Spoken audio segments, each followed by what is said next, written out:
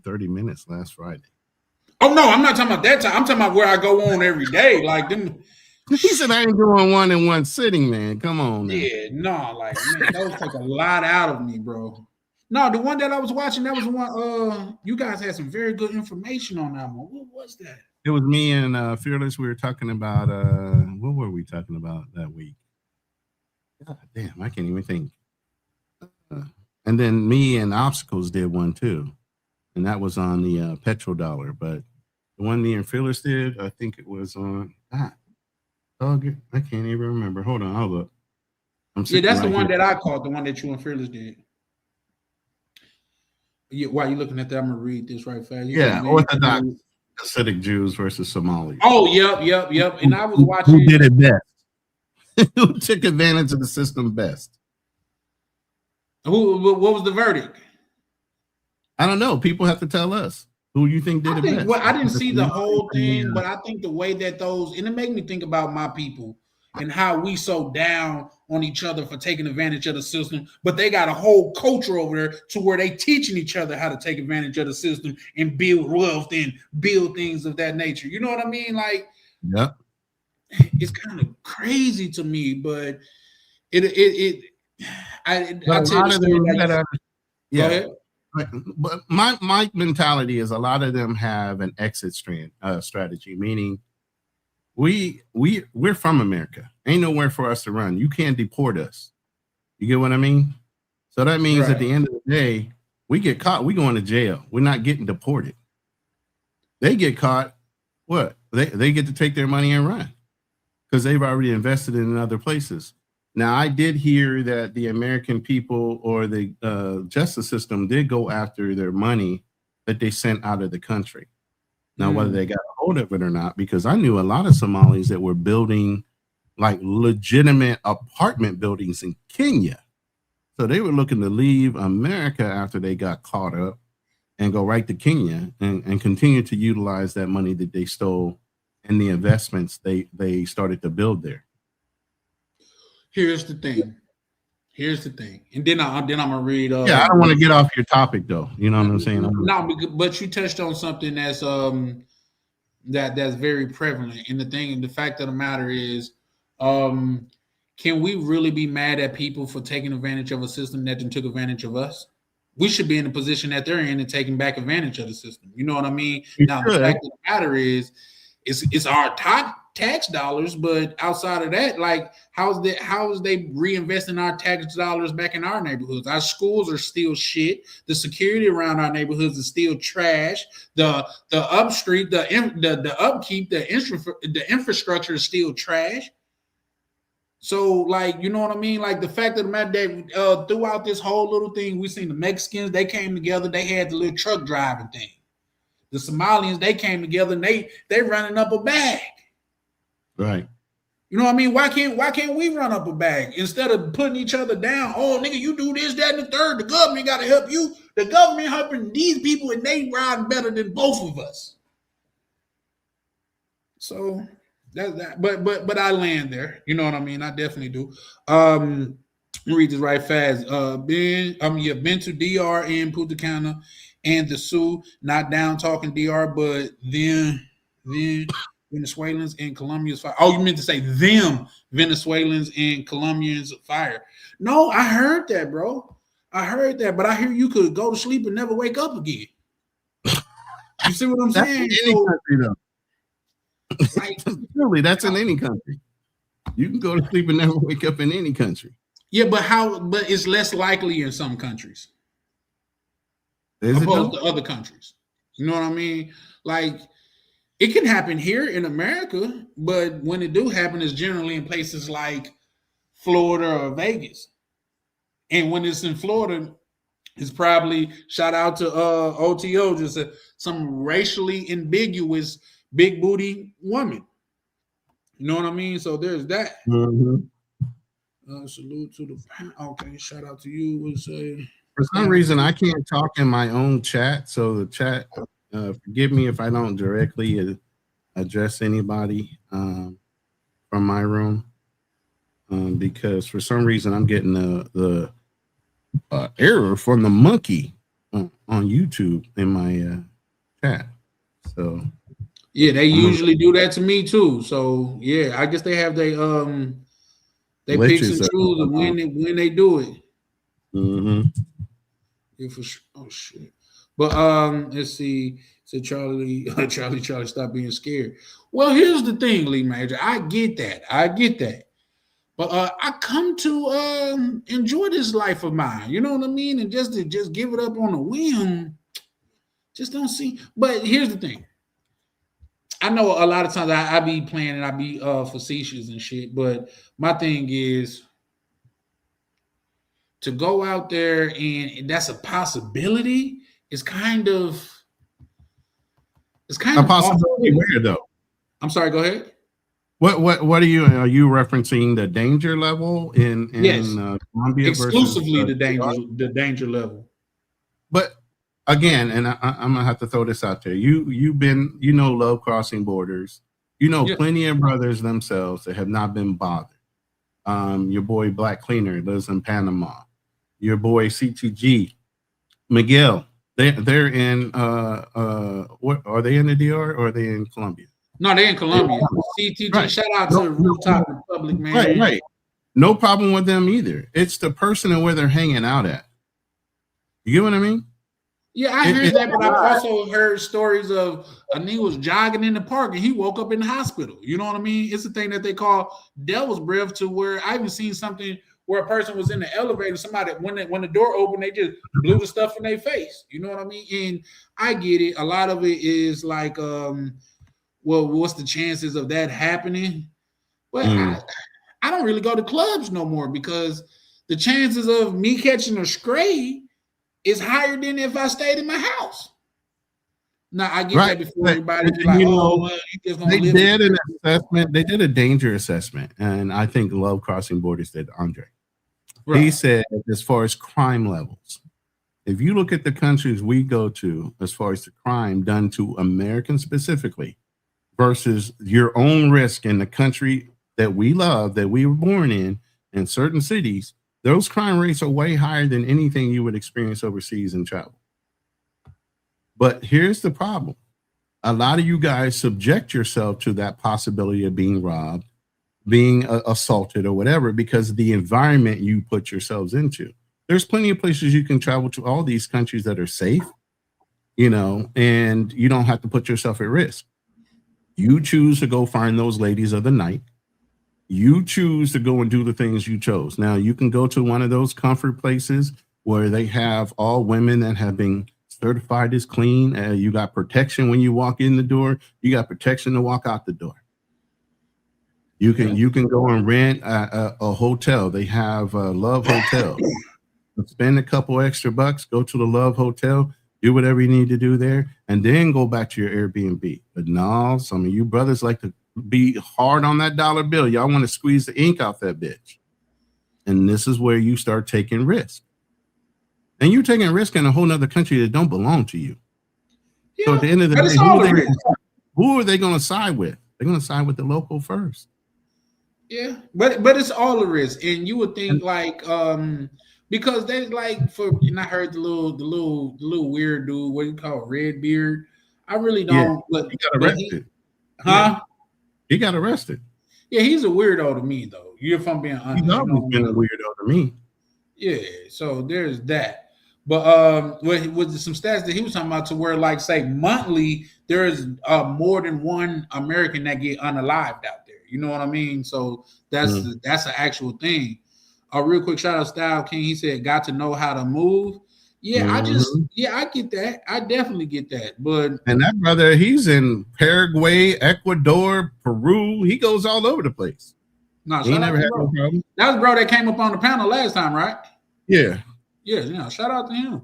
And he seemed like, you know what I mean, a brother there, goddamn it, go out there and you know what he's doing. But it's just like how can I? The old folks down south used to say, it's better the devil that you know than the one that you don't. You know what I mean?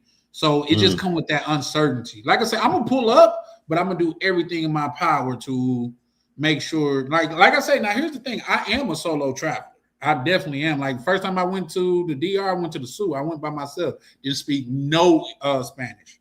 Second time, I think I went with my kinfolk. I went to Santo Domingo. Then after that, I went 3-4 more times by myself, and then my kinfolk that came with me again. So I am a solo traveler. It's just places that like Colombia, where they say all of that be going on, like to where I think in that specific case there is safety in numbers. You know what I mean? Because I was even talking to a brother in the back office.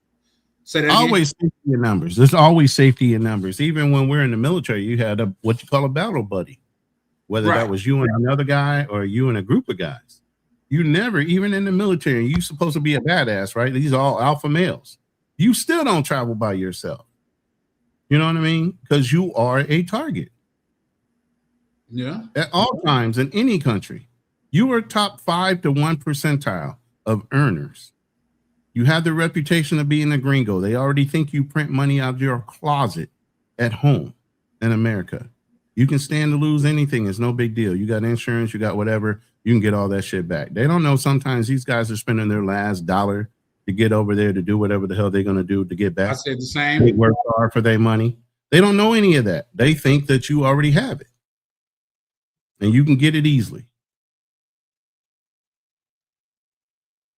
No, I said the same thing. Like for some reason, when we go out of these countries, they just assume that we're rich. And if I'm being honest, I could see that. You know what I mean? Because we more or less prioritize looking rich than being actual rich. And this is coming from a person to where I'm known, especially on my channel, for being a proud Black person.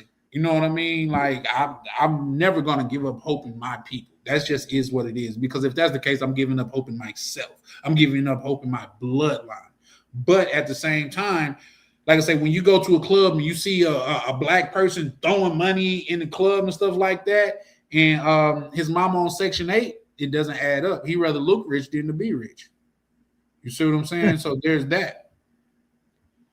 But there's pros and cons to everything, because you got people that's of other races and they make $200,000 a year and they still living paycheck to paycheck.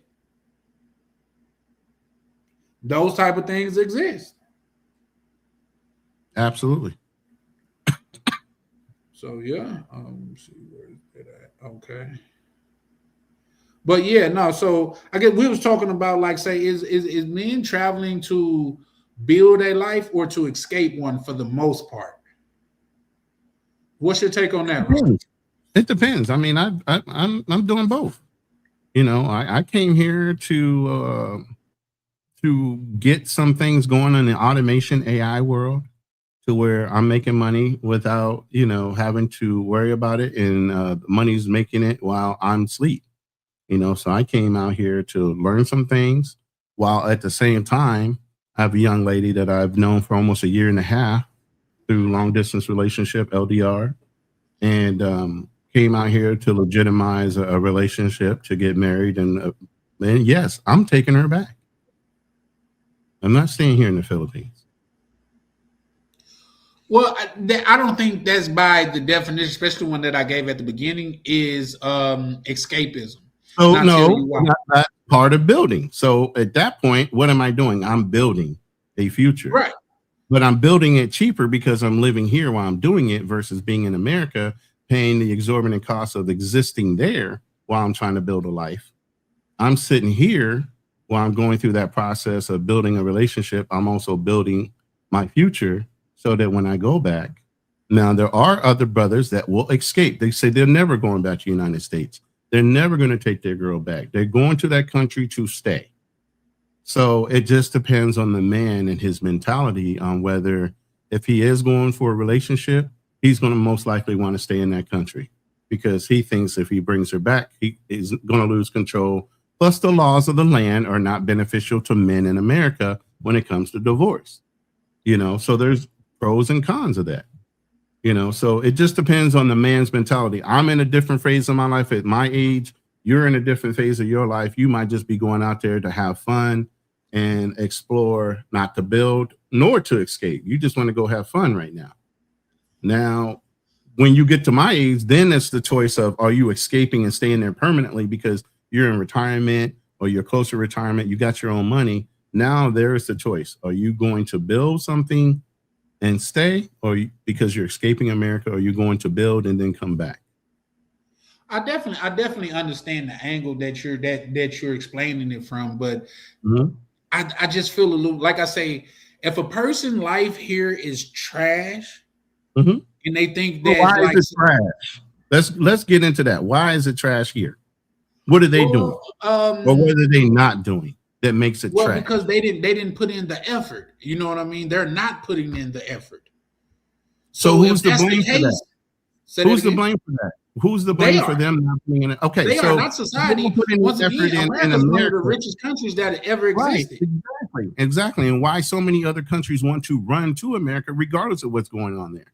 But here's the problem: if they're putting in no effort in America, and they leave this country, do you think their effort is going to be any greater in another country?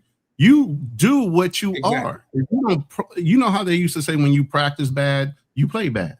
You practice hard, you play well. What you don't practice, you're gonna do in the game. Right. So if they're doing that here in America, where they got all the advantages in the world as far as access to making money, they're gonna go overseas and they're gonna be trash there too. Just like if you're a lame in America, you're gonna be a lame overseas. The only thing is you're gonna have money to be lame, which gives you access to be more abused and taken advantage of. But you're still a lame at the end of the day. That's a fact. I agree with you. Let me welcome my good brother Azriel to the panel. And then after you say what's up, I want to read a couple of these comments and stuff like that. But Azriel, what's up, good brother? How you living? You're muted, brother. You muted, bro. Oh, thank you for having me on. I was saying good evening to you guys. You can read the comments. I'll say my piece afterwards. Okay, for sure. Shout out to Two Tone. He writes, we're the only group of people that make others uncomfortable just by working together. Facts are facts. Facts are facts. And you can look these facts up. You know what I mean? Shout out to you. He said, think about it. Who else has it illegal? Who else has it illegal to learn to read? Was it illegal? My bad. Was it illegal to learn to read? He said, we have had unique harm done to us. Facts are facts, bro. Facts are facts. In fact, that they even said that certain government agencies was built to harm black people, to quality patrol black people. So no lies detected, Two-Tone. Shout out to you. Ronan goes on to say, hit the like button for sure, man. Y'all hit the like button, man. And my good brother Azriel, I ain't even got to ask him if he subscribed because I already know he did. You know what I mean? Shout out to you. He said, you know, I be in all the countries. Yeah, shout out to you, Style King. He said, Mixer is off the chain. Do Colombia got anything like Mixers? Because Mixers is off the chain. First club I've been in that had a pool in that joint. Shout out to them. And no, it's not okay for a nigga to go swimming in that pool. It's not okay, bro. If you plan on getting in the pool, you need your own ride there and back. I am not riding with no nigga that go to the club to go swimming. That's just not what I do.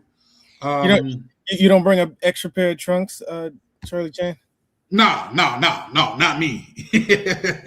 In fact, if I'm your ride, he gonna ride home in the trunk, like, because I don't want my seats wet. You know what I mean? Like, I might get charged for that. So but Mixers is a vibe. It's thickies walking all through that joint.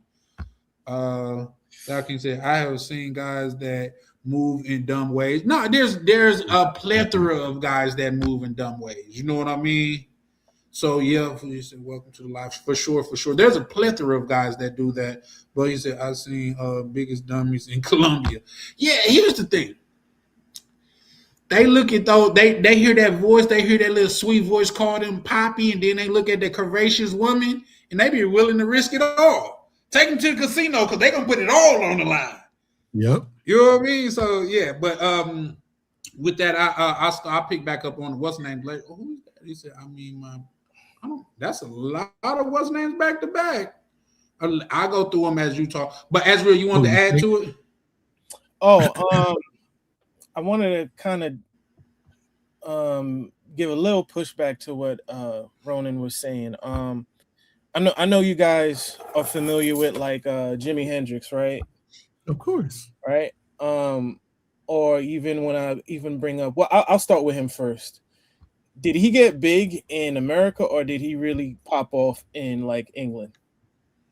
Who you talking about again? Jimi Hendrix. Jimi Hendrix, Oh, famous guitarist, black guy. yeah, I know who that is. I'm not. Yeah. Yeah. Oh no, it was England. He popped off overseas first. Right. Then he came back.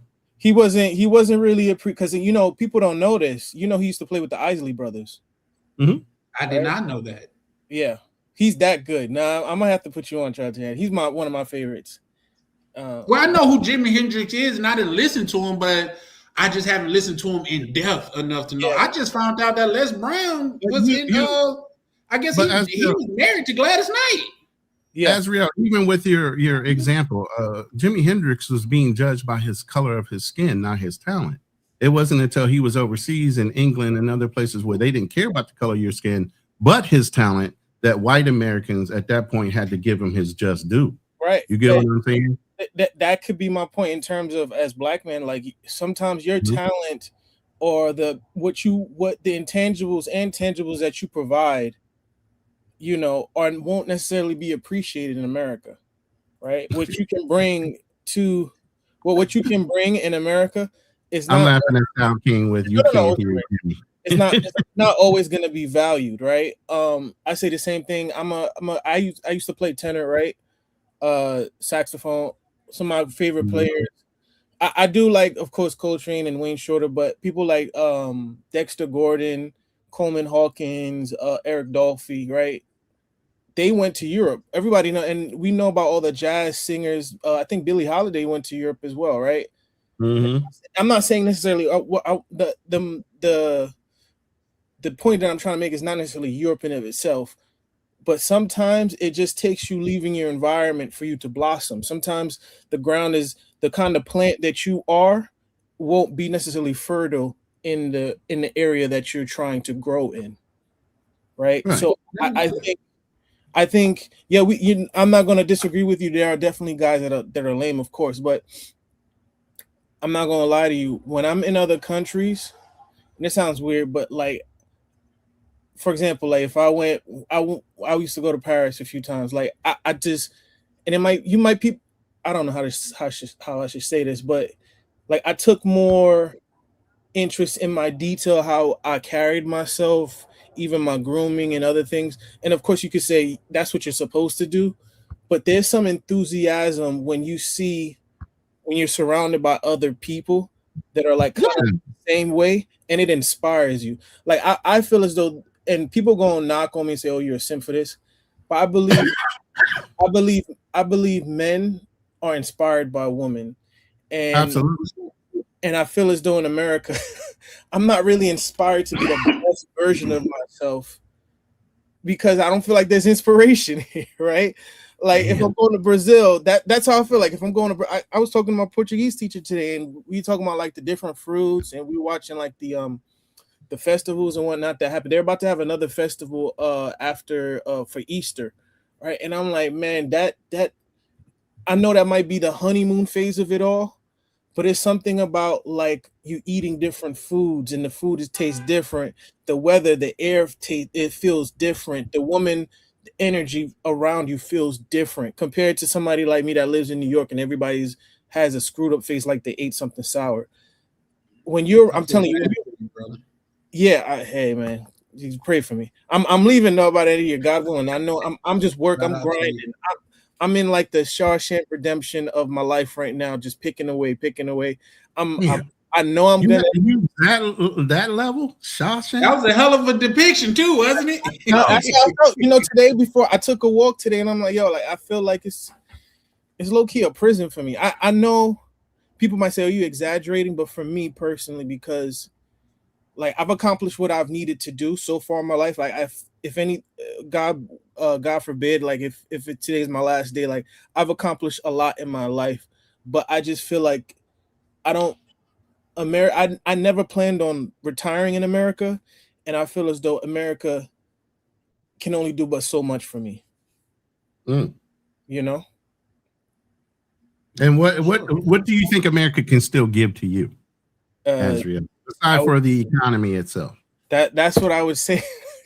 I mean, that's pretty much it. I believe I don't think like I've always told people, like, look at how it's. I ain't gonna hold you. It's low key depressing here, man. Because it's like you look at people when you watch videos of people in the club and that no one is dancing. Everybody's on their cell phones. Like, that is weird. Like, growing up, you know, my mom was, you know, in her younger age, you know, like there was nonstop dance parties all the time. Now, but you don't see that now. Like, people are not sociable, right? People are not friendly. You can't. I mean, I get it. That might just be a New York thing, but also like in terms of having a family, I feel as though America is very anti-male and anti-family. They don't. You know what? And I don't mean to cut you off. And stop. I was going on a tangent. What's surprising to me is you reference your mom and her days. I grew up in those days, and I still have not been disheartened to the United States as much as some of you younger folks. So I'm kind of curious on what have y'all gone through that I haven't seen and still haven't been disheartened when it comes to America and my belief in it versus the younger ones. Okay, let me jump in right there for a fact. Ashley, if you don't mind, how old are you, good brother? I'm 31. I'll be 32 in July.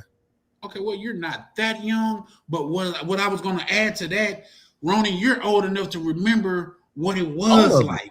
They don't have that memory as young kids. And I still have the faith in America to say I'm still coming back. No, what I'm saying is you remember America in its glory days, those dancing days. I still remember all-night skate parties at Skateland. You know what I mean? Yep. I still remember going over to my homeboy crib and me asking his mom, can I spend the night? Because if he asks, she gonna say no. But we got a better chance if I ask. Those was nostalgic things. Nowadays, these little guys are killing their friends that they grew up with, that they ate at their mama house, that they got them drunk out of the Kool-Aid jug out with their mouth. So I can understand where Asriel is coming from, just because it's not like me and you have a taste of. Like when we went to Blockbuster when I was young, bro, it was almost like an event, bro. We're going to Blockbuster. I do remember Blockbuster, though. I was young enough for Blockbuster. I was young enough for a lot of stuff. This is why I asked the question. What have y'all seen in your short time span that I have not already seen in my older time span and have not lost the faith in my country? You see black people in their glory. I just don't think. I remember telling you about this, Ronnie. I was like, do you think, not even if we talk about economically, do you think like socially? I had mentioned like, do you think your grandchildren are going to live a better life? In this case, like socially. You know what? It's funny that you just said that. My granddaughter spends a hell of a lot of time with my mother, which is her great grandmother. Wow. Even to this day, she loves being around my mother. So I do have faith that these younger generation, I'm talking my grandchildren who are in their teens now. Okay. My oldest son is turning 40 in May. Okay. So with his children, I can see hope that they're cycling back around to wanting to go back to being more traditional. They see what their mothers and their grandmothers have gone through with their mindset of not wanting to be a pygmy, being a boss bitch, and all these other things that they have their mentality on as they grew up. My granddaughter looked at all that, and she's not that one that follows along with society norms. Yeah. She wants to be around her grandmother. She wants to learn those older ways of doing things. She doesn't have the mindset where she's influenced by the crowd. And she was a cheerleader. And she still didn't do cheerleader things. She would tell girls, nah, I ain't doing that crazy ass shit. What's wrong with y'all?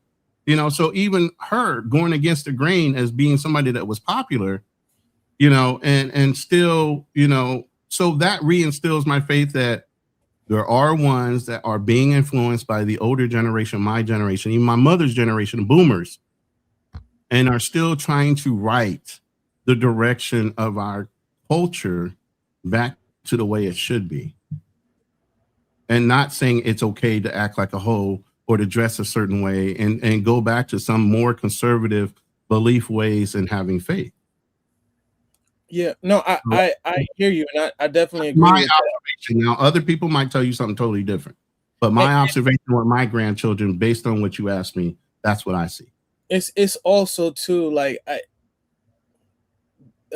America doesn't have no appeal to me anymore. Like it's not enough for the things that are quote unquote great here is not convincing enough for me to stay. Like Wow. I would rather live. Like I was thinking about it today. If you gave me the choice of, oh, you can live in a high rise making like 200K in New York, and you get to date all these quote unquote like elite women that are of a particular class, or you live somewhere in like Phuket or like in Rio in a 1 or 1.5 bedroom spot, and you're making maybe like 80K or like 70K, I would choose the latter. Because Yeah, health, but that's geo arbitrage based on your income, and I understand people wanting to take advantage of that, especially if you're a digital nomad or somebody that can make money while you're overseas. yeah, But I'm talking about you guys are at an age where you haven't made the dollar amounts to where you can retire yet. You guys aren't at the level where you're earning a type of income unless you are a digital nomad and living overseas. You can't just up and leave. You got to make your money in the United States somehow. No, that's the best place to make it. I am getting to that. I mean, point. And you're trying to leave. Absolutely, I'm getting to that point. I have skills in IT. I'm also, I don't know if you guys know, I have a degree in accounting, and so I can work. Is that me? Am I breaking up? No. Yeah, you paused on the screen. You okay? Now you back. Yeah, but that was you. I can, since I have also a bachelor's, I can get a certifications to teach English as well. I figure out a way where I can buy businesses that could generate income as well. I have a list that I got from a couple other people where you can start off like working remote for like not necessarily minimum wage jobs, but for lower level jobs. So all I got to do is create 2 to 3 streams of income, and I'll be straight. Somewhere like living in Rio is where I want to live. You could live there for like 4K, 4,000 a month, and you'd be straight, right? But like I said, I have accounting background, also have IT. I do SQL. I can teach English if I wanted to, along with savings. I can buy businesses and generate income off of that. I think my goal is, like I said, by the end of the year, I think I'll be straight. I just think you gotta. It's your life, and it's your life to choose, bro. It's just that, believe it or not, I more or less understand where you coming from. You know what I mean? Because I would hate to be a youngin nowadays, man. You know what I mean? Like to where, like deleting somebody's become so popular. You know what I mean? To where I still remember to where fighting was okay. Nobody's even fighting anymore. You know what I mean? I remember, like I say, you could go to a party without worrying about is it gonna get shot up.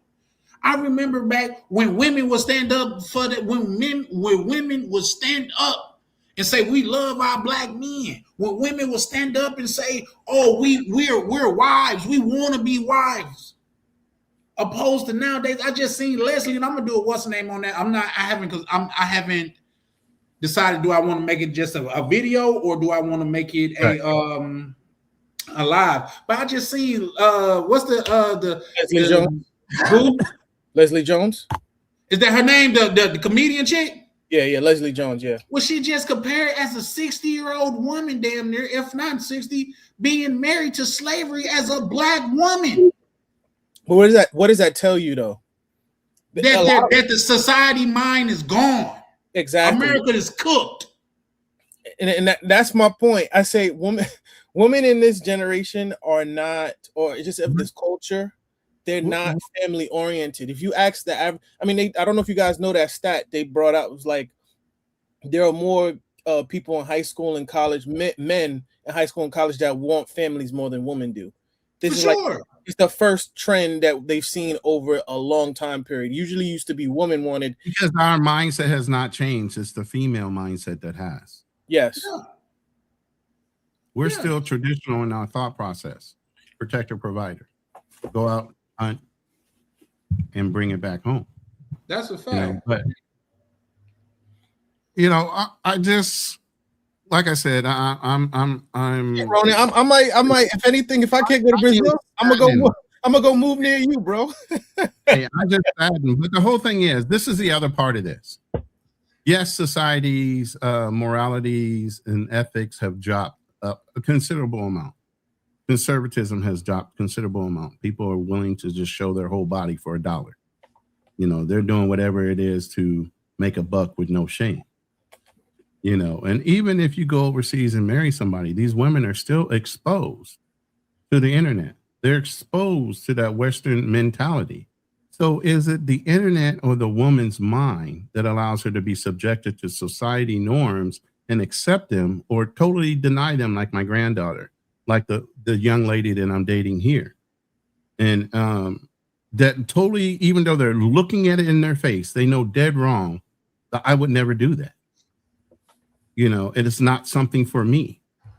You know, it's going to take that. You can't hide from the exposure because everybody in the world has a cell phone. Yeah. Don't matter if you're in the bush now, you got a goddamn cell phone. That is true. So you can't hide from that Western mentality. What you got to do is be able to pick the right type of woman that does not subject herself to outside influences, no matter where she is in the world. Because half of it is you'll go overseas and find a good woman and you'll marry her and you'll turn around and say, you're not going to ever bring her back to the United States because of the laws. It wouldn't matter about the laws if the morals and the ethics are in the woman. I agree, but then I disagree, and I'll tell you why. Malcolm Gladwell, or is anybody on the panel familiar with Malcolm Gladwell? The 10,000 hours. Yeah, and he also wrote like The Tipping Point. Mm-hmm. Mm-hmm. He actually was talked about a study in the book. I think it is called The Tipping Point, to where the influence outside of a house is more important than the influence inside of a house, especially for children. I'm saying that to say, and it's not you cannot be influenced on the outside. You have to be who you are in here. So it shouldn't matter what part of the world you're in. If you're still morally and ethically internalized as far as how you were born and how you're raised, you're not going to be changed based on whatever society or whatever culture you move into. You're still going to be good. you. That sounds good, but we know just because it sounds good, it's not always good, because it's less than likely when a woman get here and women see the way that your woman is catering to you and they're studying in her ear, as they say, dripping poison in her ear. Oh, girl, why you doing that? You don't have to do that. This, that, and the third, and shit like that. These are things that takes influence and begins to bite at you. I understand that, but why are you allowing a woman that's toxic in nature, and why is she allowing a toxic woman in her environment? Because she don't know it's toxic. The woman is coming off like, a woman knows toxicity the minute she hears it. Well, why? If that's the case, why so many women have these toxic men? Real quick, hold on, Ronan. Style King asks, have you been to Brazil, Ezra?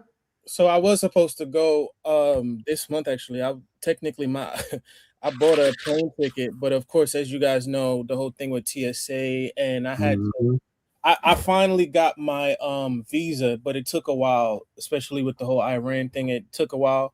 Like I said, TSA. So I actually rescheduled to do it in September, because right now everything is a little crazy. So I pushed it back.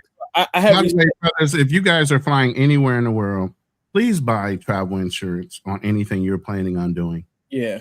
Because with everything that's going on, the way time is evolving, you never know if your trip's going to totally be canceled. You're going to have to reroute because of where they're flying you through. You just don't know. Buy travel insurance on any ideas you got of traveling here in the I agree with that. And also some credit cards, especially the higher premium credit cards, come with travel insurance. That is true.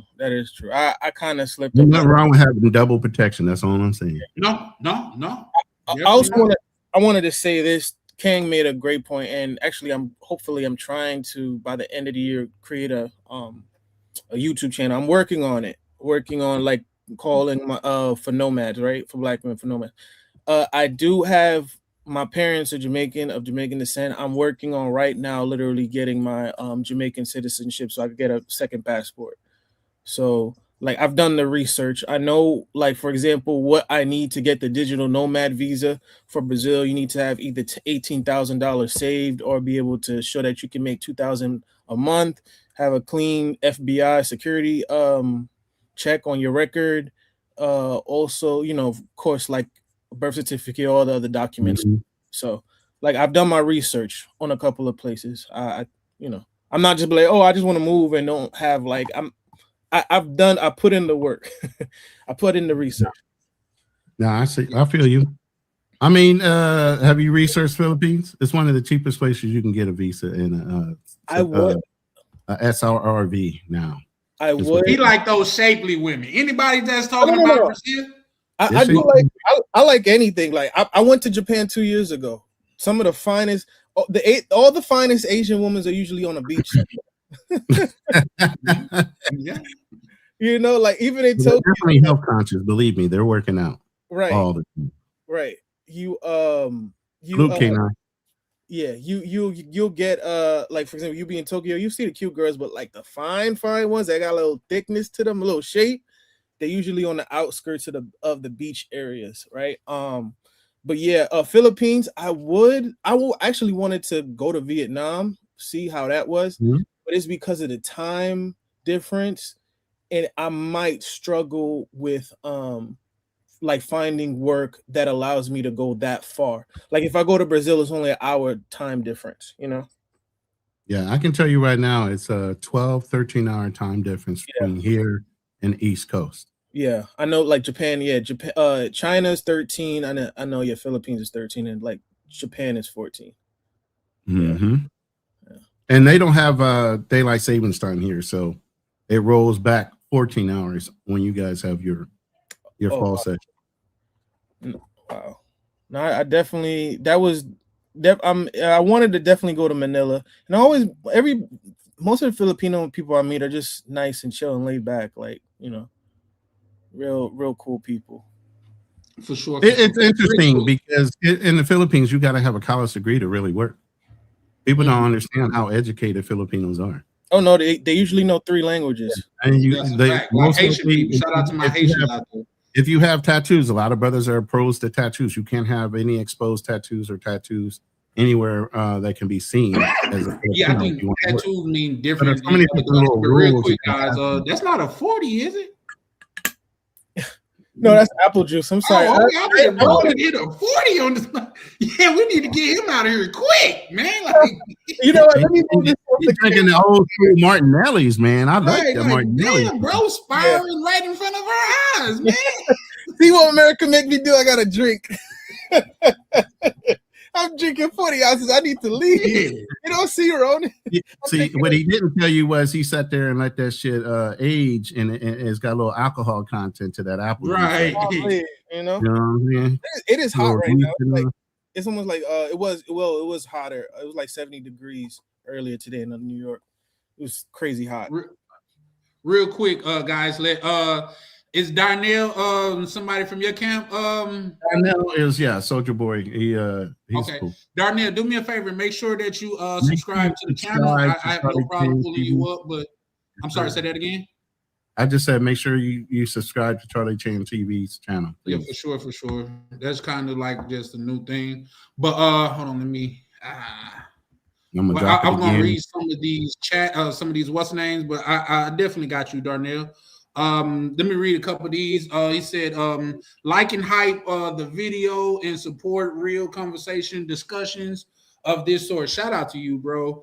Thank you. Let me bring up Darnell. Okay, next time. Darnell, how you doing, good brother? Hey, I'm doing all right. Salute to the panel. How y'all doing tonight? Good. It's a blessing. Real quick, did you get a chance to subscribe to the channel, good brother? I'm just now familiar with you. I just now seen your channel just now, thanks to Ronan. I came from Ronan's. I'm subscribed to Ronan, and he has you, in your channel in the chat. I didn't know who you were till today.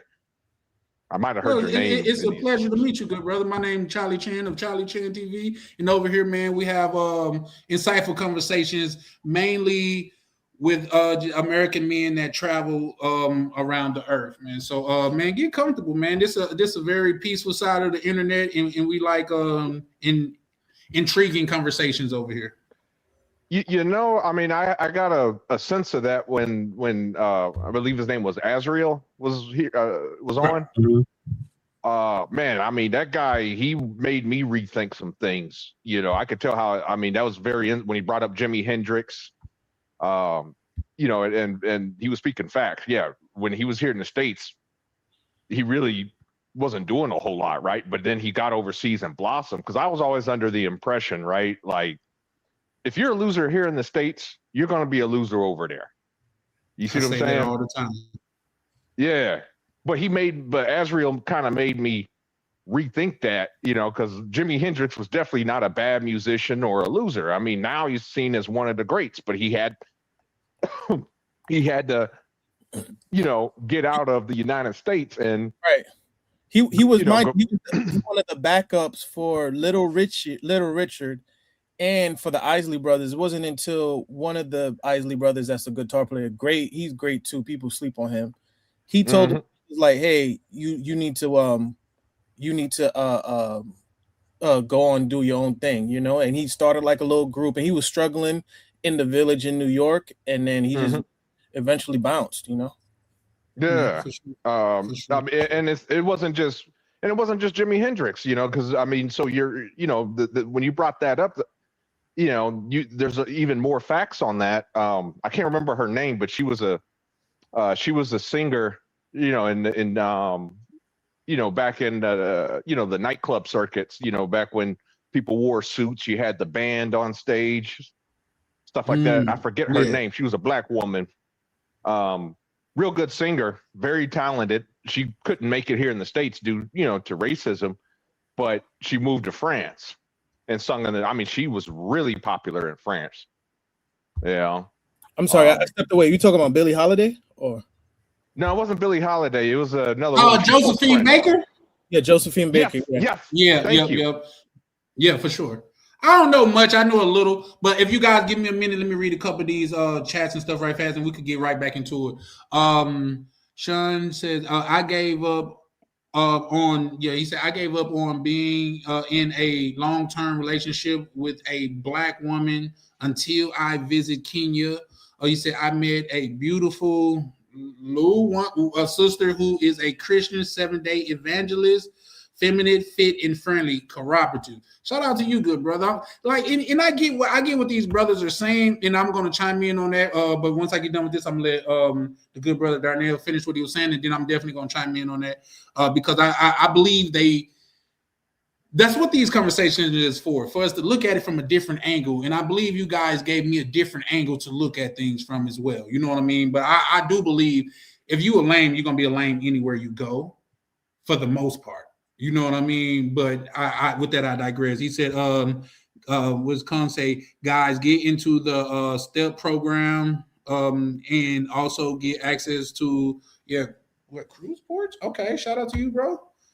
He said, I get travel insurance through my American Express Platinum card. Hey, shout out to the American Express Platinum card holders, baby. We in this thing. For sure. And I'm only bragging like that because that $895 yearly fee just kicked in, man. Like, that's 11 months out of the year that card is worth bragging on. But that 1 month you got to pay that fee, man. I'd be like, God damn, is it really worth it? But it is. That's why I'm gonna keep it. Shout out to my good brother K9 in the building, showing love as always, man. Y'all check this out, man. If y'all rock with me, make sure to rock with K9. He's channel like far bigger than mine, but bro, they be over there kicking it like karate instructors, bro. No cap, man. Like, you go over there, bro, like say you gonna laugh and stuff. They talk cash. Well, back in the day down south, we'll say like cash money shit. Like they be talking like they be on the ball over there, man. But shout out to my good brother K9, man, pulling up and showing love.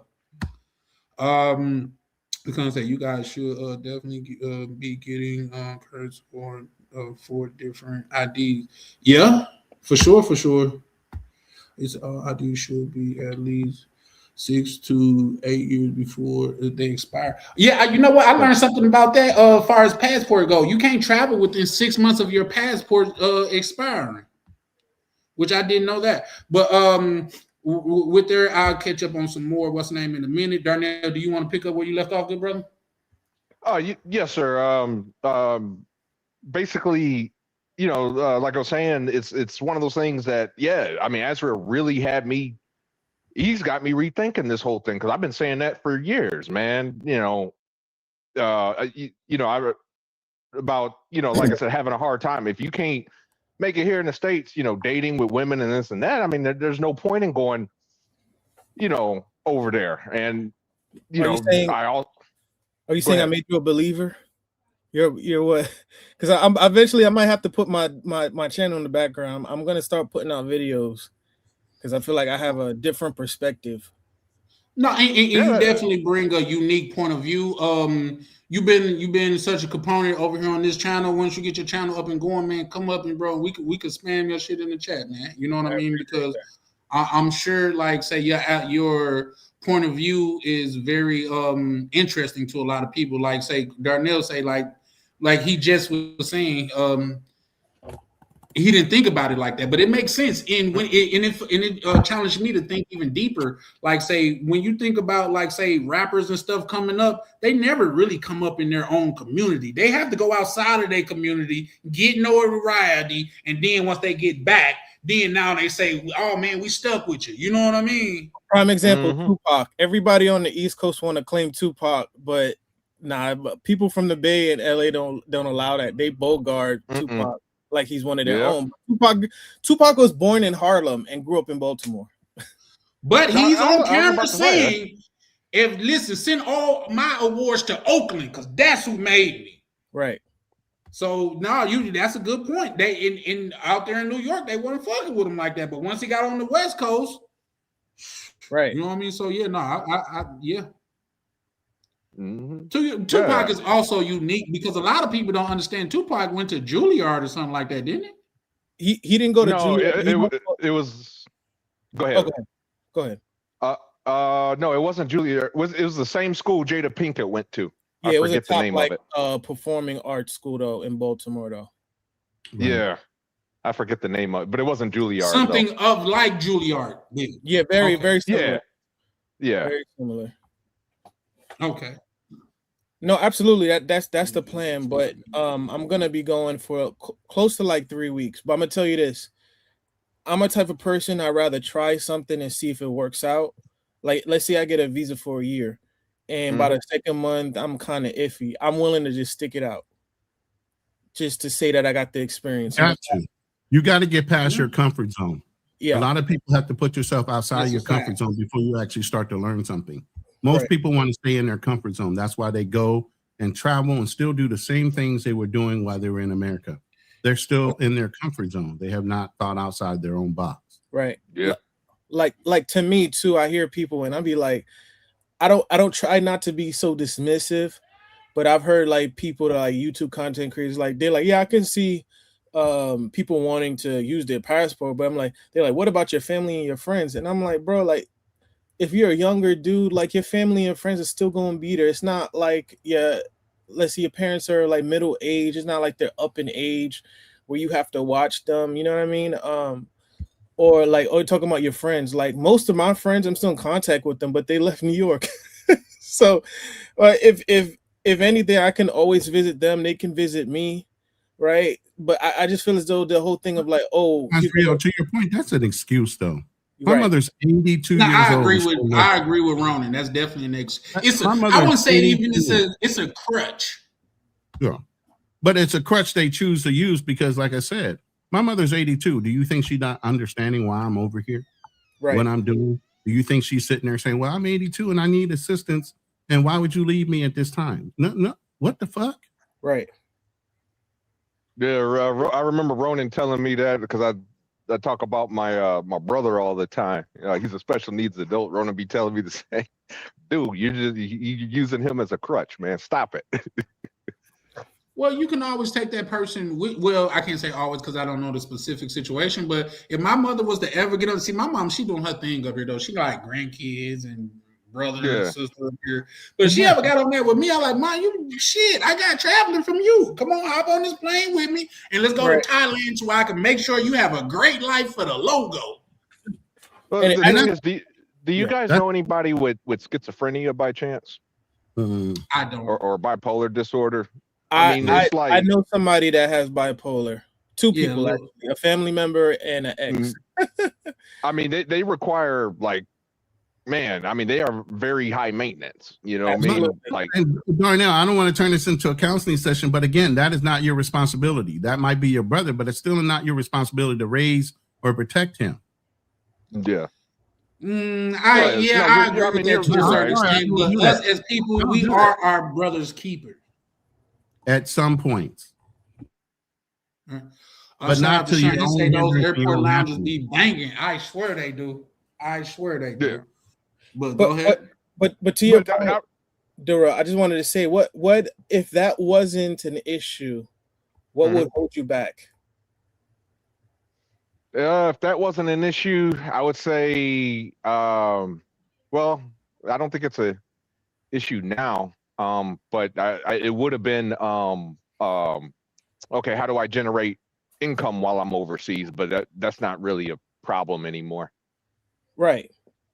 And that's why, I always hear people, not to cut you off, but I hear people, not necessarily saying you, but like it always bothers me when I hear people say, "Oh, not everybody gonna be a passport bro." Like you have, and not every brother can. Not they won't necessarily say afford to travel, but they were like, not everyone is able to leave the country, and I'm like, okay, outside of maybe if you have kids here. Like you telling me, they got to be young kids at that. Yeah, exactly. And I'm thinking to myself when I hear people say that, so they say, therefore, I have to figure out a way to deal with the dating, right? Like I was watching, and I'm not to bring him up, but shout out to him. But Medium Man, for example, we had someone on a streaming. He did a live stream about that girl that was talking about sleep with the thug, but marry the nerd. And guys were coming up, they were like, we got to figure it out with black women. We got to figure out with sisters. Not everyone can afford or be able to leave the country. And I'm like, okay, so what is it that I think maybe I want to start a channel and say, what is it preventing you from leaving? Is it money or is it something else? Because you can always create revenue streams. That's not a thing. We're black men. We're always very creative. Azrael, let me chime in right fast.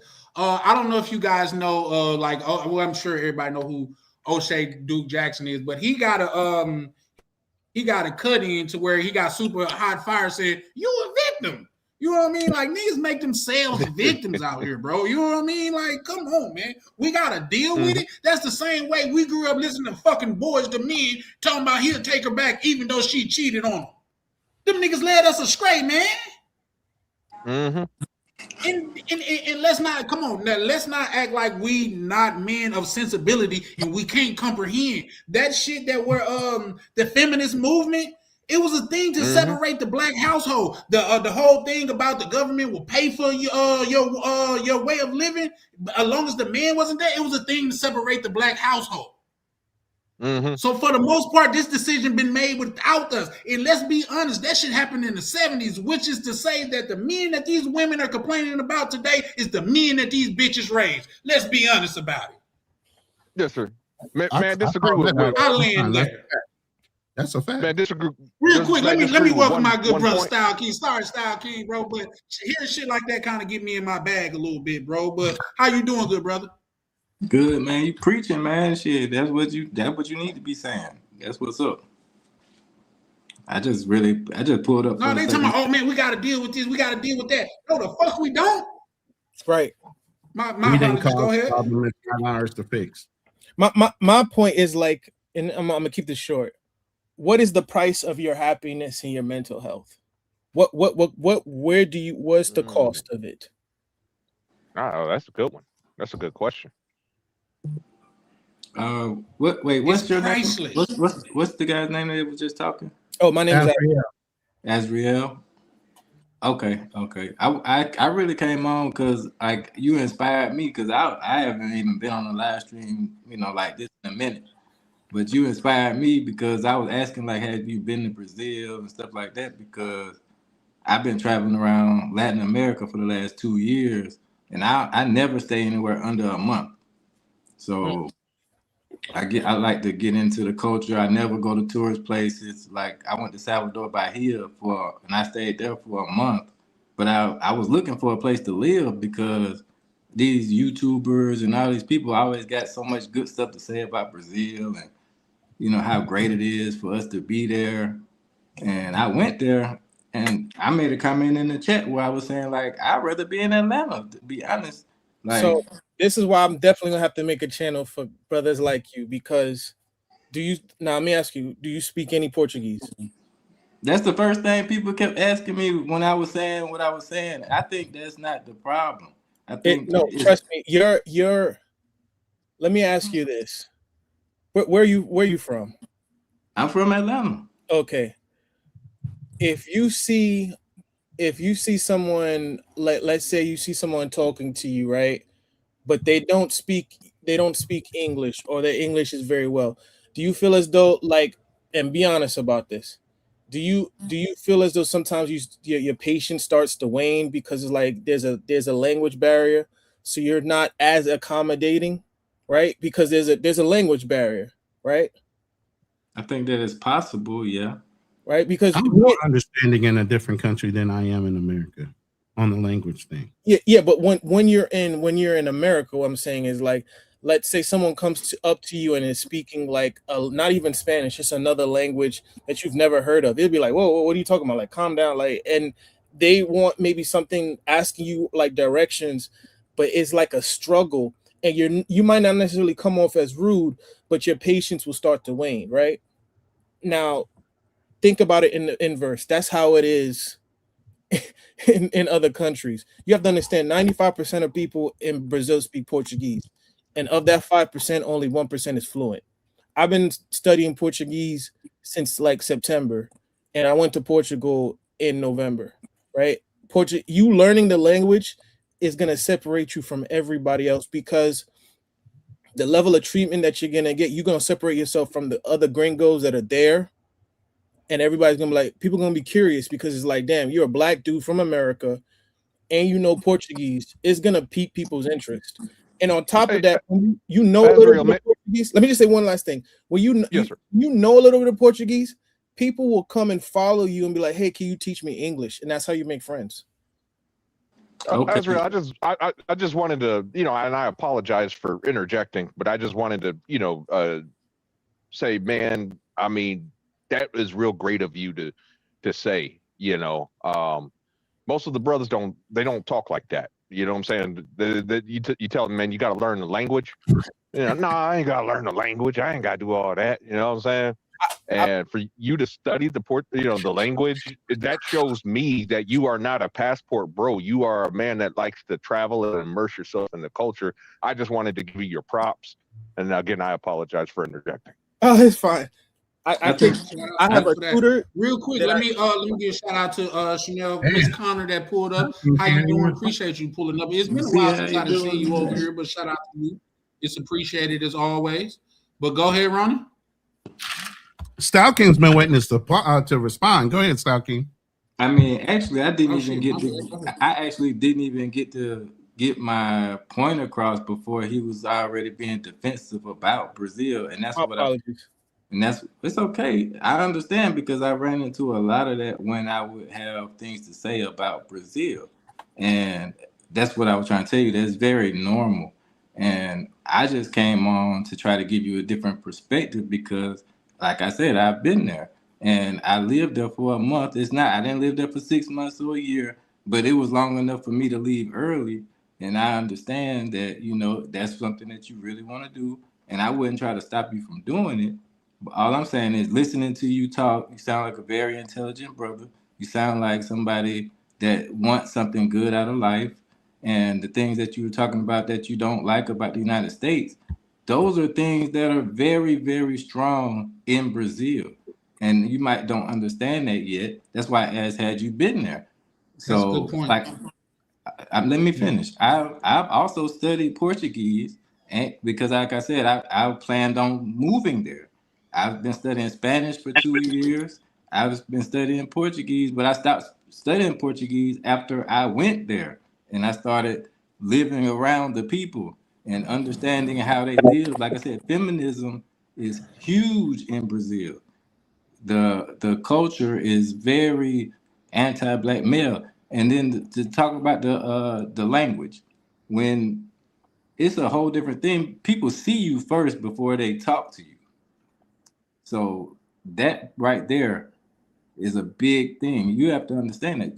That's why I say you should go and visit first before you say all this stuff, because you might not understand what's going on there. Like it's very, very liberal.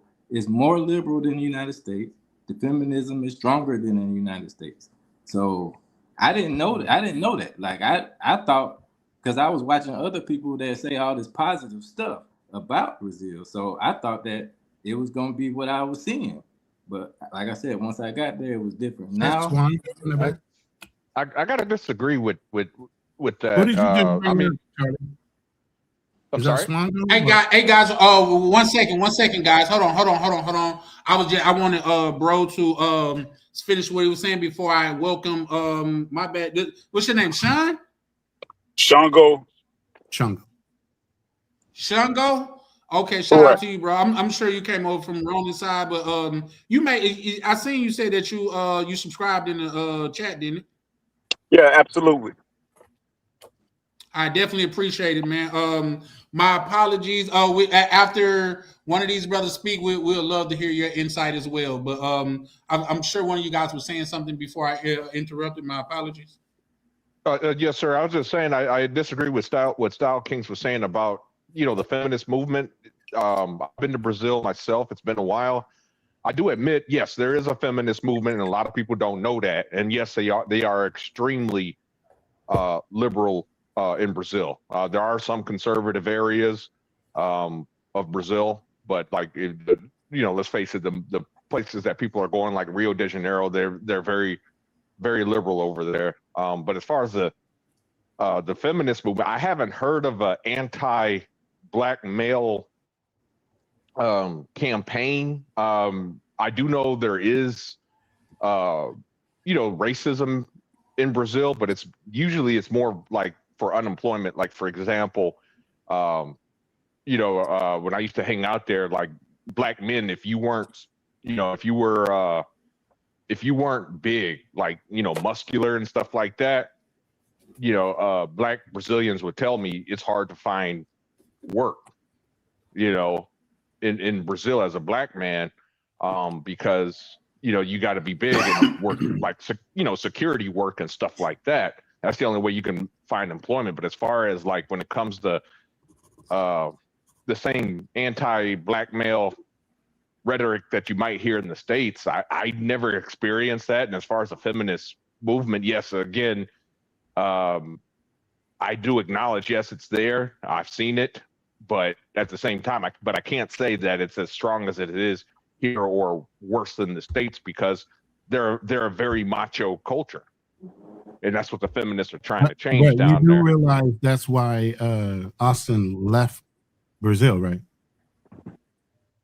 Well, yeah, I mean, he left because I'll be honest with you, Ronan. If you were to say, it's easy, it's easy to sleep with Filipino women, I'm sure they'd run you out of the Philippines, right? It's a lot of people that have said that already about the Philippines. They didn't get run out of the Philippines.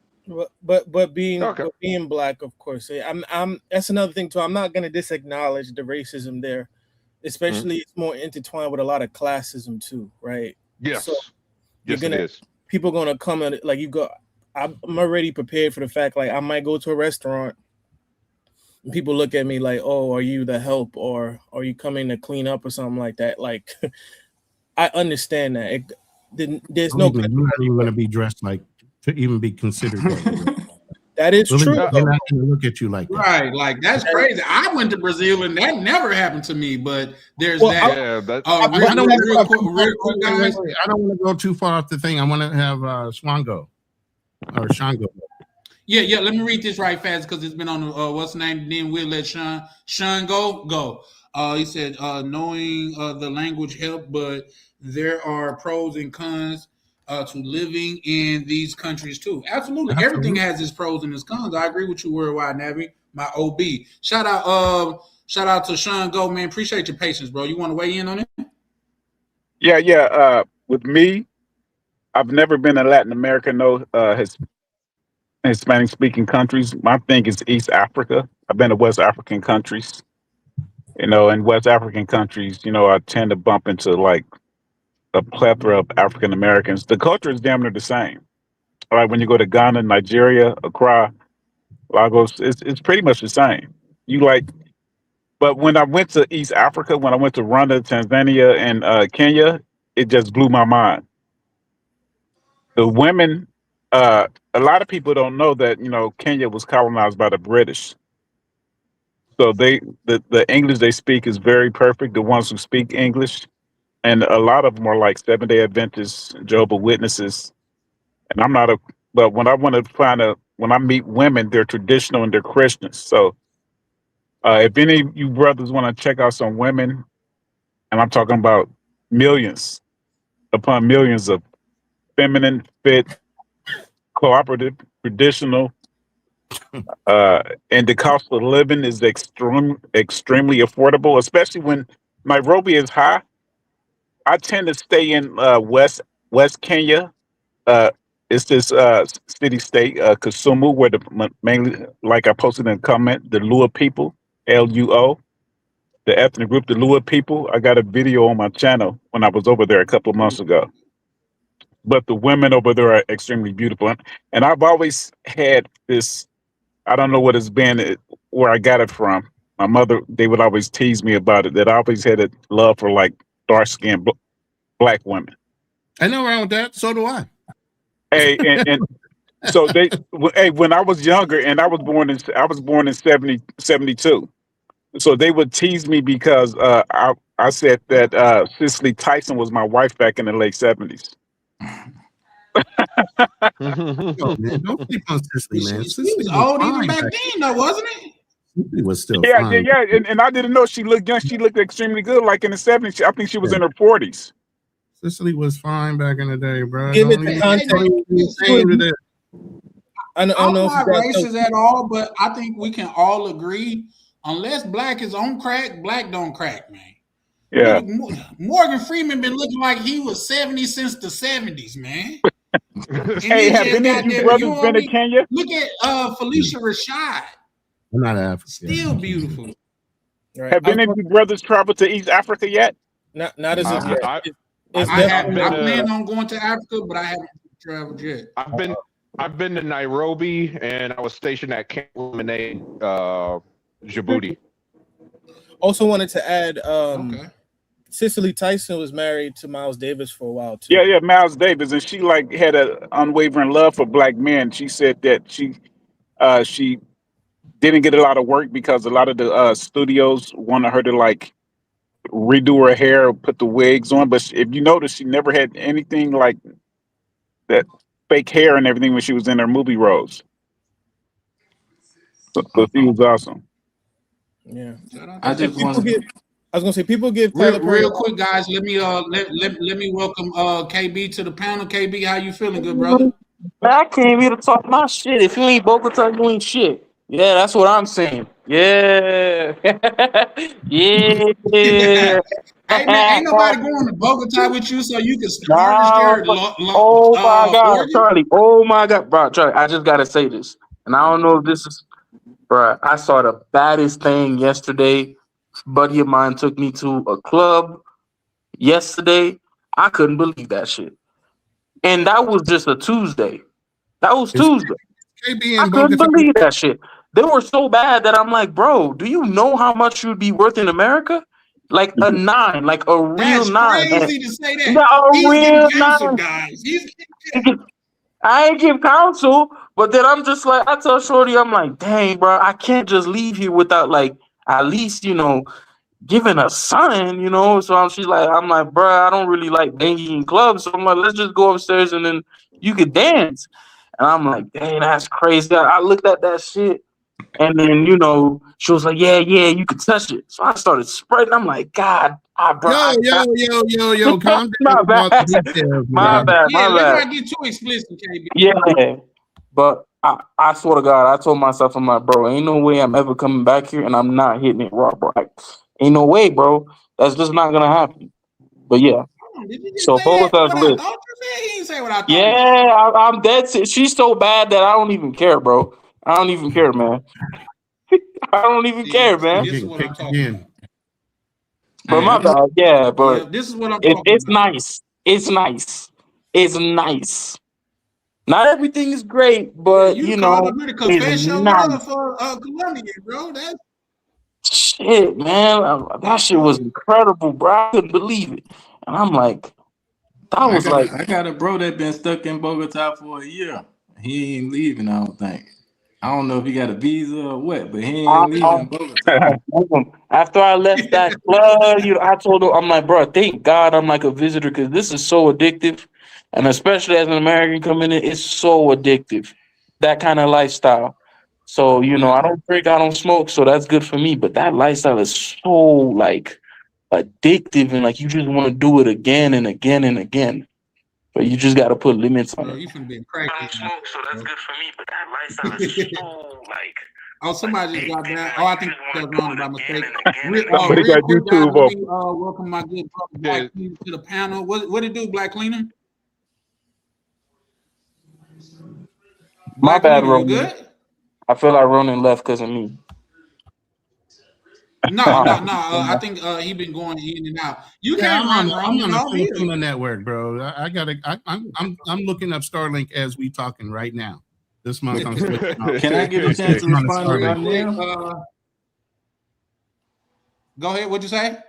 I just want a chance to respond to Darnell because he gave me pushback, and then everybody, kind of went in a different direction. Yeah. No, don't trip on it. It's just, believe it or not, it's a lot of people on the panel, so it's kind of hard to keep up with it. But go ahead, bro. The floor is yours. Get him, Style King. Get him. No, I ain't trying to get him. I'm please. just saying, I just wanted to respond to his pushback for me. So All right. Go ahead, sir. the history in Brazil, like he said, he been in Brazil. I don't know what year it was or whatever, but history, they have a very deep history, just like we do with racism and stuff like that. But I wasn't even speaking on racism. What I was saying was that it's just kind of like a cultural thing that they got going on where the women, the feminism, and then the Black Power movement is for the women. It's not necessarily for the men. So it's a lot of, that I would say, rainbow community things being pushed towards the men, and the the Black women are being pushed more towards the Caucasian looking Brazilian men. So that's what I was saying. I wasn't saying like, oh, it's a big thing that they're going against Black men. That's just how it is. And I was in Salvador Bahia, which is the blackest place in Brazil, with more black people than we got in the United States. So that's why I'm saying I went there because I love Black women. So I'm thinking like this is gonna be a perfect place for me. But that's why I say you gotta go for yourself. If you don't believe me or you listening to all the positivity, go for yourself. I want you to go for yourself so you can know. And that's all I got to say. I'm about to go though. I gotta hit. Hey, what type of Black women do you like? What's your preference when But it thank comes to y'all for Black letting me women? come up, man. I appreciate y'all. Another good show. I'll keep watching for a little while before I hit the bed, man. Appreciate y'all. I wanted to ask you. Style King, man. I wanted to ask you.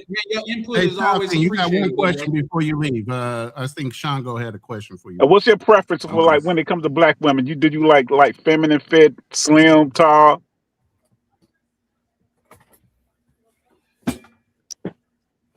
I don't think he could. Can you hear him, Style King? I don't think I think there's a lag. No, I don't think he could hear him. Like, say, sometime when people come in and out on StreamYard, sometimes the what's the name go out though. But he said, what type of women do you like, Style King? Tall, skinny, thick, curvaceous, dark skin, light skin. What type of Black women is your preference? I mean, I like short, in shape women, I guess would be my preference, but I don't really have a preference, like I don't be like, oh, I'm only talking to this type of woman. Like I like curly hair, like straight hair. I like all, as long as she's beautiful to me, you know what I'm saying? Like I don't go into it with like all these different things that I'm trying to specifically look for. Because once I see something that's beautiful to me, then that's beautiful to me, and then I'm gonna go from there. So I try not to go into it with Can I ask you like one or two questions? Would you consider yourself more of an introvert or extrovert? Kind of both. I do a lot of different things. I wear a lot of different hats. Okay, let me. I'll be more specific. When you're at a party, are you the person that goes up and greet other people, or you kind of stay back in the cut? Well, I said I do a lot of different things. Like I be on stages. I done been on tours. I don't know. I go up to people. Let me rephrase the question for him. I think I know where he's going with this. Let me rephrase. If okay, like when you are you an introvert or an extrovert when you get a little bit of liquid courage in you? Do you tend to be a little more social at a party? I mean, I think I know where y'all trying to go too, but that's what I'm saying. Y'all just trying to. No, you don't know necessarily what I'm trying to go at. What I'm trying to say is, if you're not a sociable person, like there's levels to sociability, right? In America, people, if you ask most Latin people from Latin America, they say Americans can come off as cold. Do they necessarily say that we're mean or that we're nasty, rude? Not necessarily, but what they're saying is we're not as ingratiating or like open when we converse with other people. For example, I might be wrong, but you don't come across a person that I could necessarily have small talk with, like, right? Let me stop y'all right here, okay? And he ain't gonna say it. Stock King is a performer, bro. He's in the industry. So he ain't bashful. I do a lot of things.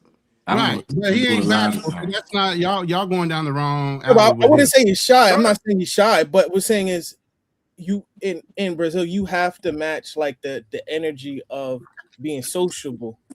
You know what I mean? Like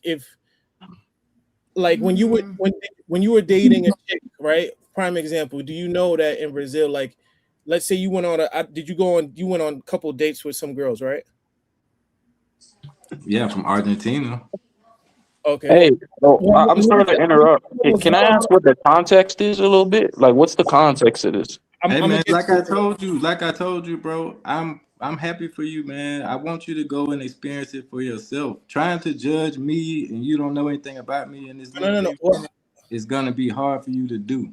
So what I'm saying is just go for yourself and do it for yourself. That's all you gotta do. You ain't gotta ask me no more questions. I mean, one thing because he is right. I'll show you guys on my phone. He is right about the context of that. Just because, like they got a whole float that was dedicated to what's the name? Like I'm gonna see if I'm giving myself the what's name scream right fast. But bro is right, and then he also is speaking from on the ground experience, and you can't discount that because he was actually there and he's just telling you what he's seen from his eyes. But let me get myself. I'll show y'all this right fast. Listen, everybody got the right to do what they want to do. That's Baphomet. A whole float. To Satan. Yeah. Yeah, if you guys know, because I just learned about that then. I'm sorry, go ahead. No, but I wasn't really even trying to get about on that. What I'm saying is prime example, right? You in Brazil, if you're dating a Brazilian chick, if you don't kiss her or at the end of the day or are you affectionate with her, she's gonna think you don't like her, right?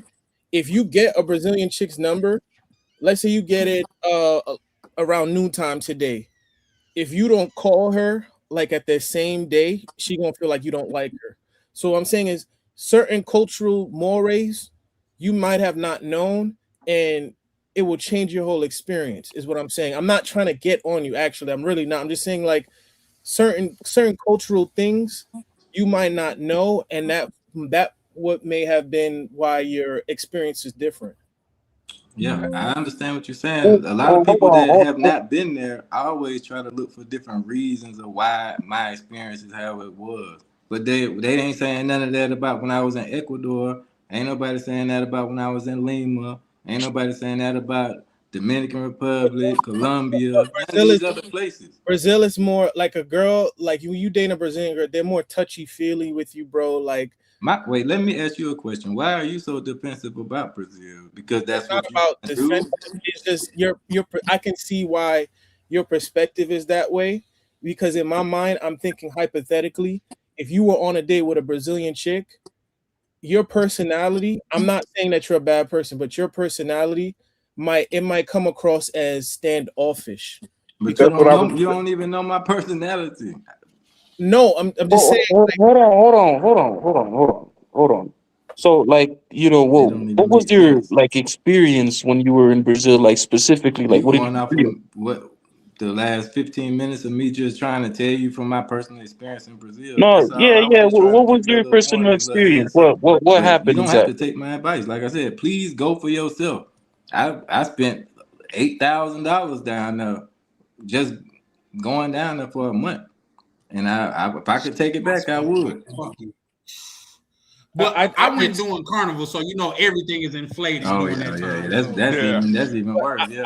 I think you know when they say the saying, when in Rome you do as the Romans do. Like, there are certain things that, like, you have to.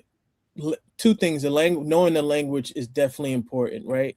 Like, if I went to China, I'm not going to be trying to bag girls off my charisma and game. If I don't know Mandarin, that's not going to work. And then I'm not saying you're complaining, but then I can't be like, oh, they don't like black guys. But it's like, you don't speak the language, so you coming up to them randomly. It's like if a Chinese person came up to you and started talking to you, like, yo, what is going on? Like, what's going on here, right? Knowing the language is a big deal breaker. I'm telling you this, right? That's another thing. And with Brazilian women, they're very, they're very affectionate and they love hard in a way that if you don't come across as though you're trying to hold their hand and you're trying to touch them and stuff like that. Like in America, if you do that, if you try to hold a girl's hand like 5 minutes into the day, she's gonna think you're thirsty, right? So we're kind of conditioned to not be to be as affectionate or as to be interconnected and be up under each other, right? In Brazil, it's a night and day difference. If you don't hold her hand or try to, rub on her, Nah, hold on, man. Come, You're right, bro. that's just. I mean, we I can't think do that's that. just All right. Hold on, KB. Nah. Hey, yeah. For one, we're gonna have to hear from, because we got 1, 2, 3, 4, 5. We got 8 people on the panel, and we need to hear from other people as well. Let me speak to Jody right fast. Hola, ¿cómo está, Jody? Mi español muy poquito. But, good luck, guys. Good luck with your trip. Yeah, anybody else? Let me see. Joe español muy poquito. But anybody else want to chime in on that? Just because I felt hold on, how you said it more fucked up the second time? Style King. Well, I would like to chime in because I'm working on it. I'm out of practice, man. I would like to chime in. I was engaged to a Brazilian woman. Things didn't work out. Some of the things that I noticed, I guess, I don't know. I didn't see that, where, talking about, I mean, yes, they are, Brazil, they're Portuguese, which is a Latin language, which is, so things are going to be a little more romanticized and things are going to be a little more touchy-feely, stuff like that. But I'll be honest with you, there really wasn't a whole lot of difference between my ex-fiance and an American woman. I mean, I didn't see it at the time. Really, I was just blindsided. Sex was great. I was blindsided. And I didn't, and I looked past a lot of the things that she, would do.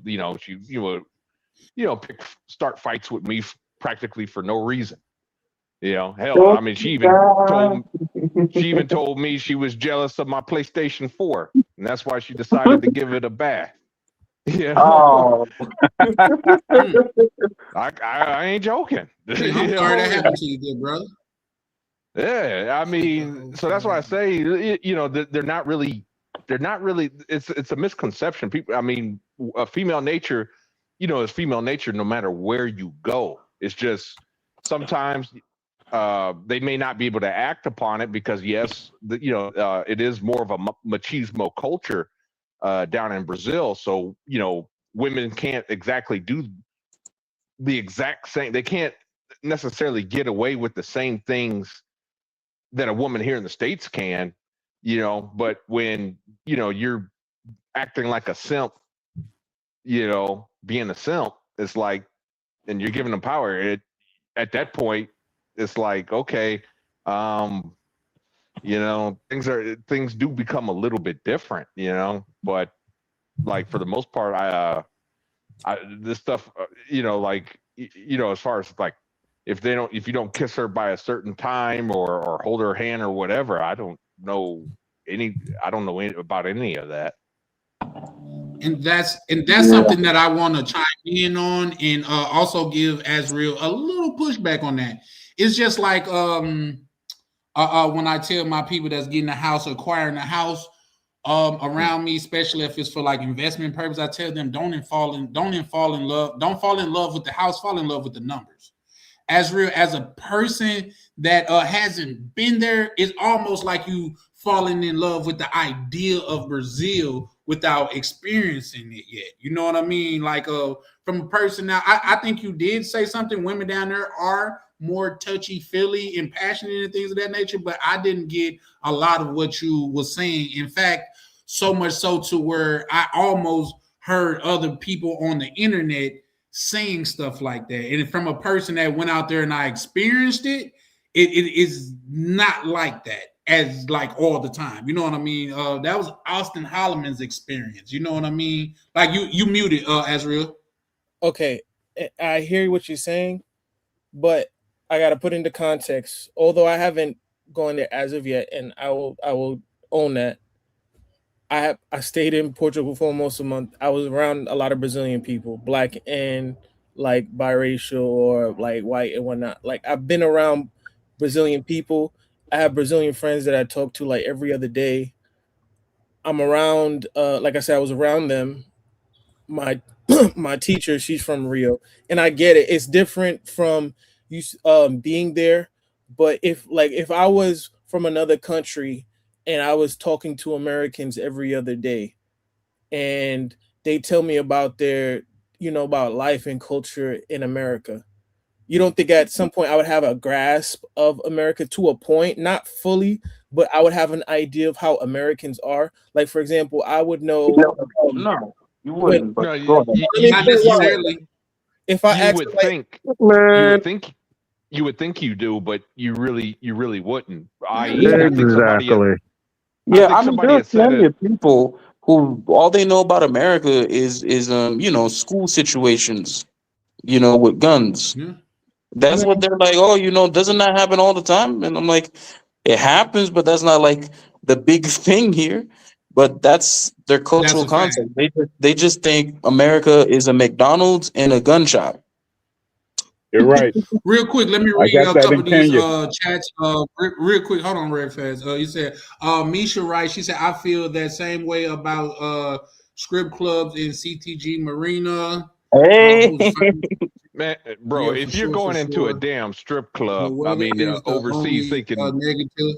Chalupe, shout out to Chalupe, pulling up, showing love, man. Good brother that's part of this community. He said the weather is the only negative. He said it's like Florida he's like Florida wintertime. I've never experienced Florida wintertime, but let me welcome my good brother OTO to the panel, man. How you doing, OTO? Good. You? Boo! Man, look like you just was hiring somebody for a job. What you got going on over there, man? No. I had a couple meetings, did a live stream, stuff like that. Okay, business as usual. Shout out to you. Real quick, I want to give Black. One second. Give me a second. I want to hear Black Cleaner chime in because it sounds like he had something to say, and then we got to be fair and let Sean go, and then I'd love to hear what OTO have to add to the conversation. So, Black Cleaner, you want to add anything, good brother? Yeah, I go to Fogo de Chao every you know, once a month. So yeah, I'm Oh, a yeah. professional on Brazilians. Oh boy, I knew you were gonna That's say funny. that. But I mean, here's the thing though. Like I said, I talk to Brazilians all the time. I So literally do I. They serve me my meat. all right, but all right. Pause. Yeah. Whoa, super pause.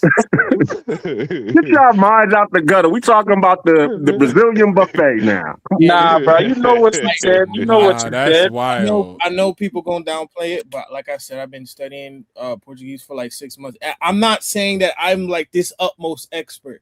I was just giving pushback to what the other guy was Shout out to saying. Uncle Like, Rico.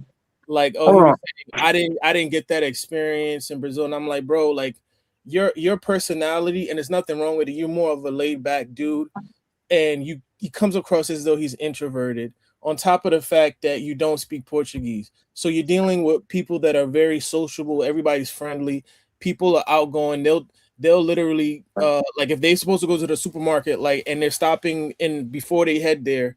There's like they're near their aunt, they're near their aunt's house. They're gonna stop and talk with their aunt for like 20 minutes. Like Brazilians are notorious for that. Also, another thing too, they're notorious for being late a lot. Like there's little things, that nuances that he probably didn't see because he didn't really do his research on the culture.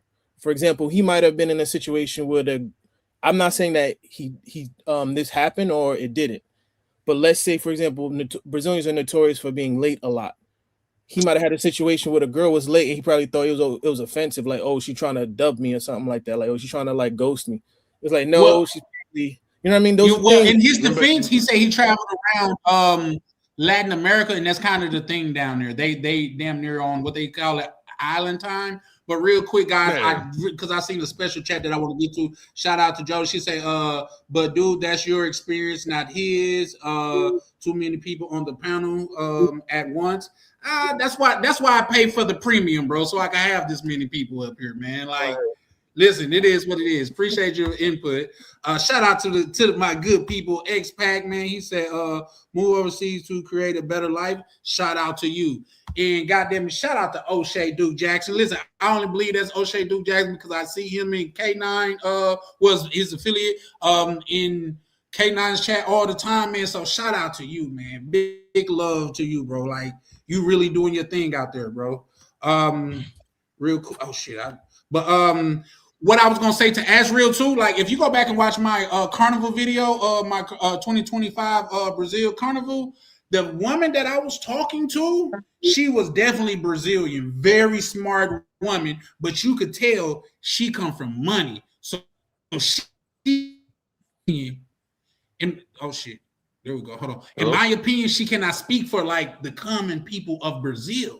You know what I mean? Even where we was sitting, it was more or less the good seats, and they was right there beside us.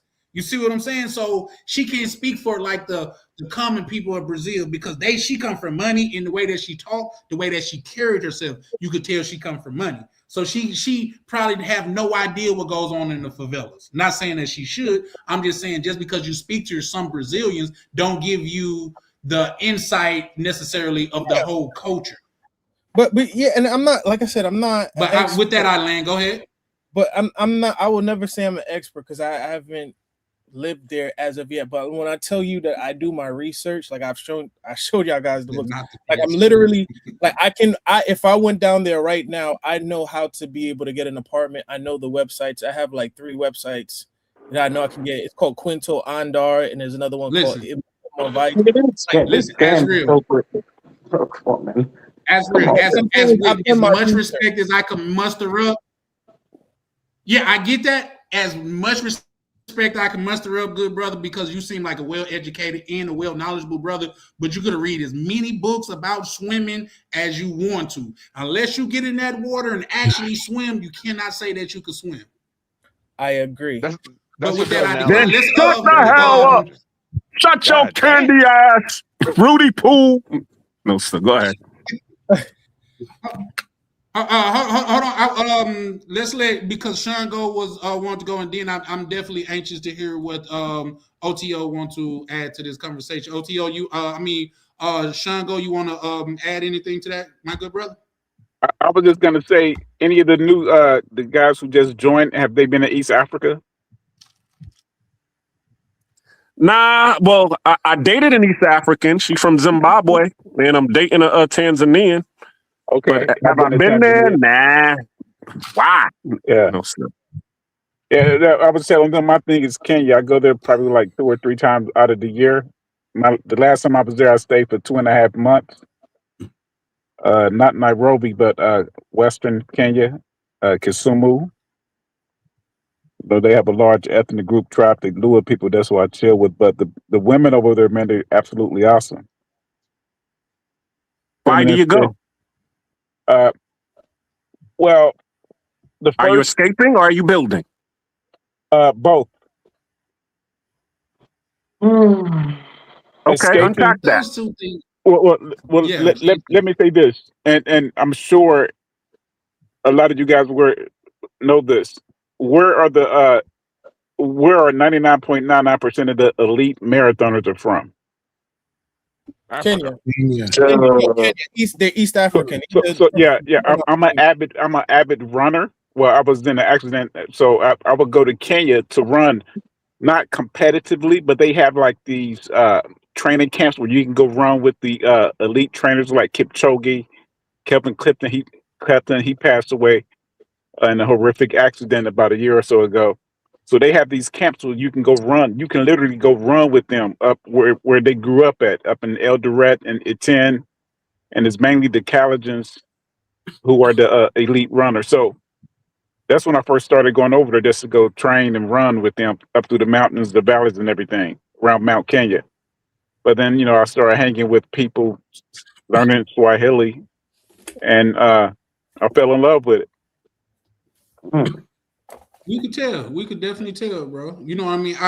It's definitely not off my list, but if I'm being transparent, it's in my top 5, but it's not my top 3.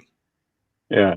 But I do plan on going out there. With that being said, OTO, you want to add anything to the conversation? Yeah, can you hear me? Yeah. Yep. Loud. Hear you. All right.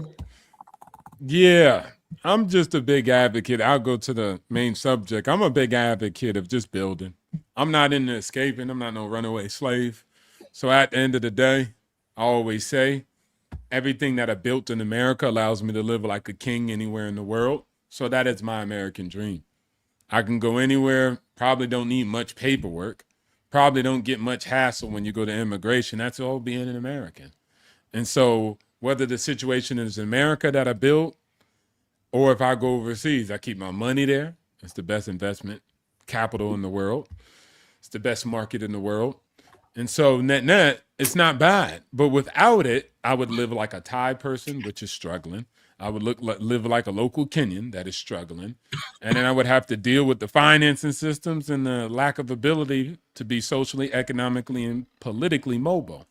And so at the end of the day, I'm always blessed. So I always look at it from a construct of building. I don't run from America, because without it, I wouldn't probably be able to enter in half of the countries. And so I always look at it as built. I do see a lot of expats have negative resentment, but that's inside them. It has nothing to do with America. If you have hate, or if you have some type of void inside you, that's just you. That's a you thing. So as the brother said earlier in the comments, you go here, you're going to be a simp. You go there, you're going to get simp. The game's just going to be different. They might be nice about leasing and fleecing your pockets, but your pockets will get fleeced. So net, now you're just arguing about were they nice or not. So I think that's pretty much my perspective. Just build. But people are going to do what they're going to do. They're going to be victims. It sounded like you were trying to run for president or something when he first started talking. Yeah, hey, he always got them put together speeches though. You know what I mean? Shout out to OTO. You don't see it? He got the Reagan George Bush Senior setup. You know when they used to do the thing like my fellow American. Like, the only thing OTO forgot to say, and God bless America. There you go. Like, no place else. God bless America. I got no place else. Only thing right here is a bag of crack cocaine. But hey, OTO, may I ask OTO? If I'm gonna be real quick, go ahead. May I ask OTO off subject question? Oh shit. Depending on how far it is off the subject, but half at it, good brother. It was just what he had said about building investment and stuff like that. Kind of got a little bit of fear in the market. I retreated to T-bills, and I just wanted to solicit OTO's opinion, about my T-bill for now. T-bill strategy going to cash. That's all. We always down for the money talk over here, brother. Oh no. OTO, you care to chime in on that? No, I mean, I can't give financial advice. Everybody has a particular situation.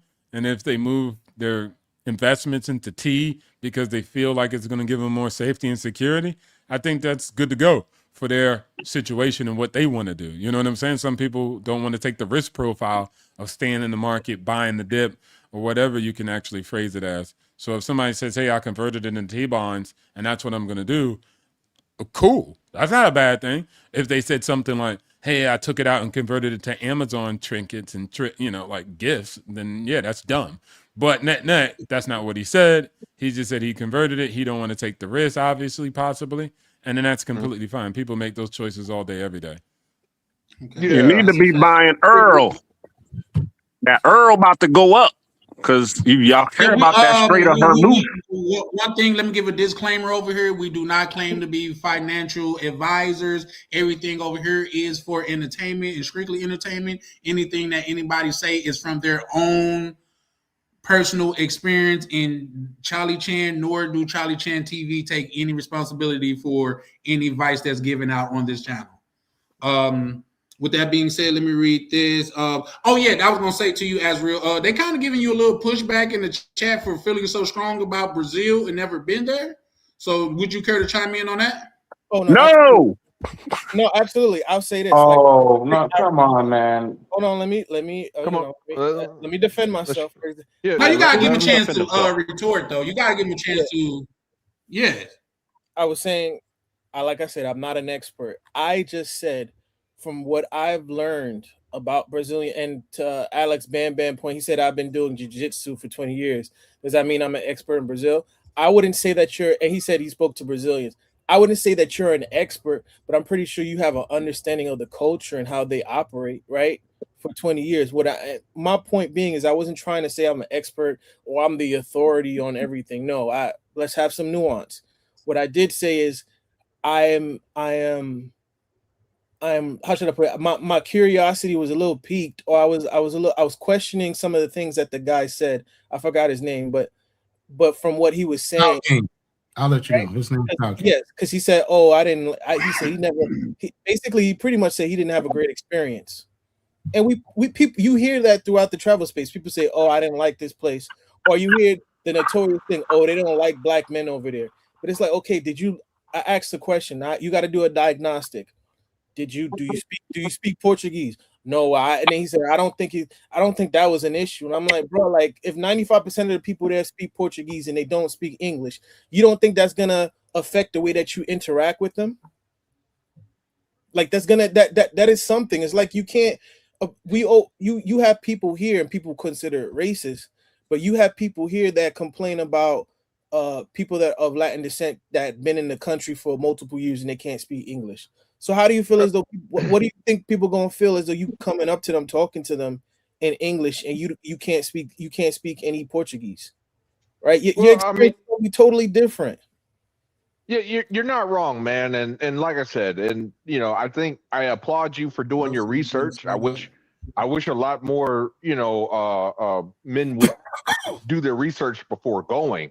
Most definitely. But he does have a point. Until you get down there, you're really not, you're really not going to know. As Charlie TV said earlier, you can read all the books about swimming. That was a really good analogy, by the way. You can read all the books about swimming, but until you get in that water, what I'm saying, it's called muscle memory. You know what I'm saying? Mm-hmm. Experience.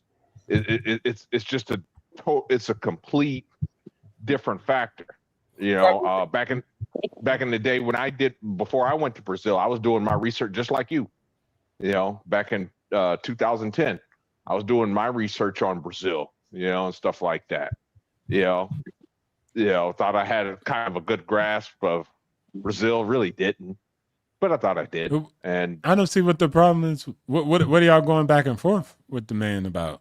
No, because he hasn't been there, and we're going in circles because he wants to. I guess Style King is ruining his idea of Brazil, so he's just trying to. It's not that you can't ruin my idea if I already have my mind made up. Right. Yeah. My point is, he said that his experience. Oh wait, hold on. I mean, we understand all of that. We're just going in circles about it, though. No. He asked the question.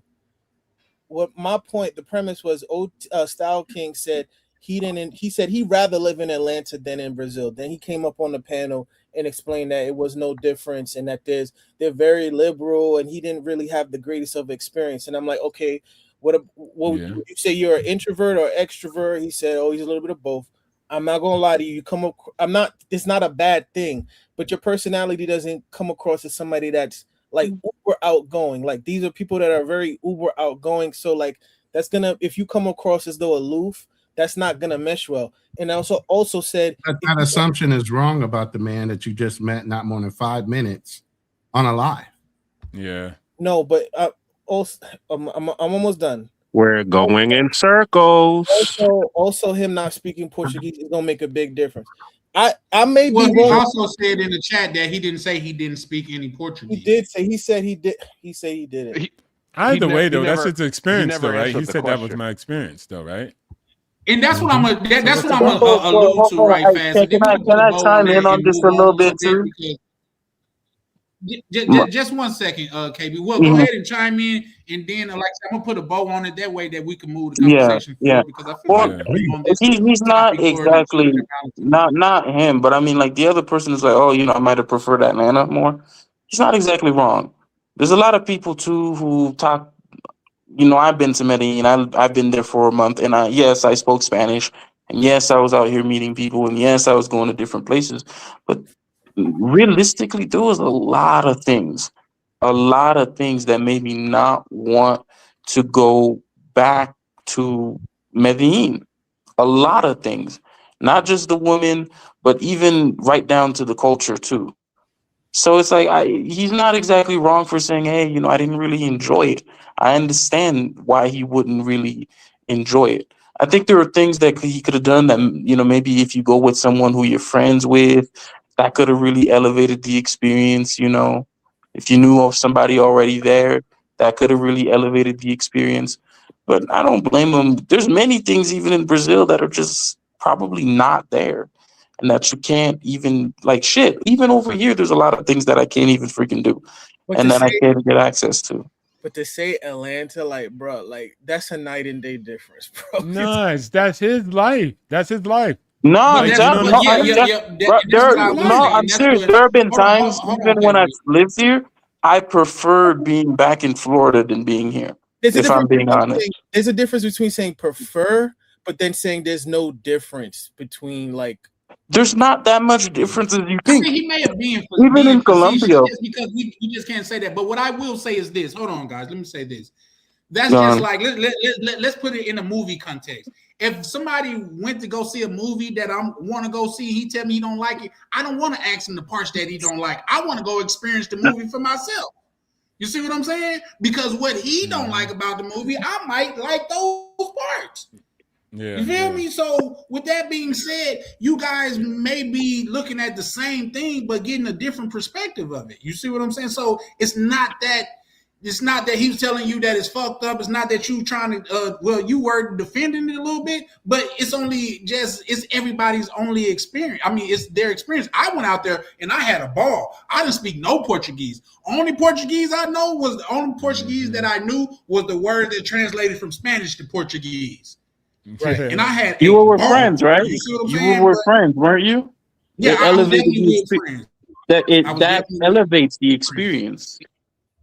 Real quick, let me ring the bell for my good homie. Goddamn it, Miguel, CTG Republic, man. Shout out to the CTG boys, man, pulling up and showing love. Buddy say he's not an expert on Brazil, but he stayed at a Holiday Inn Express last night. Oh, that's a good one. That's a good one. That's crazy.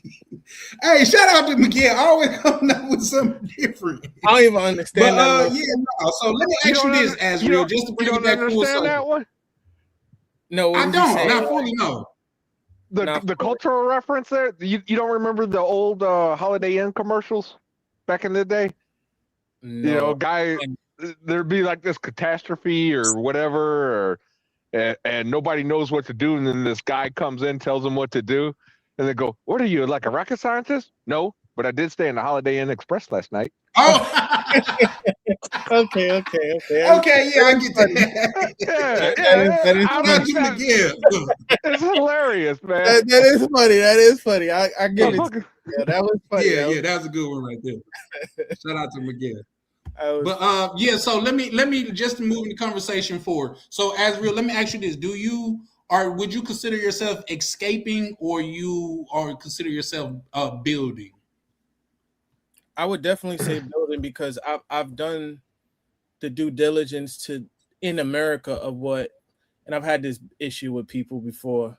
Like, I've accomplished a lot in America. I was able to start a business when I was 25. I was in the middle of doing my MBA. I graduated from college, working, doing my own thing. I visited multiple countries. Like, of course I could probably slim down a little bit leaner, but I ain't no like socially awkward incel. You know what I mean? So I'm not escaping anything. Like, according to my list, if you would have put down all the quote unquote things that I've on paper that I've done, you couldn't say, "Oh, this person." You would assume that, "Oh, this person is thriving." To me, it's like I've done all that I can in America, and I feel as though it's time to move on. So I don't see myself escaping it. And you're free to feel that way. I don't feel as though, because it's like, okay, it's a prime example. And I promise you not, because I know niggas are gonna go off. I'm not comparing myself to Michael Jordan, but it's like you win 3 championships, and people might say he left for other reasons. But it's like, okay, I've accomplished everything that I set out to do. Let me switch to something else, right? Let me switch to baseball. I need the other challenge. I don't feel America doesn't have any. I hate people gonna be offended by this, and I get it. A lot of people patriotic. It doesn't have that same appeal to me as a probably growing up, right? It doesn't. America doesn't appeal to me anymore, and I feel as though I have much more to accomplish outside of the country, and I feel as though being in this country, I'm kind of settling. I don't mean it as in trying to ish on it. I kind of am, but like, I feel as though there's more to life than America, because I feel as though America you're just making money, and the social scene here is dead, and you're just living to work, right? So I don't really. Sure. America has no appeal to me anymore. Okay. What? And that's fair. It's your own perspective. That's the beautiful thing about being born in America, that you're free to feel that way and travel if it doesn't suit you. Shout out to you for that, bro. Real quick, Tam say, Carl has to crawl before he walks. Let him live. For sure. I ain't even saying anything. He wrote that a while ago, so that was on me. And bro said, yes, I remember. Shout out to T-Mac. Pulling up on Ronald's channel, showing love. Real quick, guys. Let me take the channel to say, man, over here at Charlie Chan TV, bro, we would really appreciate your subscription, man. Like I say, the analytics say, man, I'm getting 1,000+ viewers that's not even goddamn subscribed to me, which is crazy. You know what I mean? Bro, we got starving kids in Africa, bro. You could goddamn subscribe, man. Like, it's crazy. Where do I gotta put a be out here with the arm of an angel? Goddamn. What'd you say? Like and subscribe to Charlie Chan TV. Please do. You know what I mean? But we over here, we always building, man. And as you can see, we always growing. Like, say, shout out to Ann. She was here when the stream first started. She was like, man, you could tell that the community over here is growing because it's all new faces. You know what I mean? Well, majority new faces and things of that nature. And that's what we harbor over here. The thing about it is, what we got going on over here at Charlie Chan channel is not my channel. it's this thing of ours channel, man, and I just orchestrate. You know what I mean? I take goddamn it feedback and criticism in the back office all day. You know what I mean? Saying that to say this, like this is something that we building as a community. And when I say that, I'm saying also that it's okay for us not to agree with each other, as long as we could do it in a civil manner. Everywhere else you look, you can see black people cussing each other out and threatening each other and all of that stuff. And we set out for this channel to be something different. We could disagree and still be civil about it. We don't have to curse. We are all men of intelligence somewhat. So like and subscribe. I land there. Anybody want to chime in or add anything or even say anything to the previous topics? Can you guys? Yeah, when Charlie Chan ain't on, we start getting fiending. We be over here looking like Tyrone Biggins, like, yo, y'all got any more of that Charlie Chan TV over there? Scratching you. Itching and scratching. Black King. The Charlie powder. The Charlie powder. Shout out to, man, that's what I'm talking about, man. This community, and believe it or not, bro, when I don't come up, man, it seems like I be missing something in my life. This YouTube shit is really becoming a part of my life, man. So man, I really thoroughly appreciate not just the people that's a part of this thing of ours, but the people that's in this community, man. We're gonna grow and show together, man, just because they don't like to see this. All us melanated men on one channel, and nobody's called nobody the B word, not even once. You know what I mean? Ain't nobody talked about a gun, not even once. You see what I'm saying? We ain't talking about. I did bring a 40 on the panel though, but that was crazy because I thought you was drinking the 40. I said we gotta get this brother up out of here, man. Another thing I'm hearing black men referring to each other as brothers and not the N-word. I can't stand that word, man. I hate it with a passion. I know some people use it. Absolutely. I used to use it when I was younger, but I totally eradicated that word from my vocabulary. Salute. And I'm working to get better. Who said that? Darnell? No, I did.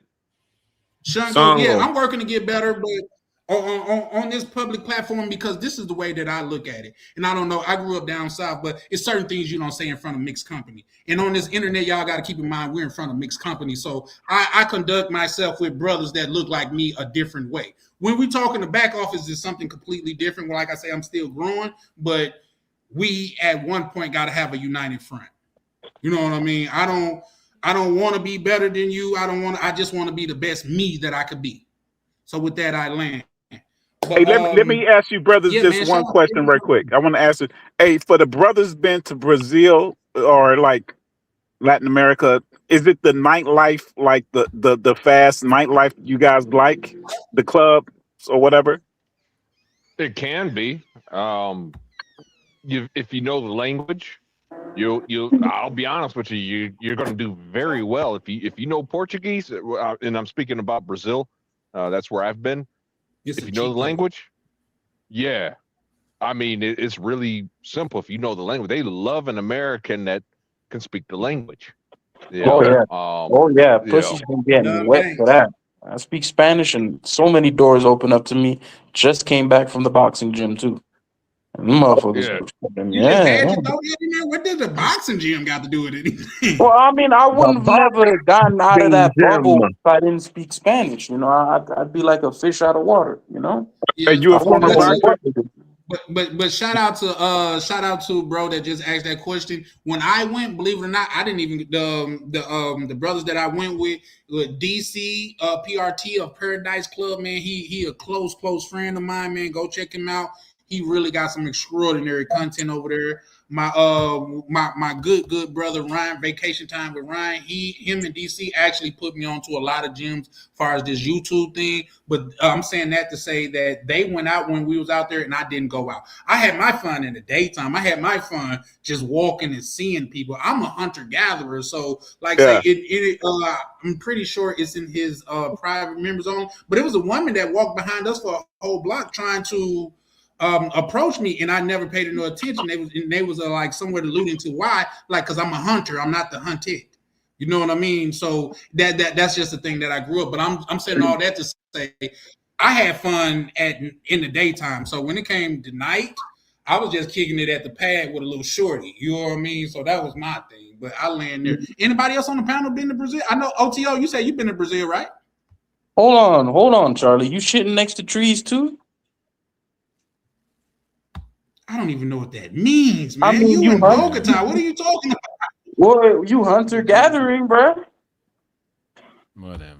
Oh yeah, Yeah, see, I was in the young to understand. Yeah. That. You too young to OTO, yeah. understand that analogy. Moving on, OTO, you been to Brazil, right? Yeah. Yeah, we gotta keep in mind that Carl B is 12. So Man, whatever. Yeah, I was in But go Brazil ahead, for about OTO. 3 years total. Yeah, I was about in Brazil for 3 years total, on and off, but all from north down to south, down to the Midlands. Well, yeah, it's a great place. I just don't like the violence now. I ain't trying to be around that at this age, but it's a great place. The people are amazing. I would say after I left Thai people, it would be Brazilian people, good-spirited people, and just a great experience. But you keep your head on the swivel, stay safe. But yeah, it's a great country. I think people should actually explore it a little bit more if they can, get out of the major metropolitan cities. Because once you do that, you kind of get a whole different vibe. But you need your Google translating. You need to have that ready if you're going to go out there and you don't know Portuguese. But you'll get by. Brazilian people are good, spirited. They'll help. They'll support. Great place. Great people. Yeah, that's a fact, and I agree. And just to say, but I'm more of I focus on the good opposed to the bad because it was some females that I spoke to. Man, they act like I wasn't even there. Like I'm talking about just. Yeah, it was crazy. They ignored game out there. Like they didn't even blink, turn their head, bat an eye, or nothing. So. It is what it is, but I still had a great time there. You know what I mean? Because the people that did interact with me, it was beautiful. X-Pac say all talks based around sex. Elaborate on that. Like say we was talking about a brother moving to Brazil. So elaborate on that if you can, X-Pac. I literally talked about right. So he said I have been to Brazil a few times. Shout out to you. Go ahead. No, I was saying I don't know what X-Pac living over she's talking about. We were talking about learning the language. We were talking about the visa requirements. Well, actually, KB got off topic for a little bit and was starting to talk about it. So he must have came on right around that time frame. Okay. Miguel writes, shout out to DC, Ryan, in the panel. Shout out to my good brother, Miguel. Man, a real one in this space, man. I can't wait to go out to CTG and link up with them brothers. Listen, in fact, if you guys going out to CTG, these are vets that built the hotel out there. Super dope. Got a rooftop pool and everything, man. If you go out there, man, you not only are you in good company, but you are in a good, secure location. Heard that on multiple accounts, and I cannot wait to go out there and support them. No fat girls. Yeah, that's it. Yeah, no fat girls. Well, no, they not. That's not their rule. They like you can get all the fat loving you want to. Just don't bring them up to the higher levels. Just because we don't need no accidents. You know what I mean? Fat girls be running out of breath. Like sometimes I be running out of breath, but in fact, I know some brothers that like big girls. What you mean? But see, here's the thing. Me being from down south. All big women are not BBWs. That's not, no. Some of them are big and out of shape and ugly looking. They're fugly. And that's not a BBW. You think just because you're overweight, you're a BBW. You're not, ma'am. I'm from the South where we call them stallions, quarter horses, big fine woman. So it's different, but she come with curvaceous. And she come with style and pretty and beautiful. It's different. You think just because you shaped like the penguin from Batman, you a BBW? It's not the case. And guys, we got to start being honest with these women. No, you're not. Talking about they intimidated by you. No, they're not. You just don't fit their requirement, ma'am. So let's, yeah. So I'll land, but go ahead. I would be intimidated at the line of scrimmage. That's about it. Damn. I'll be intimidated at the buffet. William the refrigerator but other than that, baby, I'm cool. Here's the thing, and everybody on this panel know who I'm talking about, because she the one overweight, ugly girl that's with the 3-4 pretty girls, and when somebody approach them, she step up like the bodyguard. She got a man. When nobody talking to you, Bertha. What you want? Right. She You wants gonna to be buy us left lunch? alone No, I'm tonight. not buying you lunch, Bertha. What'd you say? She wants to be left alone tonight. Fucking hell. That type of stuff. And she ain't said nothing. You got the big security guard looking chick. And I'll be wanting to hurt her feelings like, you know, you only here for you to make them look even better than they do. Ain't nobody gonna approach you tonight. And if somebody have, that's because they the fall guy. They the wingman for the man to get to the, that's the type of guy that I am. To be honest, if I gotta talk take to one the for the nervous team. security guard looking chick to for the team to win, I'll do it. Now I'm not, you can't call me in every he the big girl lover, come get her. No. But in order for the team to win, I'm on it. You know what I mean? That's the dude I am. That's me too, right there. I take it for the team. But yeah. But with that being said, man, anybody want to chime in on anything? Because we're gonna start getting ready to shut down in a second. Because I want to go live again tomorrow night. And like say them 6, 7, 8 hour lives and stuff like that. Like Ronan said, they did 11-hour live. When? I ain't got it in me, guys. No, you've done 11 hours already. I have multiple times. Yeah, you and Ryan. Shout out to you. Y'all are definitely inspirations because I'm definitely trying to do that.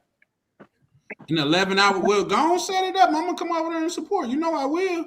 It's just, man, and then shout out to Ronnie because it's the middle of the day for him over there. So he don't care. Like he can kick it. You know what I mean? It's like I think me and Ronnie was on the live, and after the live went off, we hung out in the back office, and he was showing me through some technical things for another like hour and a half. Man, I went to sleep, man. I looked out my door. The sun was coming up, man.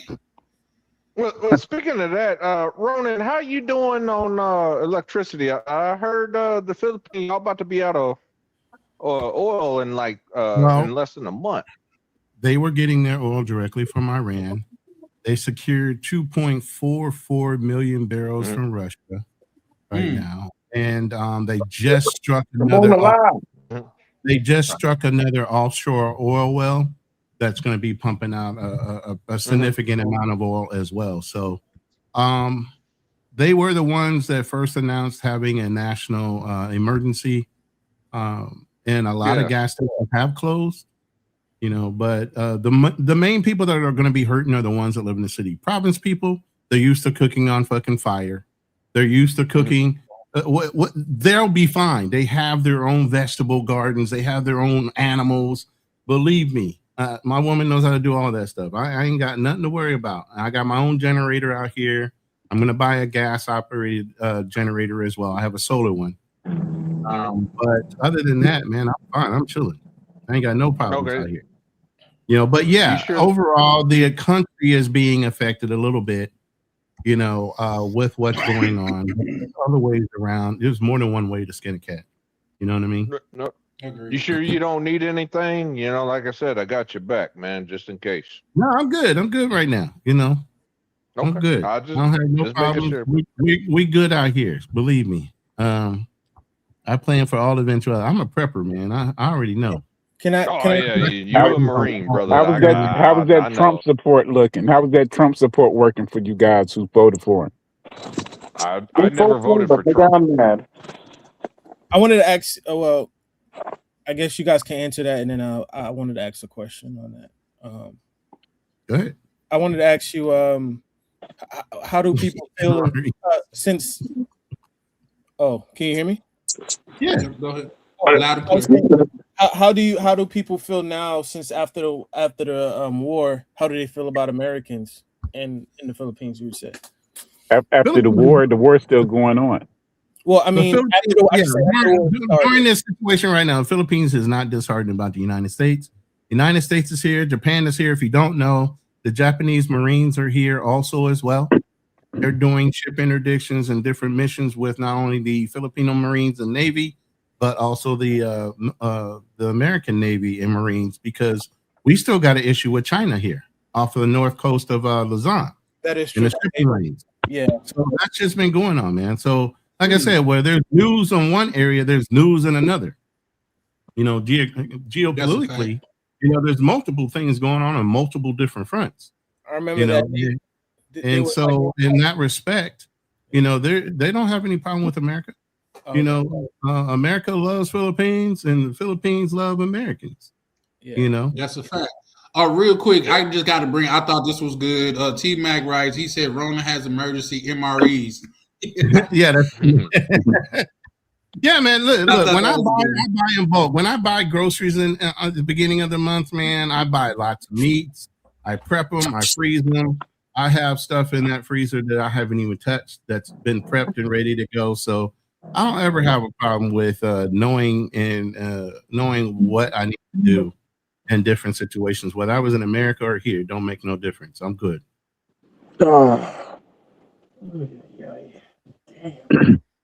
Yeah, for sure. Some people are just gonna survive. You know what I mean? Mm-hmm. Think their votes still matter. Yeah, I guess. But cash out. Yeah. Now, well, here's the thing. Let me ask y'all this. Then I think who that? What say Smith X3 just bring up a good point. Do you guys think, like, say, the further this goes, the more it's going to affect travel from the Americas? From America. It'll affect the route. It will affect the route that you travel outside of America. You don't want to fly through certain fucking airports for sure. And then you got to look at what the TSA situation is in America right now.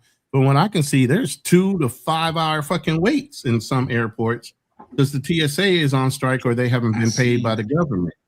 So I think President Trump is bringing in ICE agents, though. Well, they are, but that still hasn't alleviated the long lines from what I'm seeing on YouTube. Now, you guys are still dealing in Houston specifically. I always look at Houston and George Bush because that's the places where I'll be. But at the end of the day, those 2 airports are significantly busier because of TSA. But again, if you get out of the United States, the only place that you have to worry about is which routes you guys are flying to. Are you flying through the Middle East? Are you flying up through Europe? Or are you flying directly into Taiwan or wherever, depending if you're coming all the way over here to Southeast Asia? But if you're flying south to Latin America, there shouldn't be anything you shouldn't be able to do. I had to, my issue was, I was going to say is my issue was with TSA being long as hell. Then, prices went up crazy. Like, I can tell you right now in the Philippines, I don't have no TSA. I go right in. I haven't seen that. No, no, it is. Because if you look at, for example, like I'm always looking on, like, for example, Google Flights. Like if you had a ticket to go to Brazil, let's say for like 10 days and it's like $900, now it's up to like $1,200, $1,300. Well, that's probably because they're running up the fuel prices right now. Yeah. Because, you still got to, right now, I know the Philippines themselves, they have to deal with their own jet fuel. If they're flying somewhere on a route, they need to have enough to get there and get all the way back. Yeah. And they're then not even fueling their planes for them. Yeah, and then TSA line is like 4 to. I know they say now is fine, but it's like I had that happen to me last time. I was going to Portugal during the time that there was a shutdown right before Halloween, and I was pissed because I missed my flight. And they gave me another flight, but instead of my flight leaving at 10 p.m., I had to do another flight at like 3 a.m. in the morning. I like to like just be able to like go on a plane and I just sleep. I had to like stay up for like almost like 4 or 5 hours for a flight in the middle of the night, middle of the morning. So, well, I can tell you here, it's not just the fuel prices as far as cars. Everybody cooks with gas, butane gas tanks. So those tanks have gone up as far as how much the fuel is to refill those. You get what I mean? So there's other ancillary jet fuel that has gone up, as far as the availability of it. And I know Cebu Airlines has shut down some of their routes already. They're just not going to fly. So certain provinces that are not that busy aren't going to get that many tickets per day.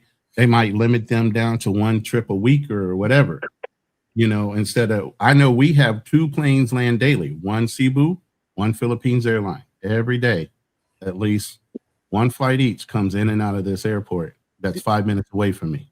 This is going to sound effed up, but it's like the war is turning like traveling into going, it's turned traveling to going anywhere to Africa. You know what I mean?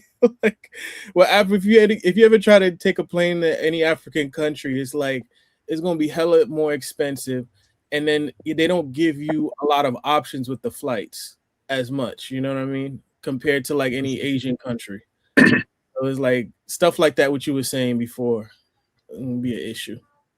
Yeah, last year. Real quick, let me in June. welcome Lee to the panel. What's up, Lee? How you doing?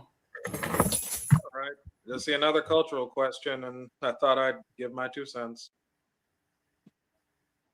Hey, can you guys hear me? Okay. Well, real quick, I think Ronan was saying something. And as soon as he get done with that, the floor is yours.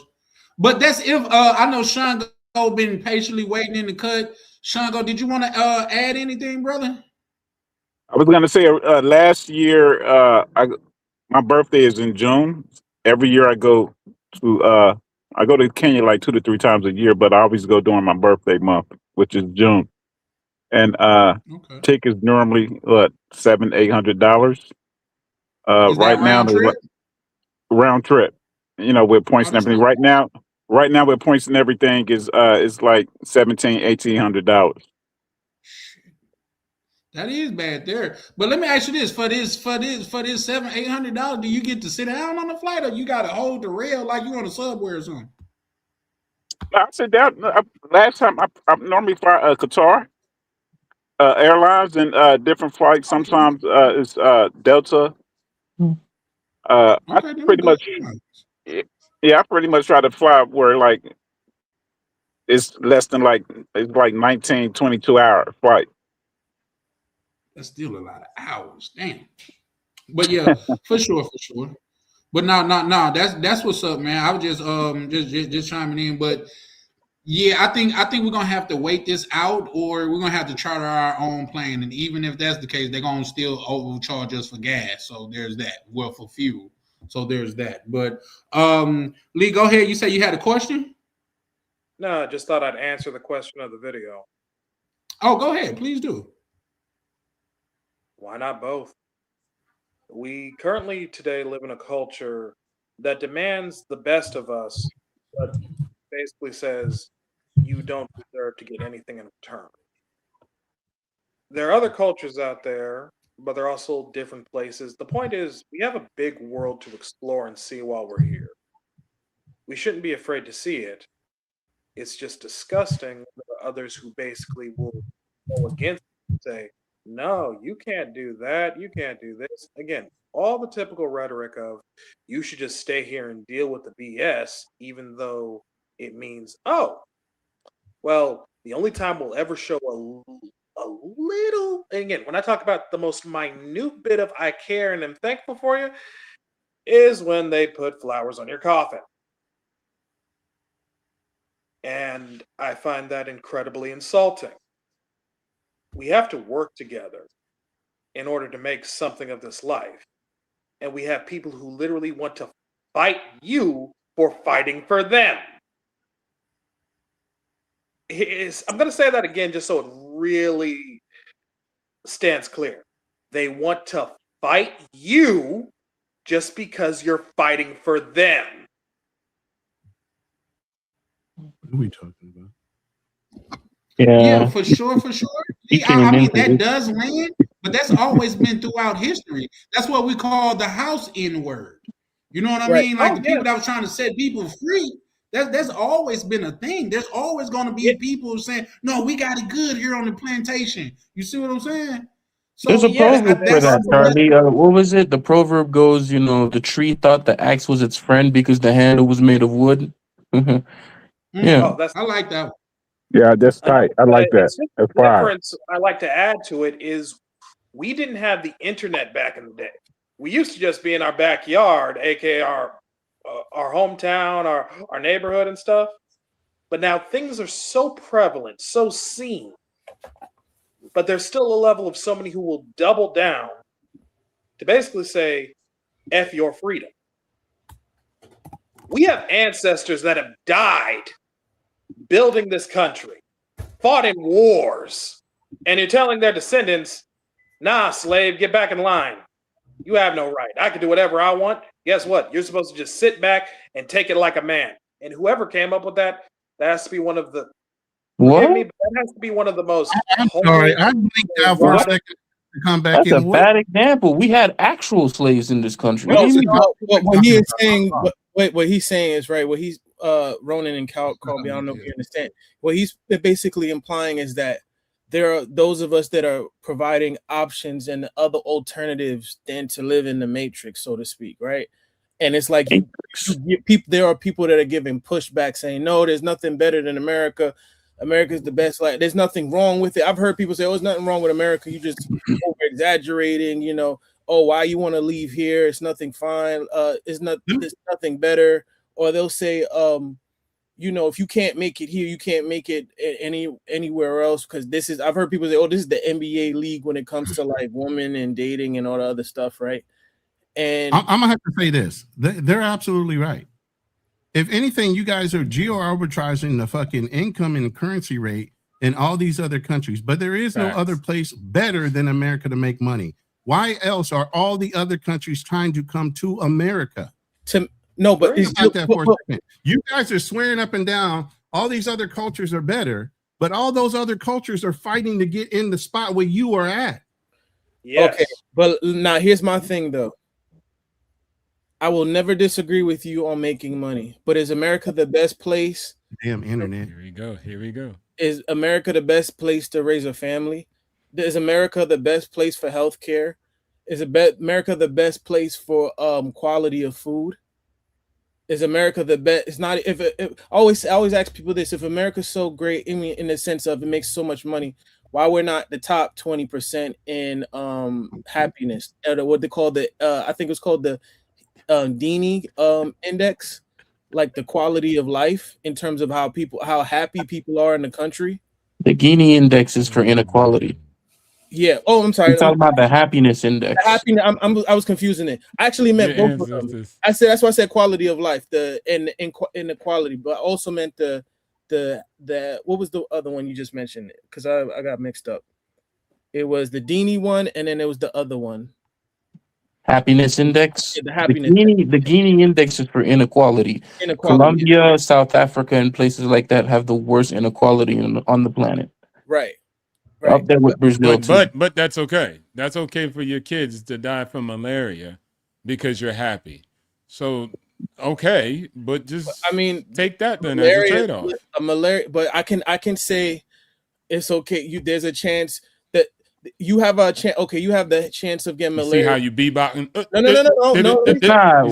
Hold on. It's not B. Shout out to my good brother. Your chances of getting malaria are the same chances. Bro, go enjoy yourself. God bless you. Of your child getting shot in a school while they're learning. It's the same. That's lower. Hold on. That's not the same rate. Okay, hold on. Because I think you can I speak on that malaria? Because I know firsthand about the malaria and the yellow fever in East Africa. My tour guide, when we went to Mombasa. If you've been to Mombasa, you know it's extremely humid over there. It's very tropical climate. She got malaria twice. Damn. Did she die? She was like, no, it was nothing to her.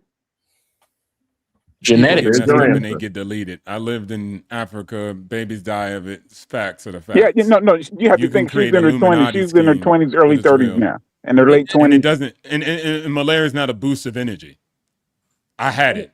I was there. I get it. I seen Africans have it. I worked at the U.S. Embassy. I wasn't a teacher. I wasn't a passport bro, just trying to do some tourism, look at some safaris. So what I'm just saying is every country has its pros and cons. America's pretty high up for pros. You can look at the cons too.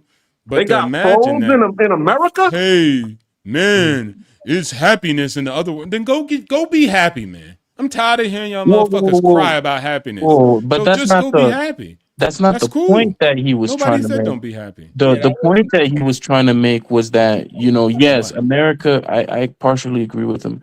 America is a great place if you want to make money. Right. But And shit, people have if families and are money, happy. hold too. on, man. Hold on. Give me an opportunity. But a lot of people, even here, when money doesn't become an obstacle for them anymore, they don't tend to stay here. Right. I mean, look at they You just see what I'm No, saying? majority. No, that's not true. Absolutely. America has the largest. Nah, that's not hold true. on. I would say America that's has the definitely not largest. true. No. Let me talk. Let me talk information just- instead of emotions and feelings and They just put out happiness. a study. America. They just put out a study that said there are more people now leaving America than coming in for the Okay. first time since the Great Recession. So Okay, now watch this. Oh, okay, go ahead. no, America is the largest capital inflow of money in the world. All other countries, I mean, UAE is actually number one. Second is America.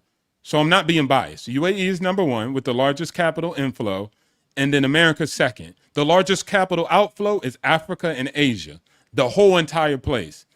So at the end of the day, and then you have just people who don't have a lot of capital who try to escape those places and go to America. So yes, there is an influx of some Americans leaving and going to other places, but that still does not change the masses with the math. 1 + 1 = 2. Walk with me through this. Don't talk about your happiness. So at the end of the day, I don't even care if that's the truth. Okay, that's the truth. Everybody comes to America. You want to leave. Go be happy, brother. Go. Stop searching on the computer about Brazil and just go. And then also, I get what you're saying. I didn't deny your point. I didn't deny your point. Go be happy. No, but That's it. there's an underlying dismissiveness. Hold on. I got one question. OTO be slurping that American. He like, this OTO. nigga like a bone dry, bro. Shit. Hold on. I was in the middle. OTO, I got one question. Can I ask him this one question? Can I finish my point that I got cut off on? Where are you right now? In Thailand. All right, rest my What kind of case. question is that? Rest your case. Where's my money? Where's my investment? I spend a lot of time in America too. But here's the thing. I'm we still might all be- gun-ho Hold America. on. There's no Give roof. Ronan I'm a a chance. combat Give decorated Ronan veteran. Ronan a chance to speak. I'm not fighting for Thailand. I never I know got I'm a back to my tourist. point that started this whole conversation before I got cut off because my internet sucks. Go ahead, big homie. Ron, All right, I'm so gonna give you the my summer point jam screen was, right fast. I'll be right back. All right. I hear so much disheartening things about young people saying how bad America is. But my point was, before I got cut off, how many people are fighting for your position here in America while you're saying America sucks? They're saying there's all the advantages in the world for you to be able to take care of, whether you want to consider it monetarily, the way you live, whatever. The worst ghettos in America are still so much better than third world and second world countries. That's fucking luxury to them. So at the end of the day, you guys are sitting here saying how much you hate America and you're going to do so much better. You're geo-arbitraging the American currency and the dollar to take advantage of it. Great. All well and fine. So many wealthy individuals have multiple properties all over the fucking world. It doesn't mean you have to shit on America where all your money is coming from. At the end of the day, I might be in the Philippines. I plan on going back to America. America is my home. I am loyal. I'm a patriot to America. You will never hear me say anything bad about America. Even if the fucking leadership sucks at the time, it's still America at the end of the day. There's so many benefits to America that people see outside of Americans because we're so fucking spoiled in the advantages we have. We think they're disadvantages. And that's why a lot of immigrants come into a country and out excel us being here because they come in and take advantages of those same systems that you're sitting here shitting on, saying they're not advantages and you can get better overseas somewhere. The only thing we're talking about really overseas that you can wait. The only thing we're talking about that's really good overseas is maybe the women and their mental programming, as far as, you know, them being a little more feminine, they're being a little more conservative in the way they dress, but they're even being exposed by social media and cell phone communication to that westernized mentality as well. How many cultures have changed over to being more feminist? That doesn't stop that change. What I'm saying is don't shit on the country you come from because the advantages are still here And so many other countries are proving you wrong because they're coming here to do it. But why are they coming here? Whoa, hold on. Come. This is sometimes when we get into conversations with boomers, because there tends to be this myth. He's not a boomer, KB. Yeah, I'm not a boomer, so sometimes it's like I feel like he's not a boomer either. I say boomer as old person. I know. That's what I mean. I'm not trying to, That's correct. He ain't a boomer. There's a difference between a boomer and a Gen X. Y'all niggas, bro, y'all know what I mean, man. Stop it. No, come correct. We are not boomers. We are Gen X. Just finish your point, because I wanted to say something. Right. So the thing is I only really have two things to say. I think we need to kind of break this myth of this super poor, downtrodden person from some pole dump country who comes to America and just makes it. A lot of those people, you'll see people working at soup kitchens who are privately educated, who are already part of that elite, higher upper echelon of their society to begin with. A lot of them are professionals. A lot of them are bankers.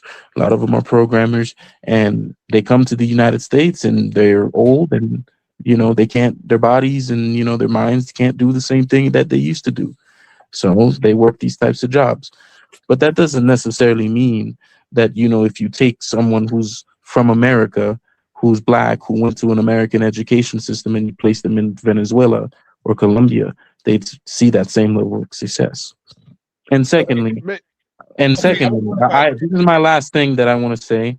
And secondly, I would definitely say, times are definitely changing. I think, for older people who are kind of already really established, and maybe they have the properties, they have the pensions, they have a lot of those things that used to be there. A lot of those things don't really exist.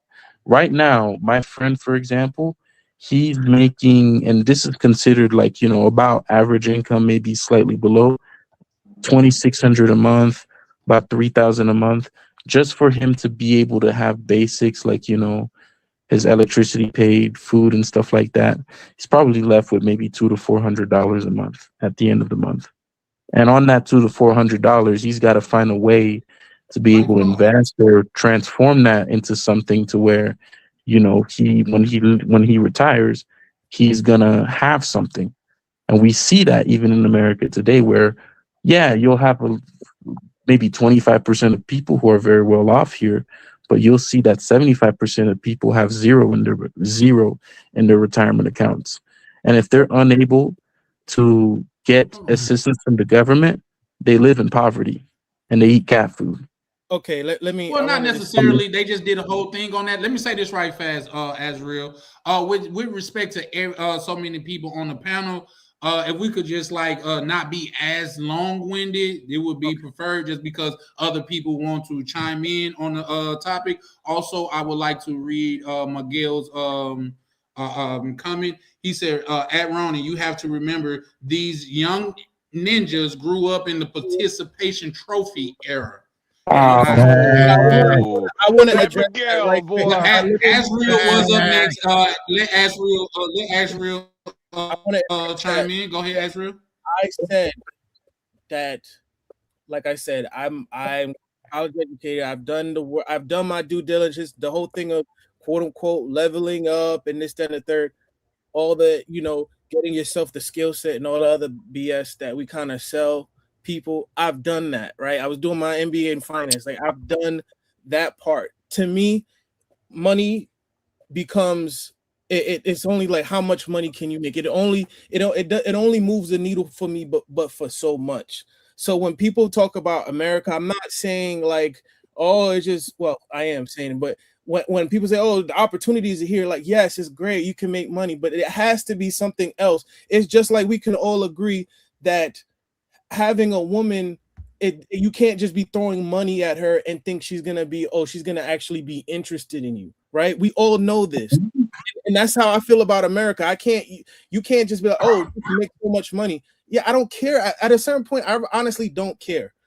If you told me, would you rather live and an American make 200 grand or live somewhere else and you make 75 grand, I'm gonna take the 75 grand because I don't really brother, but hold on. 75 grand is still upper You gotta let him echelon in finish, America. KB. I let you talk. Let me finish, KB. There's no appeal to me outside of money, is what I'm saying. It only, like I said, it only gets to a point for me, and then I'm like, okay, it's whatever. I don't really care. Like my biggest thing, people say, oh, happiness. No, like me getting up and actually feeling the motivation to actually like live a life outside of just quote unquote the grind, this rat race bullshit that we have in America. There's more to life than that, and I realized that from traveling. I don't really care about making a bunch of money like that. Like, do I want to make money? Yes. Do I want to have property? Yes. But I don't. It only gets to a point. I'm not really that pressed about it. My thing is my mental health and being able to experience different aspects of life. I like to be able, like, prime example. I prefer to be living near the beach. I can't do that in New York. You be like, oh, I could probably make more money in New York if I stayed in New York, right? But to me, living near water and living near warmer weather and being able to have like natural fruits and stuff like that, that's more of value to me. And that's all it is. It's about what are your what do you consider a good quality of life, and what are things that are deal breakers for you. And that's what I'm trying to say. Like, people are trying to convince me about the money. I don't really care about the money like that. Nobody's trying to convince you, bro. Nobody's trying to convince you. I said go and be happy, and I really fucking meant that. Y'all are grown men. Stop trying to look for a secondary message. If I say that, I mean it. If not, then I'll tell you that too. All right? So what I'm trying to say is I actually live it. I'm not talking about I want to. So maybe you should just listen as a younger man to somebody who lives that life. What I'm saying is there's people who are Thai that go to America. They don't hate Thailand now. They just say, hey, I'm in America. I'm going to make money. I'm going to build out my own life. And it is what it is. And nobody tells them as Thai people, you got to hate Thailand if you came to America. So if you go overseas and you want to have a different type of lifestyle, cool, brother. I want that for you. Live your best life. But what I'm saying is, listen, you're talking while I'm talking. You just finished talking, bro. You just finished talking. Go ahead. So how about you zip it so I can talk now? I don't have to zip it. Go ahead. Oh, that's kind of can you, man? Chill out. Can you zip it so I can talk? You're interrupting me. Out of control. I let you talk, bro. For a second, guys. I said I apologize. I didn't let you talk. You want a little boy. All right. I apologize for cutting you off. Just go ahead, but you need to have. We need to have respect. Just continue. I am. But when you cut people off, I can't talk. I'm muting up. Mute.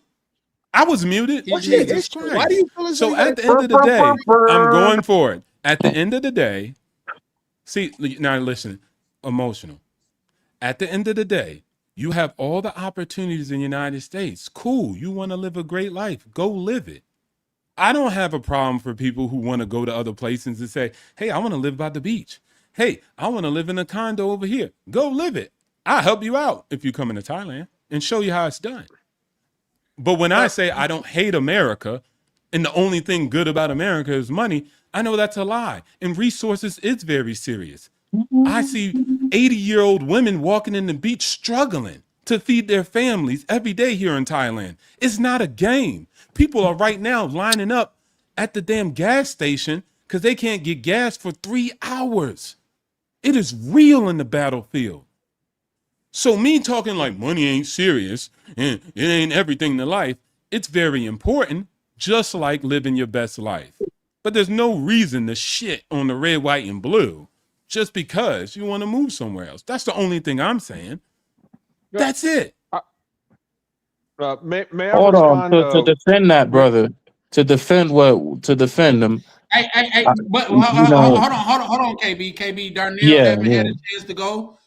So we'll let him go, and then you can rebuttal. But what I will say before you even say that, KB, I think Azriel is he's intelligent enough to defend himself. I don't think he's like getting steamrolled or nothing like where he need to tag anybody in. But I appreciate you for that. But let's Darnell, because he haven't said anything in a while. Would you let Darnell chime in, please?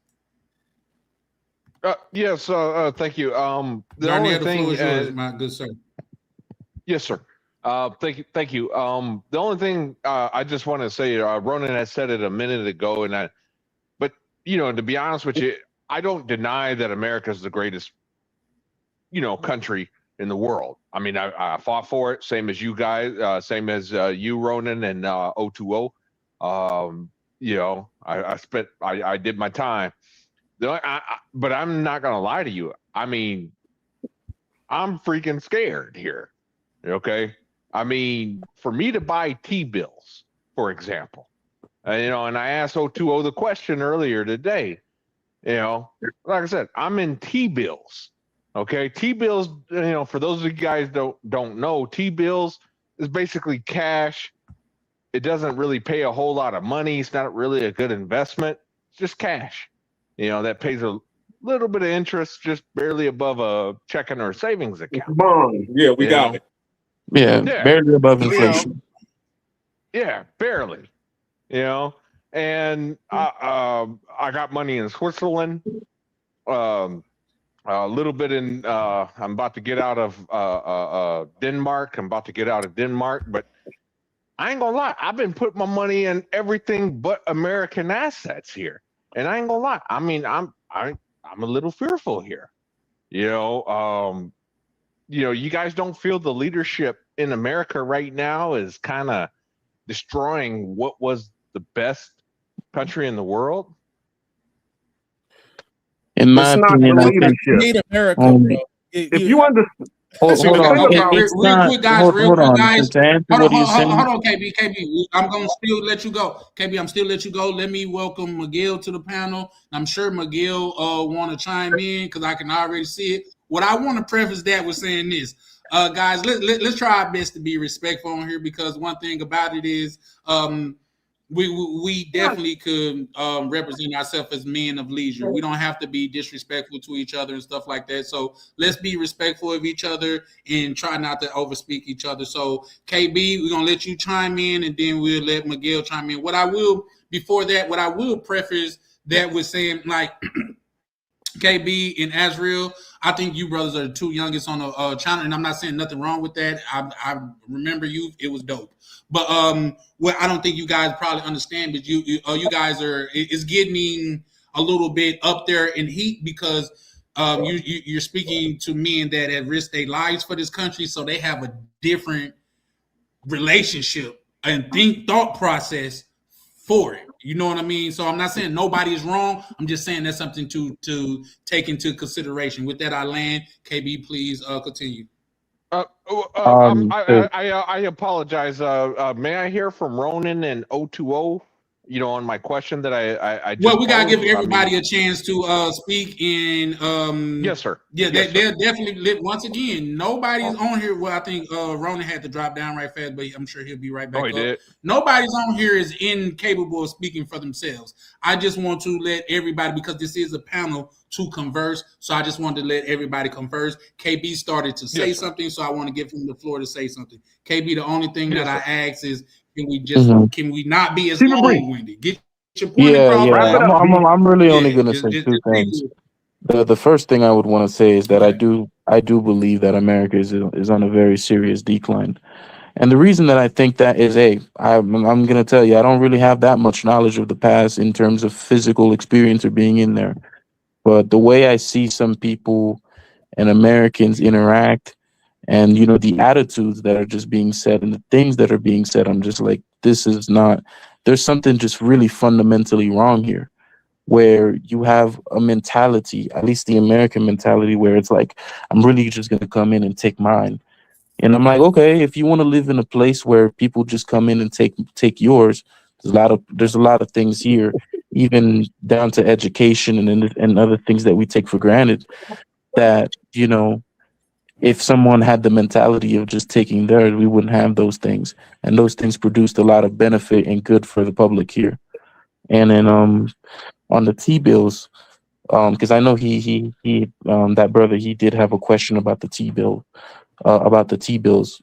Realistically, if you are going to be investing in T-bills, you're better off just going into the Fidelity accounts that you have, or whoever, Charles Schwab's or whoever, and just finding the ETF or index with about the top 50 or top 100 companies in the United States and just invested in that.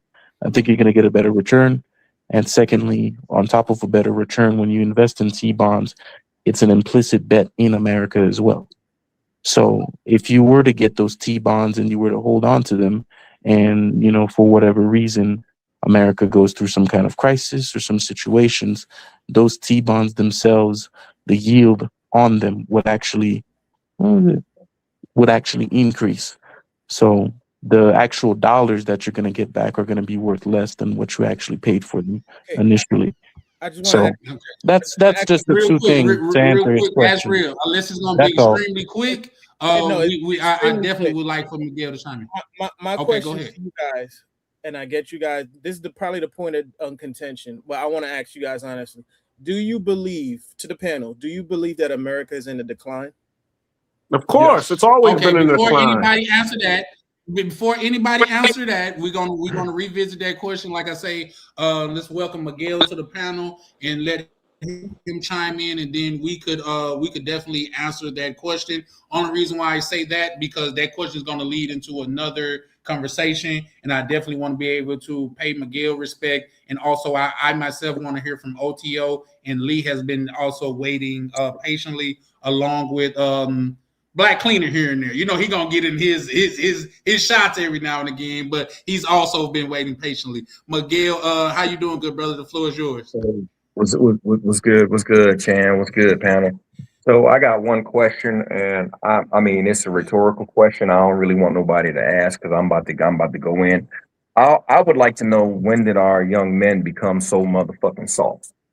Like I'm hearing all this shit, and all I'm hearing for real. Like I only hopped on the panel probably hopped on the show probably like the past hour, and the shit just sound like a bunch of whining to me. Like for real. Like I'm telling you my experience as a young brother.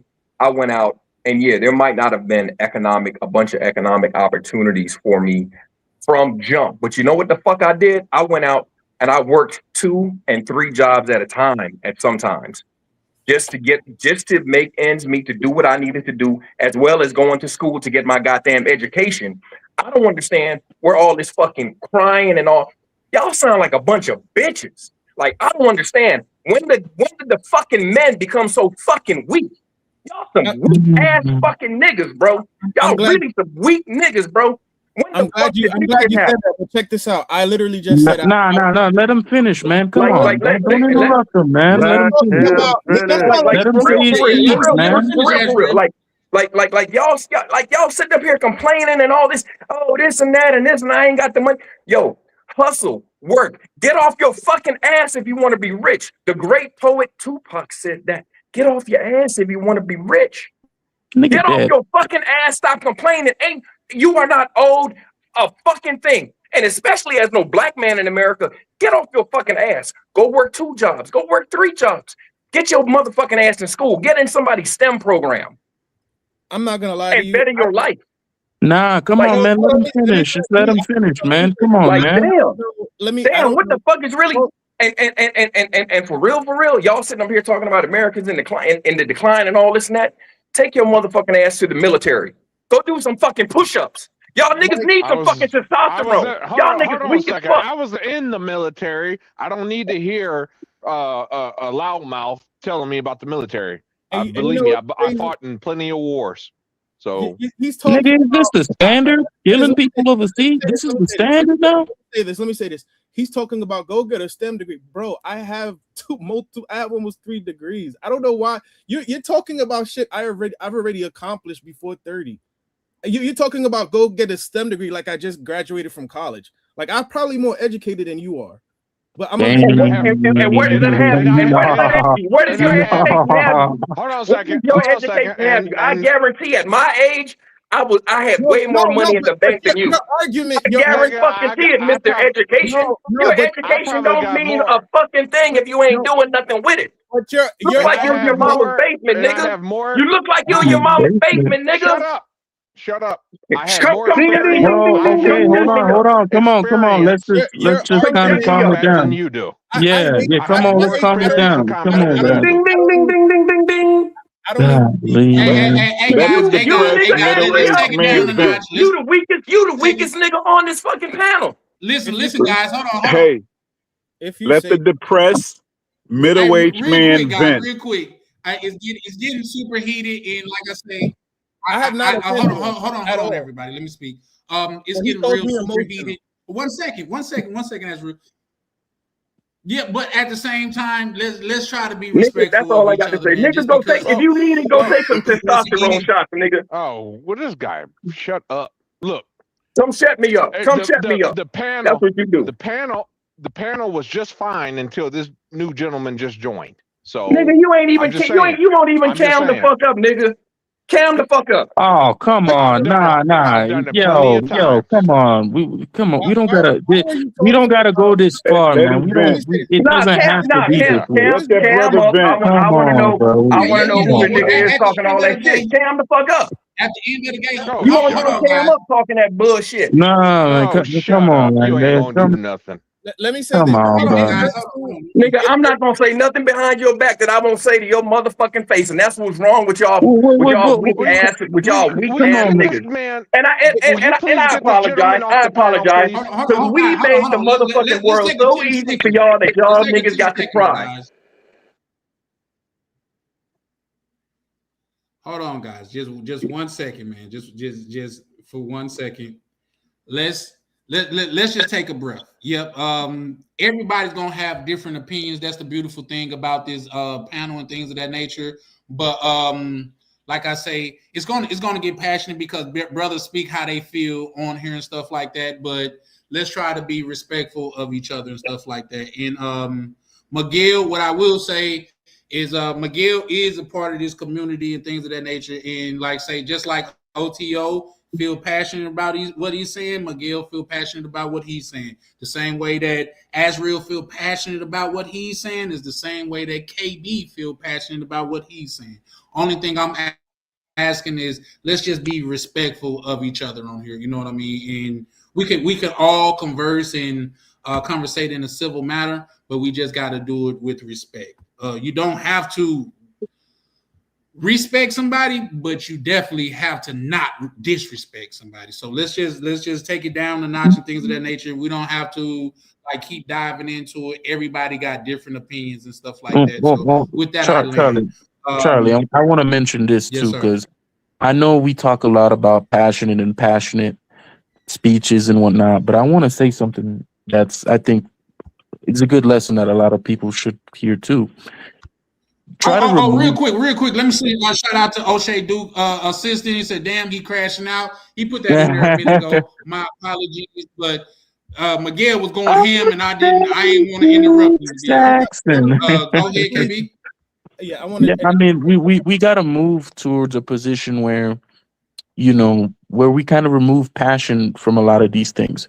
It's like if you're saying, for example, that you disagree with the idea that is being put forward, whatever the idea is, whether OTO feels differently or thinks differently, then what we can do in that situation is we can say, hey, okay, I don't think this is a good idea, or I think this is a bad idea, and I'll list you some of the reasons and my arguments why. And then we can consider those things, take a look at it, and then we can get to a conclusion and we can talk about those topics, right? But when you kind of come in and you're just saying, hey, man, you're just weak, you're this, you're that, those are not really things that you can really consider. At that point, it just kind of devolves. You see what I'm saying? So if you have just try to engage it from the perspective idea. KB, being respectfully, I can see your side, but once again, when you say speak with, like, say we can speak without emotion, we're referring to gentlemen that actually wouldn't put their life on the line for this country. So you cannot the emotions is built into that. You know what I mean? So hold on, Charlie. Consider this too. Because this is really important. I see you, bro. Because Charlie, we gotta consider this too, because you and me both were talking about people who lay their lives down for this country, and I can respect that. But when you take a look at some of the people who are in our political office, For example, like Donald Trump, who through his father, he managed to draft dodge and get out of serving in the military. A lot of the most famous, powerful, and politically connected people that we have in this country do everything they can to keep their children out of those circumstances. But we, as the middle class and the poor, I mean, let's face it, we're poor. We're closer to homeless than we are closer to Nancy Pelosi. Let's keep it real. We're really the only ones who kind of get on this horse and just start trotting out, you know, and start talking about how I went in and fought for my country and this and that and this and that. These are great political campaigns, but when you break it down, when these people finally make it, they don't want to. I'm not saying it don't mean something. I'm not saying it don't mean something, but I think it might mean a lot less than people think. That's all I'm saying. Okay, can I That's incredibly interject? controversial, Yeah, but can we get Black Cleaner and Lee? Okay. Black Cleaner and Lee ain't gone. I mean, I wanted to interject. Yeah, I did say let that. Black Real Cleaner quick, Azrael. I got you. I promise I got you, Azrael. Yeah, but real quick, let me just welcome X-Pac to the panel. Hey, X-Pac, how you doing? I want to give Black Cleaner and Lee a chance to speak because they have been being patient and we haven't heard from them in a while. Guys, we had 10 people on here at once, so somebody gonna feel like they're getting left out. I promise you that's not the case. I'm just doing my best to moderate. For O'Shea Duke Jackson, I'm not sure if you meant the link, but I just dropped that. Feel free to pull up. But Lee, if you want to, you could go ahead and chime in, and then after that, we're gonna go to Black Cleaner, and then I promise you, Azrael goes next. I get it. Azrael goes next. So Lee, the floor is yours. It got a little heated earlier, and again, I do take a responsibility for saying some things that could be a little offensive. But it doesn't change one of the core factors why we even have the essence of traveling or the passport bro mindset active.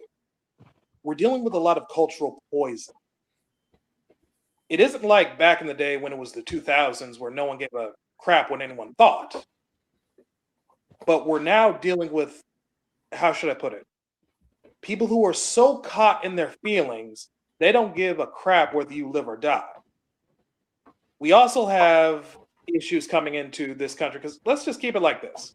I had a parent who served in the military, and I do have a deep love for this country. But I have a problem when it comes down to men and young men being mistreated. The sacrifices that are made by men daily get treated as dog water, and the only thing you're expected to receive are some crumbs, or basically be happy with the fact that somebody's just here to take care of you or tolerate you. The reason we're at this stage, especially after when we lost KS, was because the mistreatment reached a level where we couldn't take it anymore. So, thus, we're searching elsewhere, whether it be for a lover or somewhere completely new. Remember, this country we came from holds the blood, bodies, and so many who fought and died to even give us the chance to be talking right now. But Nigga, we were slaves. What are you talking about? We were slaves. Let him finish. My bad, bro. My bad. Back to what I was saying. Please. Back to what I was saying. It's just remembering our right as men. We have a right to go wherever, and we're not obligated, or one term I like to use is obligatory guilt, expected to deal with BS that isn't our problem just because we were literally grown up or indoctrinated to deal with it. It's one thing to help, but we have to separate the aspect of what equals out to the help and kindness of our heart versus someone just monopolizing our time and energy just because they view we're supposed to. Keep this in mind.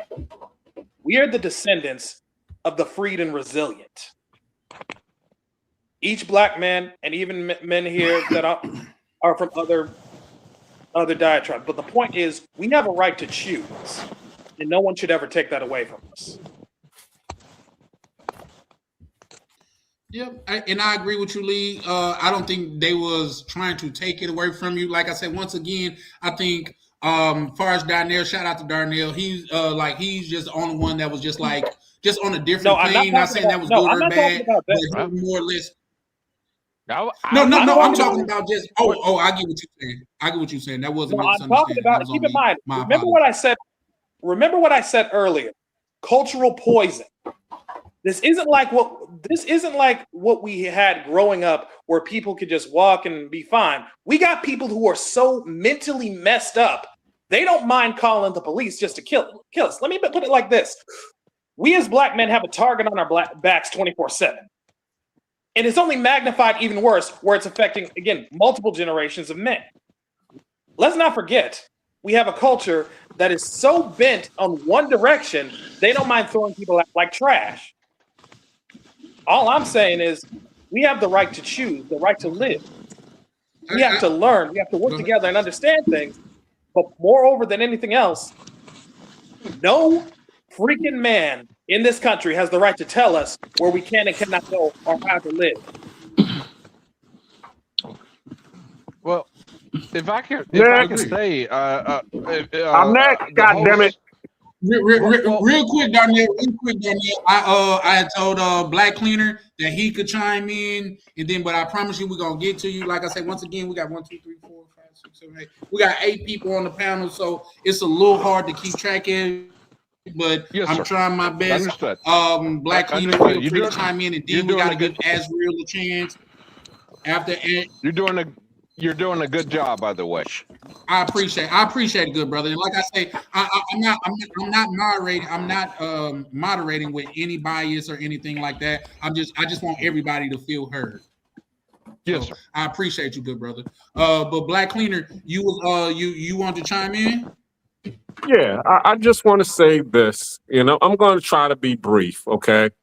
I'm a foundational Black American, okay? My family is from Georgia, okay? And shout out to all of the FBAs that's on the panel. Now, with that being said, all right, everybody knows we've read the Bible, we've read history, we understand about Rome, we understand about Babylon, we understand about all of these things, okay? And we understand that we can equate America to being a modern day Rome and a modern day Babylon. So we all know the writing is on the wall that, America is on the decline. Not to say that it's fallen, it's that, okay, you have all of these countries now that are starting to become more developed and becoming on an even keel with America in all of these countries, such as Europe, China, Russia, Japan, because all of these times, they were undeveloped and didn't have the technology. Now technology has now gotten to these countries so where they can now come and compete evenly with America. And so therefore, the places are going to start to grow faster than America, who's now going to be declining. So that's the point that I wanted to make. Number 2, okay, being a Black American and military too, okay.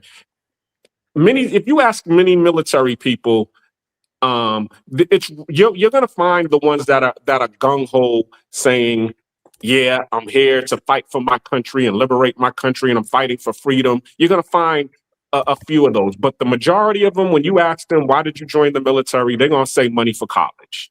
They're gonna say for the benefits. Okay. That's one of the main reasons a lot of people join the military. I mean, even if you ask any recruiter who's recruiting for the military, they're not using the selling point of, don't you want to fight and die for your country? No, they're saying, hey, we got a $6,000 or $60,000 signing bonus. Oh, we got free money for college. Or for me, he was like, have you ever been to Japan? Have you ever had any Japanese coochie? And I was like, hell nah, tell me about it. Sign me up. That's what got me to Japan, and I ended up going to Japan. But the long time, mushy mushy. Exactly.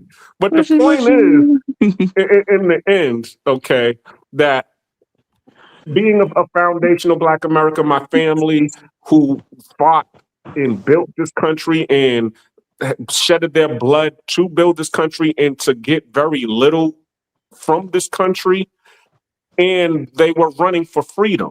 Okay, and now here I am. They done opened up the gates and opened up the doors and say, you're free to go. Why would I want to stay here when my family was trying to get free?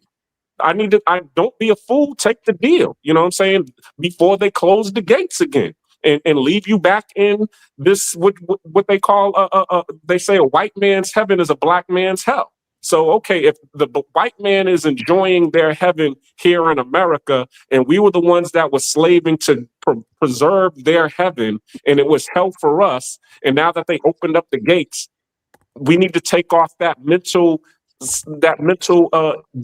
what you call, slave mindset and explore the world and go and get your heaven. And I'm also too, and I'm gonna end it. Okay, it was written that they said everyone will find refuge under their own vine and fig tree, meaning that we're our own vine and fig tree, meaning that we're going to find our refuge amongst ourselves, amongst each other, the people who look like us. That's where we're going to find it. Okay, so if it's foundational Black Americans finding it in America someplace, okay, well, cool. As OTO said, be happy in America. But for those who might find it out other words, South America, Africa, Asia, you need to go seek that. But don't, have that mental slave mindset that this is the only place out here, because we're now going into a global marketplace where every place is starting to become built and developed. And we need to be able to take advantage of the global marketplace. And I'm done. You're starting to Shout fade out in to and you. out. I think you got some very good points in there. Real quick, we're gonna let who? I couldn't hear you. Who said that? That was Lee. That was Lee, the guy right there, right in the bottom of Instagram. Just said so. I couldn't hear you. What I was about to say is, I promised that Azriel could go next. After Azriel, we got to hear from X-Pac, because X-Pac has pulled up on the panel and have been waiting. And then I would definitely like for Shango and OTO to chime in. I want to hear from Ronan too, because he's military. If guys can you guys get to the point and not just make it like extremely, I get it, you want to get your point across, but other people also want to feel heard as well. So KB, after OTO, the floor be yours. Azriel, let's pay him some respect and get a brother the floor, because he has been waiting patiently as well. Azriel, go ahead. Just real quick, I'll make it simple. I won't comment. Just ask me if anybody has a question. They can ask me, and I answer it honestly. Gotcha. That way we can keep everything moving. All right. So can you put me on the big screen for like 5 seconds? I appreciate you. For 5 seconds. For 5 seconds, you can put me on the big screen real quick. You're not going to show nothing that's going to get me banned, are you? No, absolutely not. Okay. I got you. All right. You guys see what this says, right? This is for my MBA, right? I already graduated. So when I hear people, and I hate to make this an age thing, but sometimes with the older generation, why there's a disconnect is because you could take me off the big screen now. I just wanted to prove that like I've done the work. Like when they talk about, oh, you need to go get a STEM program, it's like, dude, you're not talking to someone that just graduated high school and is trying to figure out their life. I've already accomplished a lot in my short span of time. Like I have 3 degrees. What I was trying to say is the disconnect sometimes with the older generation is that sometimes certain people respond just to speak and not to listen. So if you would have heard me previously, I said I've accomplished all that I have. It's not like I'm working at a McDonald's and I'm like, I just hate it and I want to be somewhere else. No, like I've done all the quote unquote American accomplishment, American ambition, this, that, and the third. I've done all of that BS, right? But I'm saying there's more to life, right? Is what I'm saying. And I get it. People think I'm not appreciative. I never said I wasn't appreciative. But it's like if you tell somebody that's excelled in a particular sport all their life, and they're like, you know what? I want to try something else. I want to do something else with my life. And then you tell them, like, how dare you? You need to be appreciative of these God-given talents that you have. It's like, no, dude. I know that there's more to life than just playing this sport, right? And that's how I feel about America. What I'm saying is it only gets to a certain point that it hasn't appealed to me. I've already done, like, to me, this whole thing of, he's talking about, oh, get this STEM, you need to get a STEM degree. It's like, bro, I have an accounting degree. I have MBA in finance. I've done all of that BS that you guys are talking about to pursue this American dream, to level up and become a masculine, high value man. Like, I've done that. It's been there, done that. I'm over that. Now, next phase of my life, I want to see what spiritually, what is my purpose? What move? What's going to motivate me? To me, now I'm at a point where I've accomplished all of that. Right? It was the time I was 25. I had a business. I was working overnight and I was going to school. Right? So you can't be talking about I'm soft, this, that, and the third. Like, bro, I was probably out hustling you at 25. Then pretty much your age. Like, you can't be calling me soft out here. Like, I've done the work. I've put in a lot of dedication and skill to my craft, right? Like I said, I know that there's more to life. Now I'm at a stage of my life where my focus more on my mental health and being able to get up in the morning and say, like, I enjoy my life, not just the money. And my thing is, and I hate to say this, a lot of times with the older generations, especially with Black men, they believe like your happiness doesn't mean anything. Like, your happiness is inconsequential. Like, he's basically, who he's hinting at is like, oh, happy wife, happy life kind of thing. Like, it doesn't matter if you wake up miserable as fuck every day, even though you make 6 figures. Like, no, it doesn't. Everybody has their things in life that's a deal breaker to them. Me, I don't. Money is maybe my 3rd or 4th. I'm more concerned about family, quality of life. I like to be able to wake up and actually have like quality food, being able to have a social life where I'm around people that actually like talking to other people, right? And I understand for some people in America, you might not be able to fathom that there's more to life than money. Like, you feel as though, okay, as long as I have a bunch of money, I'm okay. The fact that I can't even go up to another person and have a conversation with them. As long as I got enough money in my bank account, I don't care about the G-Wagons. I don't care about having the nice flyest house. I don't really care about all of that stuff. I'm a very simple person. I like to bike, smoke cigars, and surf, right? That's not, and you might think that's weak, but to me, I feel fulfilled. And that's what I want in my life. Wouldn't it have been easier to say I'm a simple man with simple needs? Yes, but I was pointing to the point that America has only but so much appeal to me. Is that's what I'm saying. Like, I feel as though there's more to life than just making money, you know? But I don't think he's a simple man, nor does he have simple needs. But okay. But no, let me chime in on that right fast, and then we're gonna go to what X-Pac say, just ask some questions. So we'll go to Darnell after that. But I just chime in on that. But first of all, shout out to Miguel let me highlight because he said something. Y'all been man, shout out to the chat because y'all definitely been on it, like so much so to where I can't even find it. But no, shout out to Miguel. Shout out to Miguel, man. I feel you, bro, and I feel where you're coming from, and that's something that I want to try to relate to the panel is that, like, say you talking to brothers that like they feel passionate about their country, that they put their life on the line for in a lot of things. Not saying that's what you're trying to do, but it can come off disrespectful, like they just wouldn't put their life on the line for some BS. You know what I mean? And even though you didn't try to say that, that's how they could take it. You see what I'm saying? So let me say this. Check this out, Chan. He said they're not going to minimize my contribution to this country. Wasn't it 2 weeks ago a Marine got his arm broken in a room of Congress saying we don't want to fight for Israel? But you're saying I'm minimizing my contribution, but you literally had a member of Congress break the hand of a military veteran, but I'm the one minimizing your contribution, right? You want to target me and attack me, right? Because I say it doesn't have appeal. Meanwhile, the officials that you elected broke the arm of a Marine because he doesn't want to fight for another country. He doesn't want to fight under the guise of another proxy country, right? But I'm minimizing your contribution. We arguing with the chat now? Yo, Ronan. That was Miguel. He came up there before. Come on now. Let's not play. Yeah, no, that was definitely Ronan. I want to hear your opinion on this.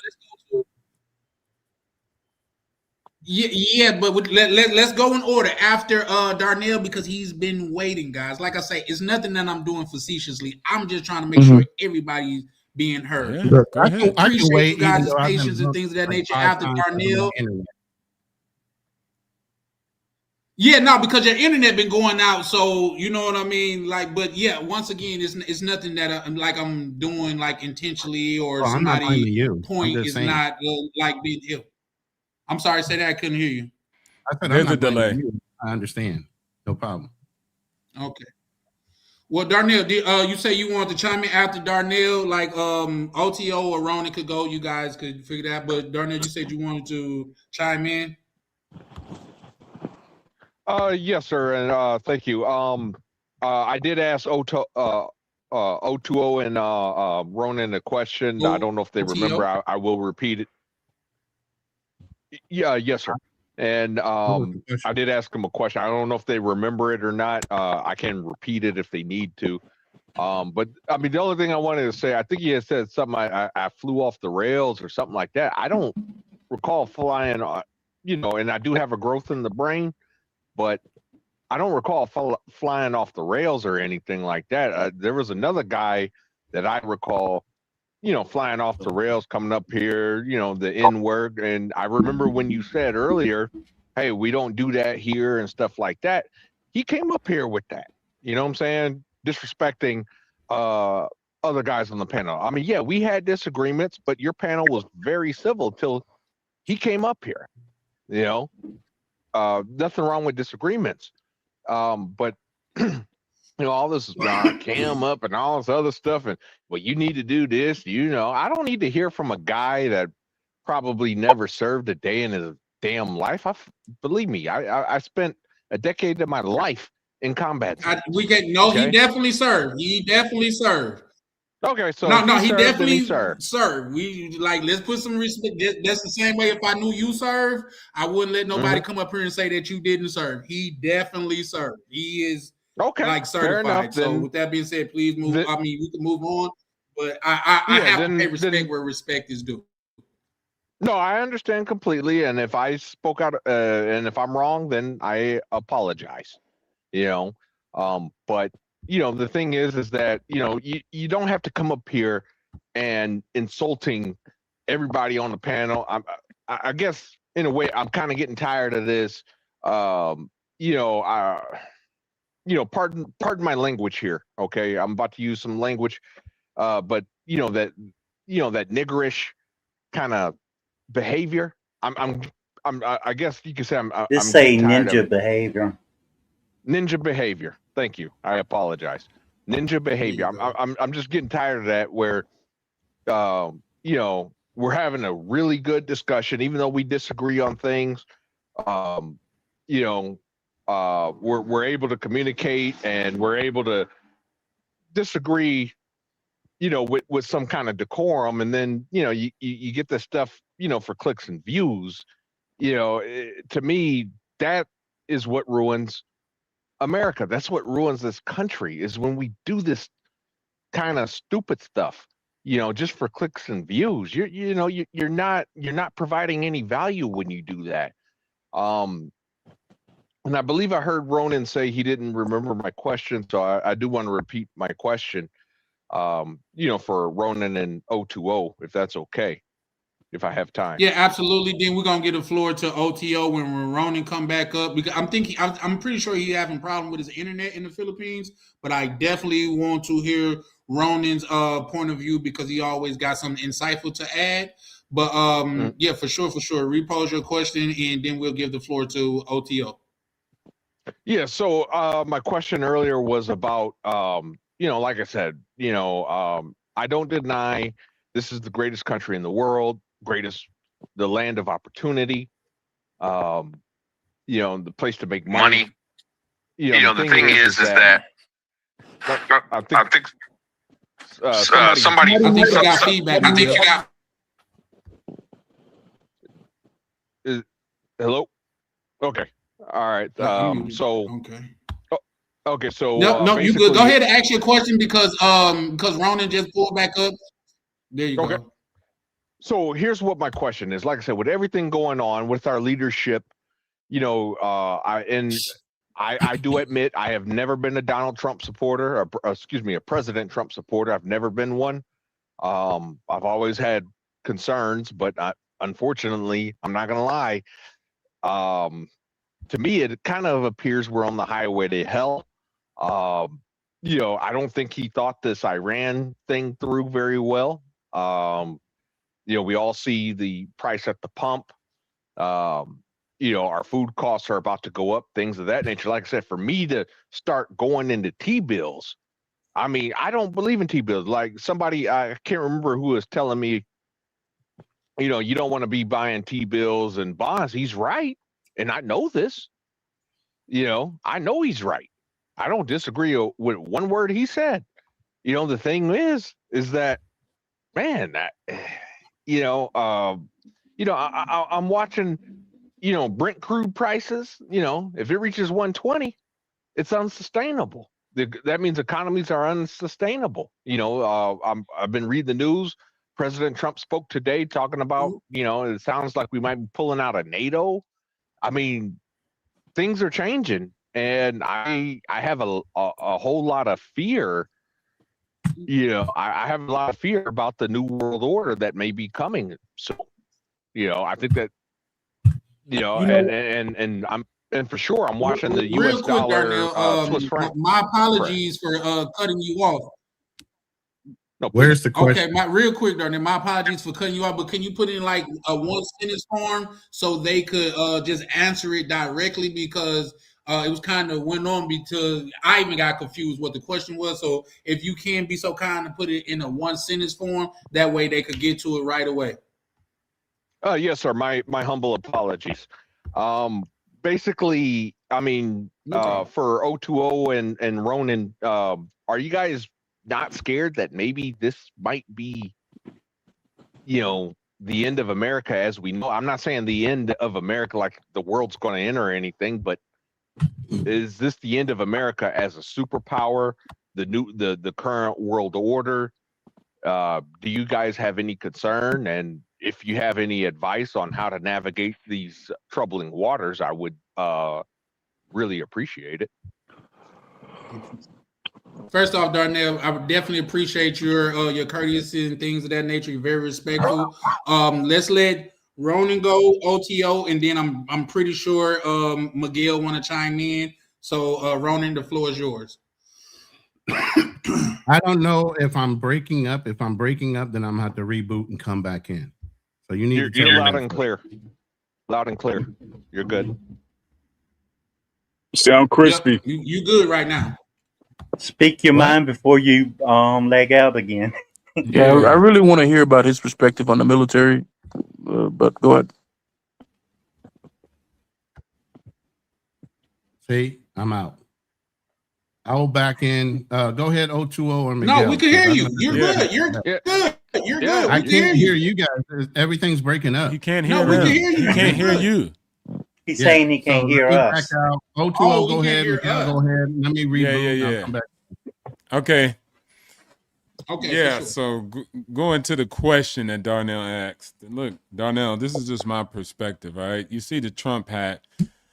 I'll have a goddamn Kamala Harris hat. I had an Obama hat. I'm not against political parties. I'm always just for America.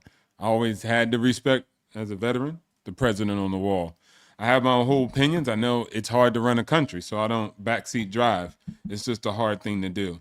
So that's kind of just my straightforward answer is no, I don't think it's doom and gloom. Actually, when I actually look at history, everybody believes that. People have been saying America has been in the decline. That was the first question. People have been saying that for 100 years. They thought it was the United Kingdom and Germany in the 1900s. In the 1950s, they thought it was the Soviet Union. And in the 1980s, they thought it was Japan. And then in 2000 today, they believe it's going to be China. Huh? That's just what humans do. Great Britain collapsed. This is right here. They always think that someone's going to overtake the United States. The They USSR always think that the collapsed. decline. Bro, I know that when people were talking, I was quiet. I All right, know bro. that for a fact. Am I You tripping? just saying Yeah, give him the untrue respect things, of letting but him finish okay. that. Go ahead. You could say No, whatever. you can rebuttal. You don't believe like, it's untrue. After Okay, Miguel, yeah. Go because Cool. Roman go next. Yeah, you Listen, can rebuttal, listen, but listen, give him listen. the respect of the floor. Yeah, exactly. I'm talking straight through the people on the panel into the audience, bro. If you're a young gentleman, I don't just talk about what I want. I'm actually living that type of life. I don't have discontent for America, for Thailand, or for any other country. If I want something, I get it, period. So money is important, but guess what? I'm the one who got financial portfolios that say piece to profit ratio. I retired over 50 people and got them out of the issues of trying to always curate money. They liberated themselves and lived free. Some in America, some in Portugal. I don't give a damn. One thing I just don't favor, and I say something against, is that doom and gloom narrative. Grab your testicular fortitude like a true man and go out here with your head held high and get shit done. And when you say it's done, I've done all the work, then go seize your utopia. Go build your Garden of Eden. Nobody's stopping you. Women in America ain't stopping you. The Illuminati ain't stopping you. Nobody's stopping you. Yes. Get off this stream and go order a ticket right now. Go do it. 020, may I submit a rebuttal? Let him finish, guys. He's not finished. Let him finish I'm right done. fast, Darnell. He was quiet while everybody else was saying their point. Just go ahead. Darnell, it has to do with what he's has the floor now. saying. Well, it has to do with what he's saying. I just wanted to ask 020 if it's okay, real quick. Have you been watching the U.S. dollar Swiss franc currency pair? Have you been looking at the charts? I mean, we are approaching unprecedented territory, and I've ran several. And I know you're anti doom and gloom, but I've ran several doomsday scenarios, and it doesn't look very good. I predict that the U.S. dollar. You can put some load on my number. Say again? Hey, Ronan, you on? Mute him. I don't think he means to say it on the stream. Yeah, you on, Ronan. You're live. He's talking to his wife. He's talking to somebody else, so you got to mute him or take him off. Yeah. He's on the phone or something. Yeah, I'll mute him up. So 020. Ronan, whenever you come back, just unmute. So 020, the U.S. dollar Swiss franc pair, like I said, we're approaching unprecedented territory. Like the charts, there is no history of the U.S. dollar falling below 0.68. There was a ghost wick. 0.67, is supposed to be a strong support line, which we bounced off of so far pretty good, but the dollar has been in practically free fall. And I ain't gonna lie. I mean, I've run some doomsday scenarios here and they don't look good, where basically the models I've run suggest that the dollar may not be the world reserve currency in the next 15 years. Okay. Well, we'll talk in 15 years. But right now we on top. And we've been on top for a long reply. time. Real quick, guys. We got to give Miguel the floor because Miguel pulled up and he's been. That was a valid response. OTO. Hey, Miguel, I think you're giving a little feedback though. He needs to turn the volume on YouTube. Turn off YouTube. I'm not on YouTube. I'm just on the StreamYard. Okay, you good now. Huh? I'm good now. No, he's not. Damn. No. I'm gonna drop off. I'm gonna drop off and come back in. I'm gonna drop off and come back in. All right, for sure. All right. You still got your spot, bro. So you good. Yeah, no, I think that's a valid response. In 15 years, who's to say what could happen? You know what I mean? Like, I think that's valid. Charlie, real quick, Expat. Go ahead, Expat. I just say what I've done in my life is I hope for the best and I prepare for the worst. And that's all. Words to live by. Short, Yeah, sweet, and simple. but Shout out to the goddamn expat. Asriel wanted to say something, and then KB, you can rebuttal. But as soon as, guys, let's be clear. As soon as Ronan get his technical difficulties straight away, he gotta have a shot because he hasn't had a chance to chime in because he's been having internet problems. So let's just be respectful of everybody and things of that nature, and just move forward. Asriel, you want to go? Yeah, it was towards what Darnell was saying, right? And I wanted to kind of strengthen his point. And I'm not trying to talk for him, but I was listening recently to a historian, and he said, you know, when the Romans realized like the empire was in decline, when there were bridges that were broken, and they were expecting people to come and repair the bridges, and no one came, right? I can say the same. I mean, it could be a parallel to today. A lot of things, for example, I could even bring up the example of the. Yeah, we got you. Yeah, we can hear you. My point being, yeah, we got you, Ron. My point being is when I brought that up, I noticed. I mean, it was with any empire. Like people never realize that the empire is in decline until it's usually like too late. And I'm not saying it like, oh, this doom and gloom. I even looked it up. I've looked it up several times. You could type in indicators of an empire in decline. And I looked it up. It says severe economic distress, which is high debt, currency devaluation, intense internal political conflict, widening wealth gaps, and military extensions, right? Overextension. I mean, that sounds like what we have now. Exactly. And that was my point. Now, does that mean that I'm like a communist? Like people might trying to paint me out? No, but I'm pragmatic, and I'm not. When it comes to stuff like this, I'm very straightforward, straight to the chaser, right? And like I said, for various reasons of me saying the appeal of America has kind of dampened, is what I'm trying to say. And like I said previously before, people didn't realize that the empire was in decline until it came to a point where there were certain amenities that they expected to be there, and it wasn't there. For example, the way that America is functioning, for example, you having government shutdowns in November, and then you have another one in March. Oh, that is a good point. Yeah, that is a good point. Whereas though you have TSA, right? A situation like this, if you were to look at TSA, if you would have told somebody 30 years ago, you brought them to the future and showed them a picture of any airport in America and showed them this, they would have thought this was some country, some second or third world country. The way that TSA was operating, right? And that's the point that I'm trying to make. And I get it, people are patriotic, but we have to be we have to be realistic. That's what. When I heard about the government shutdowns, I thought this was a Brazil thing. KB, 1 second. Yeah, we gotta let Ronan go because Ronan hasn't went yet. Ronan, can you hear me? Yeah, he dropped out. Damn, he dropped down. I just have one thing to say real quick. Right. In the short KB, and sweet. Go ahead. When Roman realized, go ahead, expat. No. When Rome realized let they were, go first. You cutting them off. I can't talk. When Rome realized they were in decline, Go what did ahead, they start doing?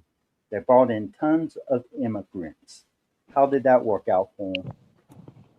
It went horribly because what happened is the military and the people that were, military were promised land when they would come back. They felt as though there was no difference between them and a person that came there basically as hired work. So all you had is a country full of mercenaries that were just in it for themselves, and the lack of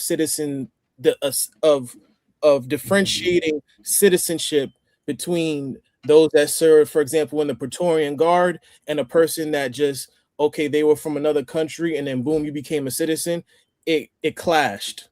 It clashed with both parties. I don't know if people are familiar with the Praetorian Guard, right? Yeah, shout out to you. Real quick. Let me say this real fast. I think X-Pac is the only one that he say I'm gonna be really quick. He's literally really quick. So really quick. Shout out to X-Pac for that. Yeah, right. But yeah, he's the only one that's why when he said that I was like, go ahead, because he's literally 15 seconds and he's out. You know what I It's mean? mainly Like, just so waiting shout out to my them. That's the only turn. thing. Once again, everybody, I'm not being facetious. I'm not trying to be mean-spirited. I'm not trying to like ignore anybody or anything like that. I'm just trying to moderate to the best of my ability. They ain't got no hand guide. Well, I haven't seen no hand guides for this shit. So I'm just trying my best. If you do know a hand guide, send it to me. I'm open for criticism. I said that on this screen. But and you can call me in the back office with criticism. Otherwise, it's going to seem like hate. But with that being said, KB, the floor is yours, sir. I'll be quick. I would Hell say no, you won't. I would say to especially to his point, because you know that brother right there, he touched on something so, I mean, it was so well put that I don't think most people realize how well put it was. When you hear something like about a 45-day government shutdown, and you know no one's getting paid, employees aren't being paid. When I hear something like that, I'd be like, when I first heard that, I said, man, you know, this must be Portugal. This must be Brazil. I said, ain't no way. But it is yes way. Today, we're kind of on almost 90 days, if you counted from the start of the year, where government employees haven't been paid for close to 2 months, or some even more, right? Where you see a lot of the it goes even deeper than that. A lot of those civil rights protections that we even used to have here, a lot of them are very much getting gutted right now, right? So you kind of, that's why I kind of say it's kind of like I really do think that there's something really bad going on here. And finally, to OTO's point, while it is true that people tend to doom and gloom or to dramatize or exaggerate situations, a caveat that I want to add is that sometimes it's not untrue. For example, Great Britain, you know, and its eventual collapse due to its debt, the USSR. Man, even in 2006, 2007, people were talking about how strippers were owning 5 houses and how, you know, this is a bubble. Well, we didn't see it immediately, and maybe people didn't want to hear that immediately, but the consequences still had to be paid. There are quite a few things that, you know, are exaggerated and that are not true, but there's quite a few that are not exaggerated. I got a question. That's not quick. Go ahead. That's all. No, that he was being facetious when he said that. No, I was really trying to be quick. I thought I was quick. My bad. KB? I made an ass of myself. Go ahead, Charlie. What was you gonna say? Okay. No, I said, I said, KB, have you thought about scripting? You probably could get 7 houses. No, okay. Just saying. Is Miguel stuff Miguel back, and Miguel didn't get a chance to chime in. So Miguel, can you hear me, Miguel? Yep. Yeah, I can hear you. Yeah, when I was off, I heard niggas call my name 3 times in the mirror. Niggas called my name 3 times in the mirror like Candyman, so I showed up. You know what I'm saying? So instead of saying the N-word, just say ninjas. That's more respectful. Would that make you feel better? Would that make you feel better? Free to No, that's what they was talking about earlier. They were talking about saying the N-word on the panel. So I'm just respecting the panel. All right, just for you, baby. Ninjas. Okay, Buttercup. That's my guy. That's my guy. Now that is a proper response. Now see, exactly. Now that is a proper response. See now, which I can't. Can y'all hear me? Yeah, we got you. Go ahead. Oh, okay. See now, yes, loud and clear. We got you. All right. Nah, it kind of like got quiet on my end. So, you know what I'm saying? Like people can go back and forth. I don't know what happened. Like I was saying before, I don't know what happened with this new generation and everybody talking about doom and gloom and all this and that. So I'm gonna put it to you like this: if this is the generation and if this is the spineless and the backbone of the generation that's supposed to come after us, after we done went, bled, kicked ass all over the world and did all kind of shit, then you probably right. America probably is in a decline. And I'm gonna leave it right there. That's all I got to say. May I answer his question? Go I ahead. believe what happened is a Shout lot out of to you. younger I men in appreciate you this keeping generation. it respectful. I think a lot of men in the Go younger ahead, X-Pac, my generation bad. today, I think a lot of men in the younger generation today didn't have a father figure to teach them how to be a man. Yeah. I think I even. mean, Go ahead. I If you think weren't that done, it's a lot of X-Pac. validity in that. I'm done. Yeah, no, let me say something No, real quick. go Okay, ahead, I Joe. got you because I thought Ronan thought he could get in, but now Ronan's to the panel. So Ronan's there. because X-Pac, when he say he'll be real quick, he is Hey, really quick. can I say But something? Ronan's has definitely put up on the panel. Hey, this Shango. No, what? Who said that? Shango, let me say Shango. something about the dude, Sure, the military Shango. service. Let You me got let me it. just say this right quick. Yeah, can you keep it brief because Ronan It's gonna be his internet is kind of going in and out. So while we got him, we definitely want to give him the floor. it's gonna be quick. You know, I'm real deep into my family history, ancestry, genealogy. Yes, sir. I'm not gonna give any name. I'm not gonna give any names. I'm gonna just give some abbreviations. HW was born in 1830. He joined the Union military in I think it was 1862 or 1863. NW. He was born in 1864, Yeah, this is 1865. quick. Damn, how quick is this gonna be? It's gonna be quick. Jesus. Are you gonna be quiet? I'm not saying anything. So he was born in 1863. No, Then you have just go 1874. ahead Then you because have like I said, Ronan 1908. has been waiting patiently. Yeah. Then 1908. Then 1941. So these are guys in my family who actually fought for something to defend this country, even though they were considered during that time as less than man. They didn't have full human rights. And what conflicts did you fight in that actually saved America? In the 80s, in the 90s, even Vietnam, fighting in Vietnam, did that help? Was that going to save America, or is that considered unjust? Just like the Gulf Wars, just like going to Afghanistan. So don't come at me with, oh, I fought and bled for this, because seriously, you didn't bleed for nothing. I'm done. That's all I had to say. Shout out to you. What's going on, Ron? Real Go quick, ahead. guys. You got- Ronan has the floor. He's been waiting for some time now. Ronan, the floor is all yours, my good sir.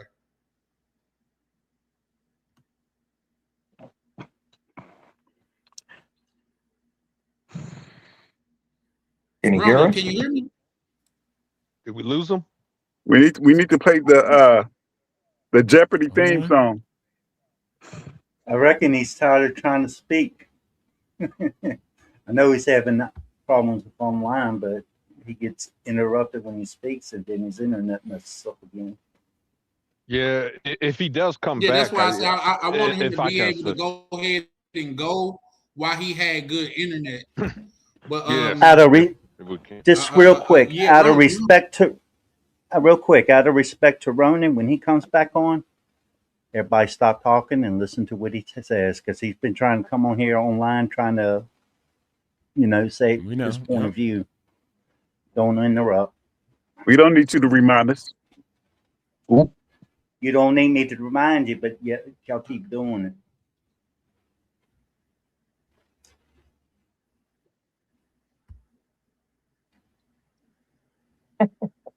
Damn, not my computer fucking. I missed that last part.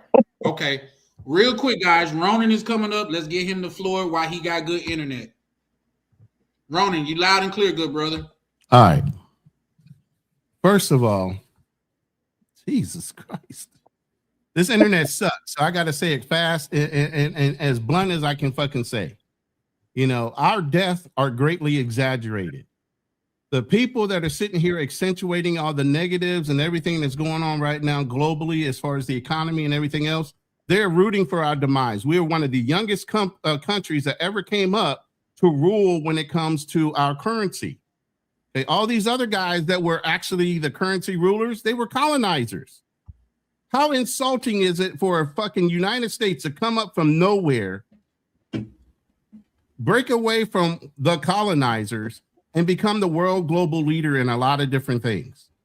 And the fact that we got people on this panel don't appreciate the fact of how far we come to say that they dislike what's going on in America. Fine, dislike it. But you still can't go against what we've done for the country, not only, well, the people that serve, but what we've done globally as far as bringing about some semblance of peace amongst all other countries. Now, we might have some shitty leadership right now.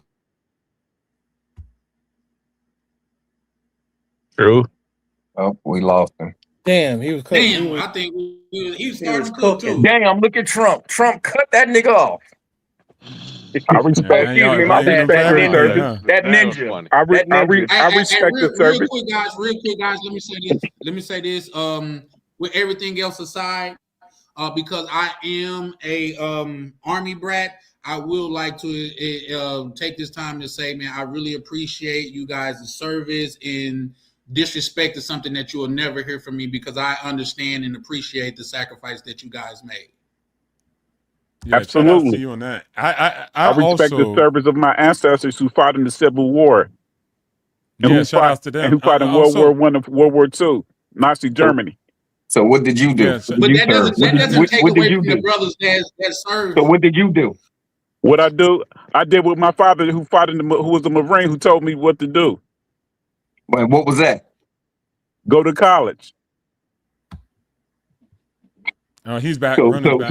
So you want to sit up here? So you want to sit up here and elevate yourself off of? You want to sit up here and elevate yourself off of the backs of people that came before you, who fought for your right to be ignorant as you are right now on this panel. Pause that. Let Ronan speak, please. How did you save America? Yes. By fighting in I Vietnam. don't even know where I left off at, to tell you the truth. Trump part. The Trump. You said shitty leader Trump. Go ahead. While we might have shitty leadership right now, that doesn't mean you throw out the whole fucking country because of who's running it. You get what I'm saying? You still have benefits here that are far surpass any other country. O2O brought up the fact that there's no social welfare in a lot of fucking countries that you have here. There's no retirement in a lot of countries, where in the Philippines, there's a legal law that the children have to pay the retirement of their fucking parents, because there is no fucking federal welfare system here. So the kids are raised, child support, yes, retirement. And they help out with their siblings as well for them to go to college. You have so many advantages in America for you guys to say, okay, fine, you don't like some of the politics that are going on. You don't like, the way the dating culture is. Those are fucking minor ass things on a larger scale of all the benefits America gives. You guys are being really fucking petty over little things when it comes to an overall global perception of the benefits within the United States. Are you fucking kidding me right now? Most of your grandparents, and like you guys are bragging about, people that served in the military, they fucking sat there and either caught a bullet or were lucky enough to come back home. And the ones that came back home, most likely they're traumatized because they watched their buddy's head blow up right next to them.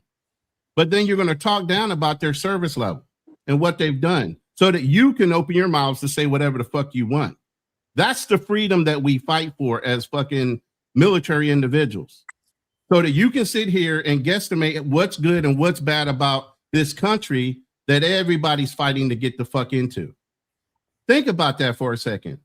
You have all the advantages, yet and still you're finding a way to complain when anybody else in any other fucking country would love to be in your place, would love to be able to take advantages of the systems that are already established here that they can freely take advantage of the minute they get in our fucking borders. We can't go nowhere on the global economy, any other country, and take advantage of their systems. We can't go and get on welfare. We can't get no assistance on housing. We can't get none of their shit. I disagree with that, Ronan. We do take it. Not all, Let no, you Ronan might go finish. Let him country by finish. country. You might go country by country and get some exceptions, but the global perception, there is nowhere an American can go and take advantage of all the systems that are in place there in those countries.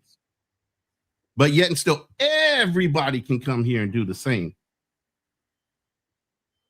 But you complain. That's where somebody said, you know, each generation gets lazier and lazier and doesn't appreciate the work of their fucking forefathers and their ancestors.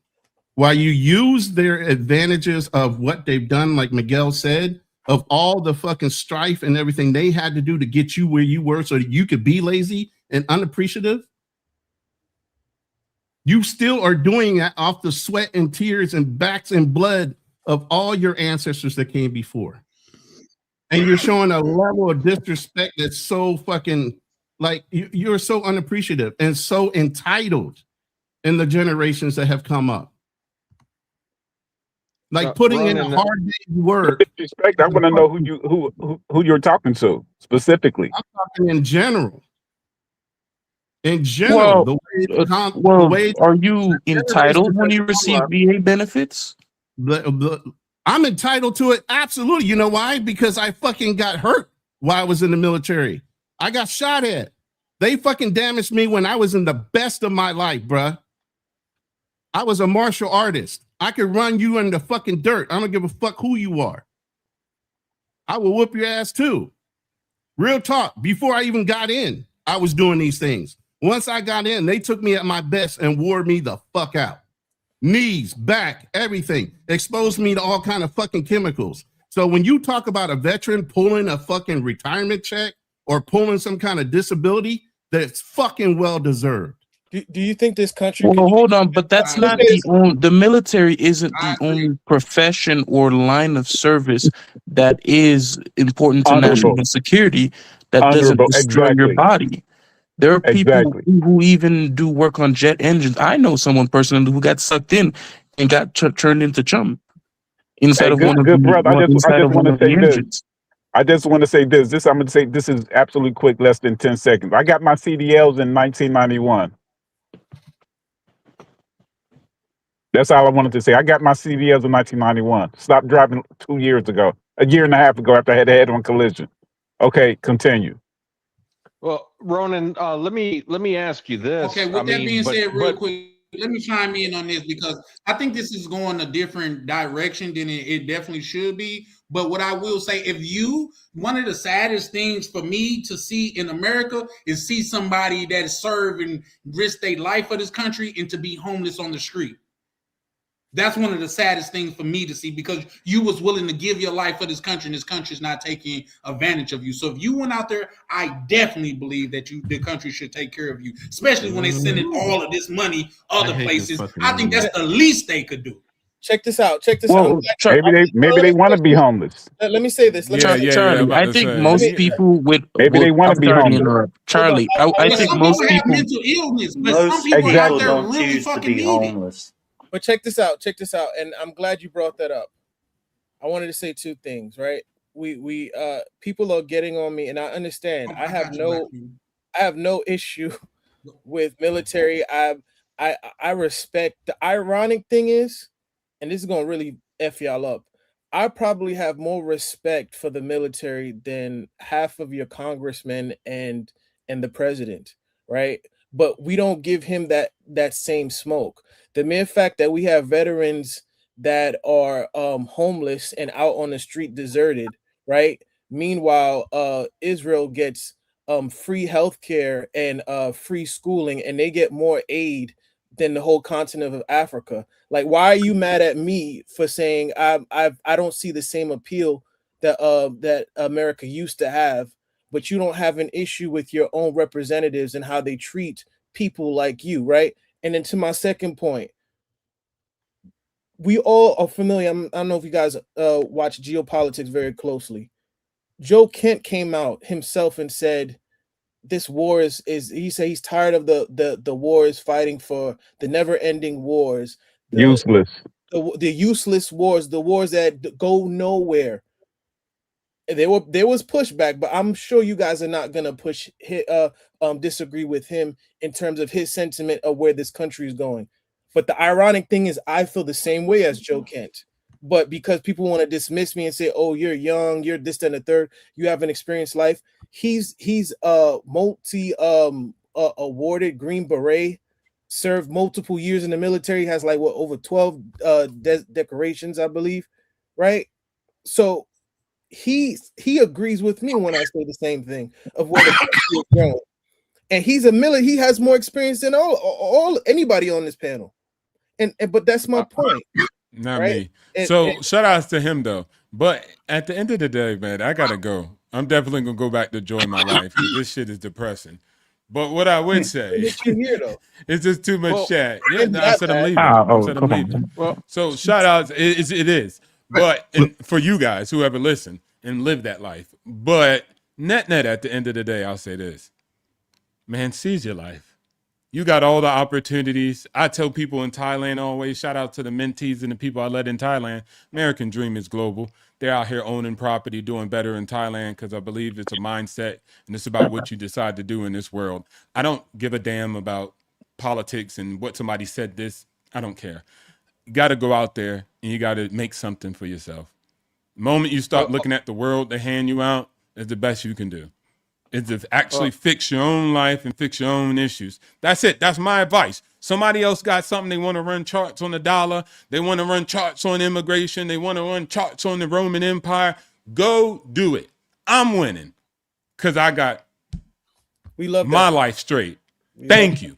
Motherfuckers winning, dipped in butter. I love this shit. And yes, I'm going to say it. And not only am I winning, I put people on. Shout out to Digital Nomad in the actually in the chat. That brother said he couldn't afford homes. Listen to me. Shut the hell up. And he not only afforded the home, he made a profit when he bought it. That's what I'm talking about. That's the difference you can change in your life when you stop looking to others. But that's just my play. Some other people run the Roman strategy. Want to look for the decline. Want to run into treasury bonds. Do it. I don't care. But if you're not winning, if you're discontent with your own life, then whatever you can believe is probably not the solution. You're losing from your own admission. I'm a realist. You know why? Because I live the life in which I say I love. I'm not a realist because I look at charts and can tell you that America's going to decline in the next 15 years. I'm a realist because I really live this. Shout outs to everybody else who's living their best life. And if you don't have hope, then go somewhere and find it and figure it out. Shout outs to everybody in the chat. Much respects to the entire panel. And then don't say the N-word because expat will get on you. And shout outs to Ronan. One thing we can say in this chat is the Philippines, hold on, let me finish. The Philippines don't have better internet than the United States of America. It doesn't have better internet than the United States of America. We can say that for sure. Shout outs to you, Charlie. Shout out to OTO, man. I'm just saying, if y'all gonna say the N-word, I'm gonna say it. How's that gonna work out? Well, because I have no problem saying it. O2O, just real quick. I'm sure you don't have a problem saying it over the internet. Well, just real quick, before O2O leaves, I'll tell the person right into the face. I have no problem knuckling up to a buttercup. Well, O2O, before O2O drops off, if I were to send you my work, I can understand the criticism, I'm receiving right now. But if I were to send you my work, you look at it. If I'm wrong, I mean, I will apologize. I'll kowtow, whatever it is, if I'm wrong. All right. But if I were to send you my work, you take a look at it. You know what I'm saying? Could you? Send that brother an email. You guys know each other's email. Send that brother an email, man. You wouldn't probably. Don't send me the email. Don't send me the email.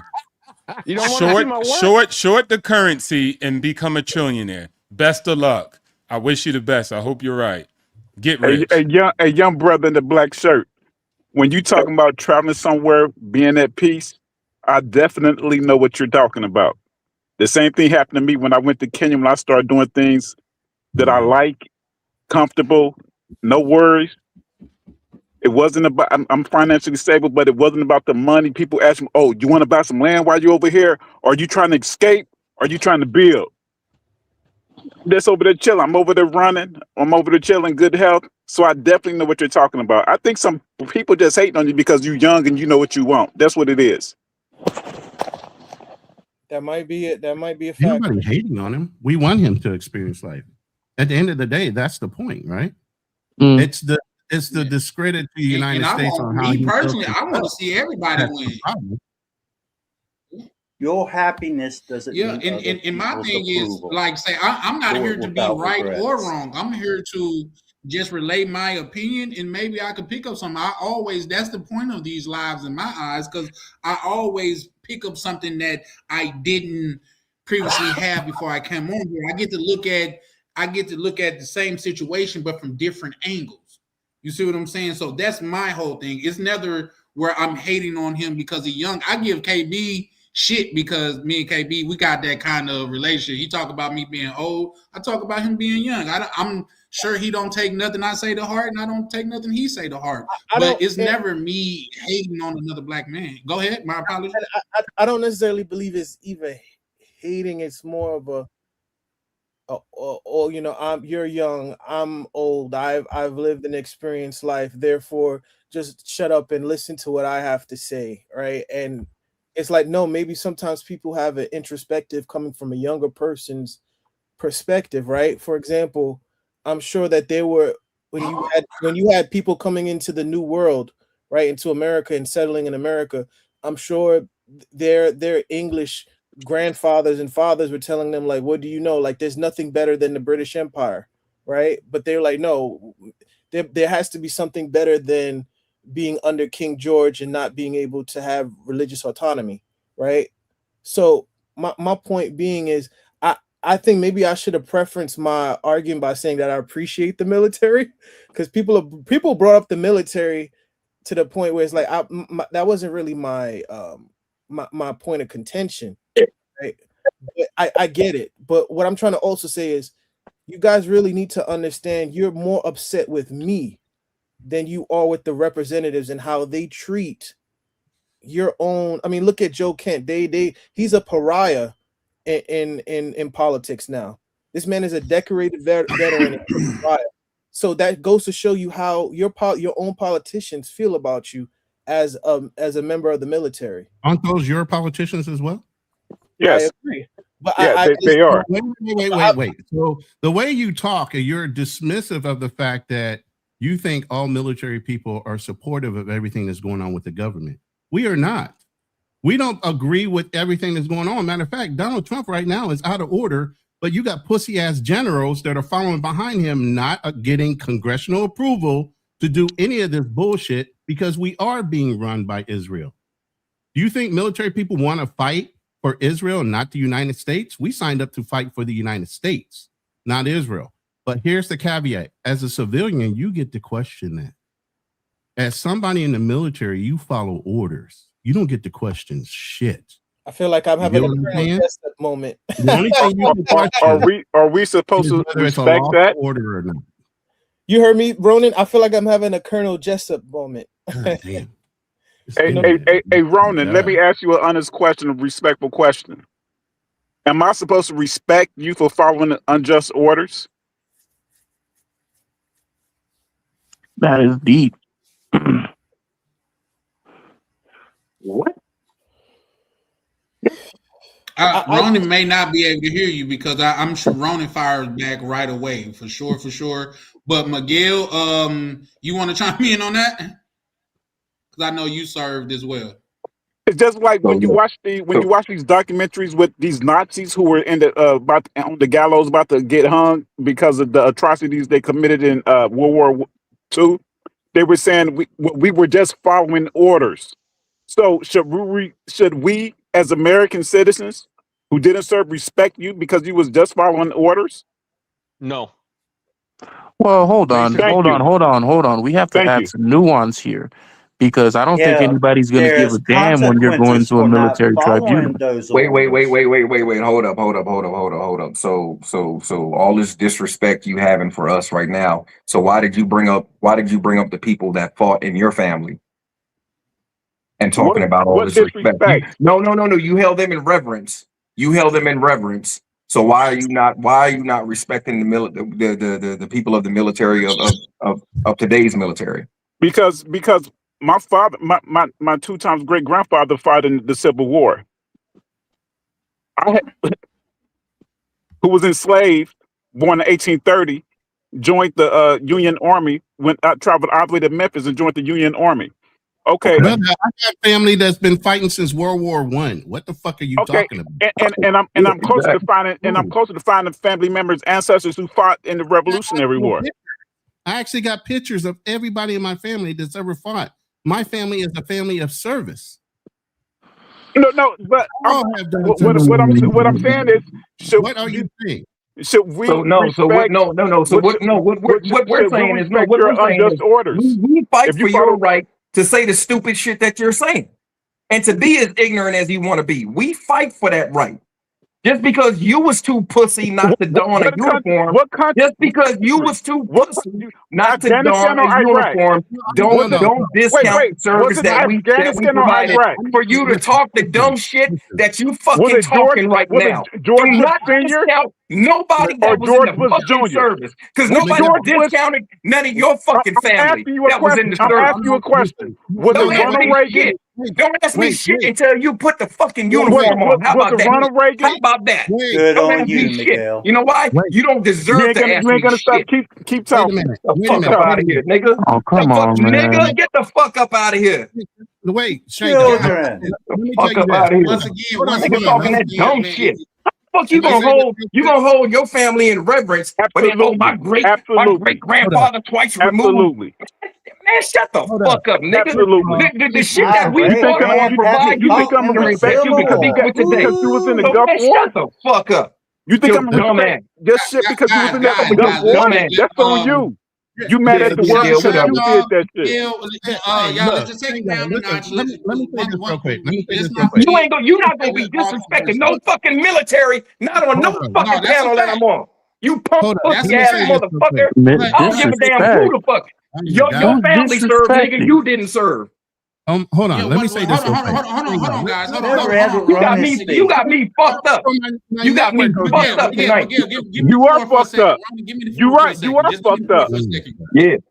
You fucked yourself up. No, just 1 second. Hormones down, everybody. Please do me a favor and do not disrespect the armed services of America, because they are what keep us safe. So should and definitely most have to come with a level of respect, even if you don't agree. You know what I mean? So I think that's a fair point. You may not agree with it, but it is deserving of respect. Just like your people, your ancestors should be respected. The men that is served after them should. The brother just said something that the generals letting Trump do this unjust shit. So I was just asking, should we respect it? We just heard you talk. Let Ronan speak for a minute. Real quick. Hold up. Yeah. Let Ronan rebuttal. You asked the question. Let Ronan rebuttal. That was the question. Okay, so shut up. Let me answer it, though. God damn. You ain't got to comment just to get somebody to answer your question. Go ahead. Proceed. All right. Proceed. Shango, I'm not discrediting you because I told my sons the same fucking thing. Do not go in the military. Okay? So, and I'm a Marine, just like your father, your grandfather that told you don't go in the military. I said the same thing to my children. So I'm not fucking faulting you for that. Okay? Go and get your education. God didn't say you were in the military. Okay? I'm telling every one of you. It's traumatic. You've already had enough trauma as black men growing up in America. You don't need any additional. But sometimes people don't have choices. And this is me coming out of the military. I'm telling those don't go in if you can't. If you have some other way of doing something, then do it that way. Don't go in the military. Okay? Because as you can see right now, we're not fighting for the glory of benefiting America. We're fighting for the glory of corporations. We're fighting for glories of other countries and everything else. It is not honorable service anymore. But the problem is right now, you still have your brothers and sisters and family members that are in. And sometimes when you say things, it can be disrespectful to their act of service. Agreed. And that's all we're trying to say. Agreed. Don't discredit the fact that somebody had that choice and maybe they didn't have any other choice. I had a lot of brothers that had to join the military because it was either that or they went to jail. And they did their time when they were in. You get what I'm saying? Sometimes you don't have a choice and you have to serve. But to discredit somebody that's willing to risk their life or to do service for the country is the problem.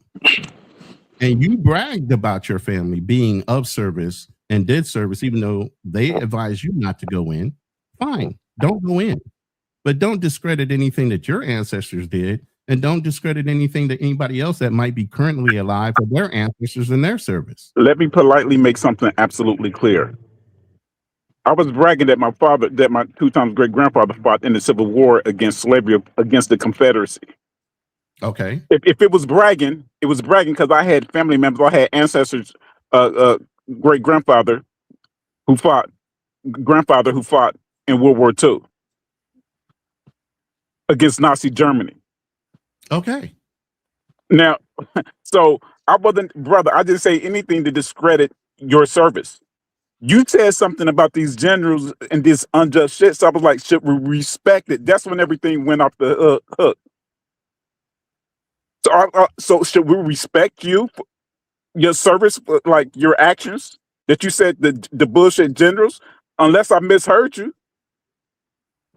That's all I was saying. There are a series of checks and balances. Absolutely. There are rules of engagement. There are a lot of things that go before just blindly following a politician that was elected to become the president of the United States. I absolutely did say those things. And one last thing. And the president who mocked a man who was a prisoner of war who was tortured. Oh, I absolutely don't agree with anything Donald Trump is doing right now. Did you not hear me? No, I didn't say you were. I'm just saying about this man who, some people wear the MAGA hat, and this man is mocking POWs. You're referencing my late Senator John McCain. Correct. And I know, and I'm very aware of John McCain because he was a big boxing fan. And this is the same president that ran on the ticket of no more new wars. Absolutely. These are all contradictions of what this man said he ran on. This is contradiction so bad that if you watch the midterms right now, you might even see right wingers and you will see Republicans vote against Donald Trump just so there can be checks and balances when it comes to congressional approvals. I wouldn't be surprised if Texas turns blue too, to be honest. I can tell you right now, there are so many redneck white motherfuckers right now that are so pissed off. If you look at anything when it comes to Nick Fuentes and others, they are all against these actions because they're about to make America great. What white racist motherfucker do you know likes Jews? You get what I'm saying? Why would they be down? Wait, why would they be down to have their white brothers and sisters over there and fight for that? Why would they be down for that? Last time I checked, I'm trying to tell you. Last time I checked, the Jews are white. They're Caucasian. How many politicians ran They're on Ukrainian. empty promises? They're German. Yes, I understand. Ashkenazis come from Poland, Ukraine, and all that. I'm doing a whole fucking series on who the Jews are. But they're not Anglo, though. It's okay. No, they're Caucasian. And you make it seem like all white people get down with all white people. If that was the fact, why is Russia and Ukraine fighting right now? All white people don't get down with all white people, just like all black people don't get down with all black people. Of course, they have. But what Ronan just said is just like in Kenya. What Ronan just said is facts. You got some hardcore redneck white boys that is pissed the hell off because, just like he said, Trump ran on "Make America Great," and now he got the military up over there capping for Israel. Like, come on, man. And they see Trump as the great white hope that's going to save their great white country. No, they do not. Go check your facts. Are y'all saying all rednecks are racist? Not all. I'm not saying all white people, but it's like this. I'm walking past. Wow, that's a cute dog. Go ahead and pet it. Nah, that dog might bite. I don't trust dogs. So I'm like this with Caucasian people. I don't trust them. But most of them, no, I'm not going to deal with them. So most of them are racists and do support Trump, and they would keep supporting him. They hardcore. They locked in. Racism is just You all need to over check the your world. facts, bro, because they've changed. Where would you Nobody get likes that Okay, from, though? Like, okay. is that Matter of just fact, your I would say anecdotal this. Let me experience, put it this way. Sean? Like, Any I genuinely politician, want to know. let me say this. Any politician right now running off of AIPAC, whether it be Democrat or fucking Republican, will not get re-voted in. Anybody participating in AIPAC at all, if anything, Israel has exposed itself on how much control politically they have within the United States. Facts. And at this point, everybody's fucking tired of it. At this point, nobody else will support Israel. No politician, no new president. All that shit is hands the fuck off. As a matter of fact, politicians are running on, what's his name? James Fishback is saying, hey, I don't support Israel. But Thank you. the other black dude does. Right? I forgot his name. This is I'm telling you, brothers, they are locked into this MAGA shit. This MAGA code, these motherfuckers are locked in. They're not. Trust me. It's different. Look, the only people who aren't locked in are the independents. MAGA's not the same as Republican. It's not the same as I'll say one thing real quick. People can still be locked MAGA into and not anything condone the because fucking I war. don't believe your vote matters anymore. Of course, the world is on puppet strings. when I hear Caucasian people say your vote don't matter because you are the majority, you can be afforded the luxury of not voting and still get shit done. As a black man in America, we can't. We have to vote. I disagree with that. I disagree. OTO, if you were just talking, I believe you're muted, good brother. But I disagree with that. Oh shit! Let me get OTO the Summer Jam joint. Hold on. For me to vote, it has to first be somebody worth voting for. Yeah, we don't need to talk. Yeah, Shout outs to America. Shout outs to America. Shout outs to Biden. Shout outs to Obama. You feel me? Yeah. Shout outs to the opportunities. Look at that. Nice, right? Big talk from Thailand. Yeah. Ain't That's bad what's up. at I like all. that view. That's a million. I like to see you do that from the World Trade Center. I bet he won't wear that hat going. I got one in Miami like this. I got one in Miami like this. In Texas. Got guns and shit. That shit is fun. Shout outs to Texas. All right, well, don't wear that hat going through Kenya, through Eastern Kenya, where all them Somalis are at. I'd like to see the next live with you in Miami. Yeah, I got to talk to my partners. We just sold a bunch of properties down in Miami, so I got to go see them. So yeah, I'll let you know when I do that. Shout outs to my Jewish partners. Like, what I was saying earlier, for me to vote, here's the thing, it has guys. to We be don't have somebody to worth agree voting for. on everything and stuff like that. There's a lag on your Yeah, end, Charlie. I agree with that. But Because is there a lag on my end? Yeah, because Expat was saying something and so. I can't hear him. I was saying there for is me a lag. for me to vote, it has to be somebody worth voting for, and I haven't seen that for a long time. I don't think it's you. I think Azriel might be lagging because I can hear both of you all fine. I don't see no lag on Charlie's end, but his internet might be lagging a little bit. But I don't think Charlie heard Expat when he was talking. That's why. But I might be wrong. I don't think you're wrong. Because on my end, it's all good. Go ahead. I was just saying I don't think you're wrong because I don't know if you noticed, but when Charlie would speak, it sounded like there had been some time that may have elapsed, because the conversation just wasn't making sense, so I definitely think there's a lag. It may be. We didn't got to 5 hours and damn near 30 minutes, so we finna get ready to be shutting it down in a minute anyway. I'm sorry. Go ahead. I said that's how it happens. Next thing you know, you be at 11 hours and 30 minutes. I make things fairly simple for people. I'll make things fairly Go ahead. simple for people. The life you deserve is the one you're willing to create. The world owes you nothing. I'm not saying not to help people in need, but make sure you're not enabling the bad behaviors. And that's all life is about. Mhm. Yeah, for sure. Well, I agree with that to a certain. It puts me in the mind saying of I heard a saying to where it said I bargain with But life for a penny and life ain't no more. You get out of I, life what you expect from life, what you willing to work for. So Yeah, they say the grass is greening. The grass is greener where you water it.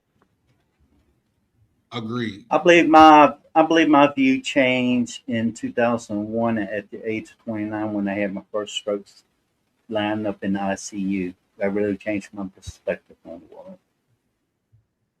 And ever since then, I made the best of each day, regardless of the circumstances.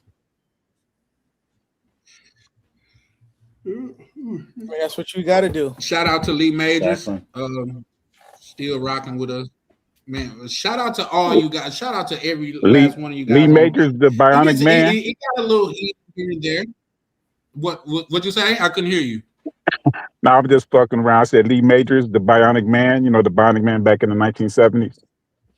Oh yeah, It's the yeah. $6 million man and the bionic woman. Yeah. Oh yeah. You're right. You're right.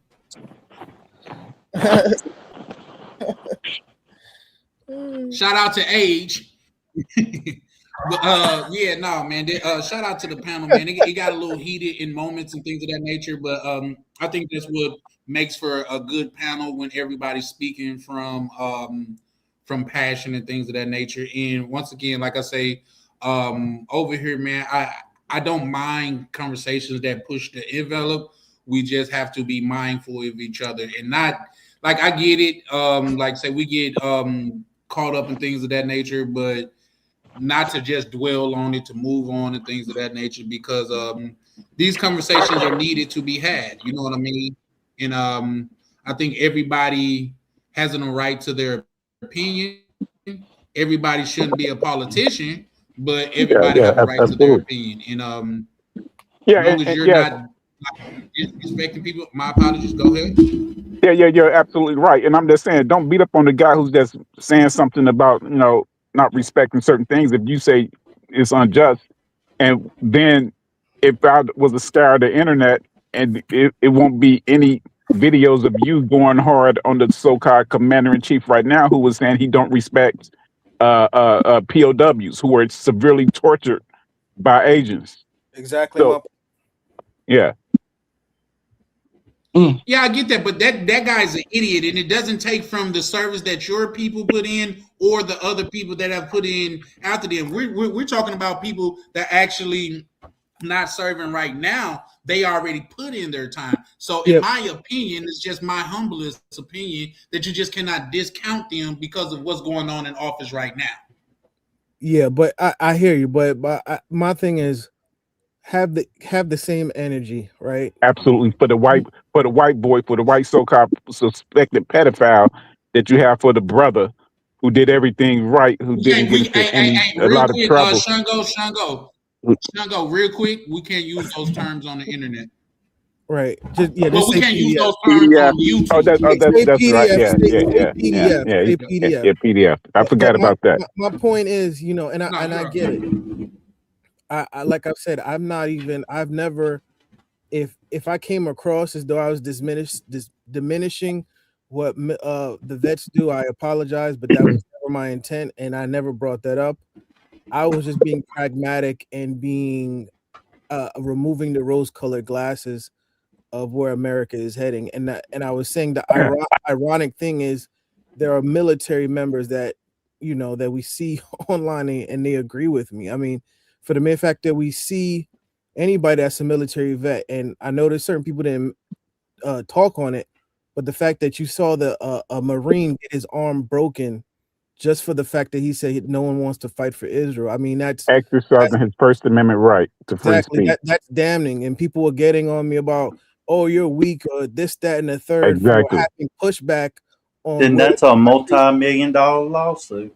Yeah, no, I No, agree. it's not. It's No, like, it's not. No, it is not. So I'm sorry to cut Definitely you is off. not. I'm hold sorry. on, I'm sorry to cut you off, but let me land my but plane. but hold on, hold on. Go ahead and let him Call on defend Let it. me explain something to you. multi-million-dollar Let me explain lawsuit. something Call to you, on bro. video. Let me Let me land explain my something to plane. you real quick, bro. You talking about a Marine and this and that. Yo, when you sign up, you are no longer, you don't have rights like that. There is such a thing called UCMJ, the Uniform Code of Military Justice. You don't have rights like regular civilians have. You are judged by a whole different set of rules. So that Marine who was up there, no, and like the person just said in the chat, he can say whatever the fuck he cannot say whatever he wants. You cannot say whatever you want when you're wearing that uniform. You do not have rights like regular civilians. That's what y'all don't understand. So people Is he who still have never enlisted? served, Is he people who still have never active? served have no idea. You don't have the same rights. Is he still serving the active duty? No, he wasn't. Oh, But but he because was he in the having a uniform. Oh, No, but because I so understand what Was Miguel was is saying. When you're actually in was he not active duty? yeah, that's, yeah. I see what Miguel is saying. was he active duty? Yes. I believe he was active duty. He was active because if you're not why are you still wearing it? Where if you're not and I believe he was if memory serves me, he was an officer. So once you're done with that, you're done with your commission. Why are you still wearing it? Like, I'm not active duty no more. I'm not in the military. I'm not going to be walking around in my damn uniform. Even though I served and I'm down for everybody that served in the armed forces. But okay, that was a point in my lifetime. I'm not. That's like Here's the Al. thing, That's like some Al Bundy shit. This nigga always talking about them 4 touchdowns. Anybody remember Married with Children? I don't know how old y'all are, but go back and see Al Bundy. He always talking about the 4 touchdown game. So like me, I'm not gonna sit up here. I'm almost 30 years about the military. I'm not gonna be walking around in my uniform like, oh, back when I was in the military, young this and that. You know what I'm saying? Okay, maybe he had the forethought to realize that if he was in uniform, the message would have been even more potent than it was if he wasn't. Well, let me put it to you this way. If that was the case, then he was in the wrong because that means that he was impersonating an officer, and that's a criminal offense right there. Oh, fuck that. Fuck that. Dude, I what kind of overseas go die for Israel, and then now we making rules about what uniform he can wear and what he can't do and this and that. Come on, bro. Those are just rules before A Israel civilian existed. cannot wear an officer's uniform. Sorry, if you're not in the if you're a civilian now, you can't go on and put on your uniform. So hold on, let me get this straight. That's not. When That's no, not hold on, true. because this is where I kind of is a crock of BS. I ain't gonna hold you.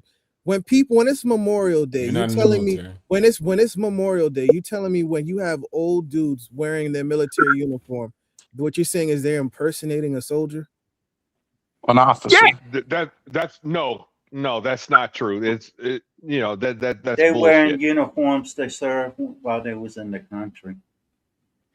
You have the right to wear that uniform. If you serve this country, you have honorable discharge. Okay. Matter of fact, you don't even need an honorable, general. at least a general. Yeah, I was about to say you don't need it. Yeah. Yeah. But yeah, go ahead. You have the right to wear your uniform. I mean, just case in point, and you go to a funeral, for example. There's a lot of people that were prior service that goes to a veteran's funeral. They wear we wear our uniform. You mean to tell me they're breaking the law?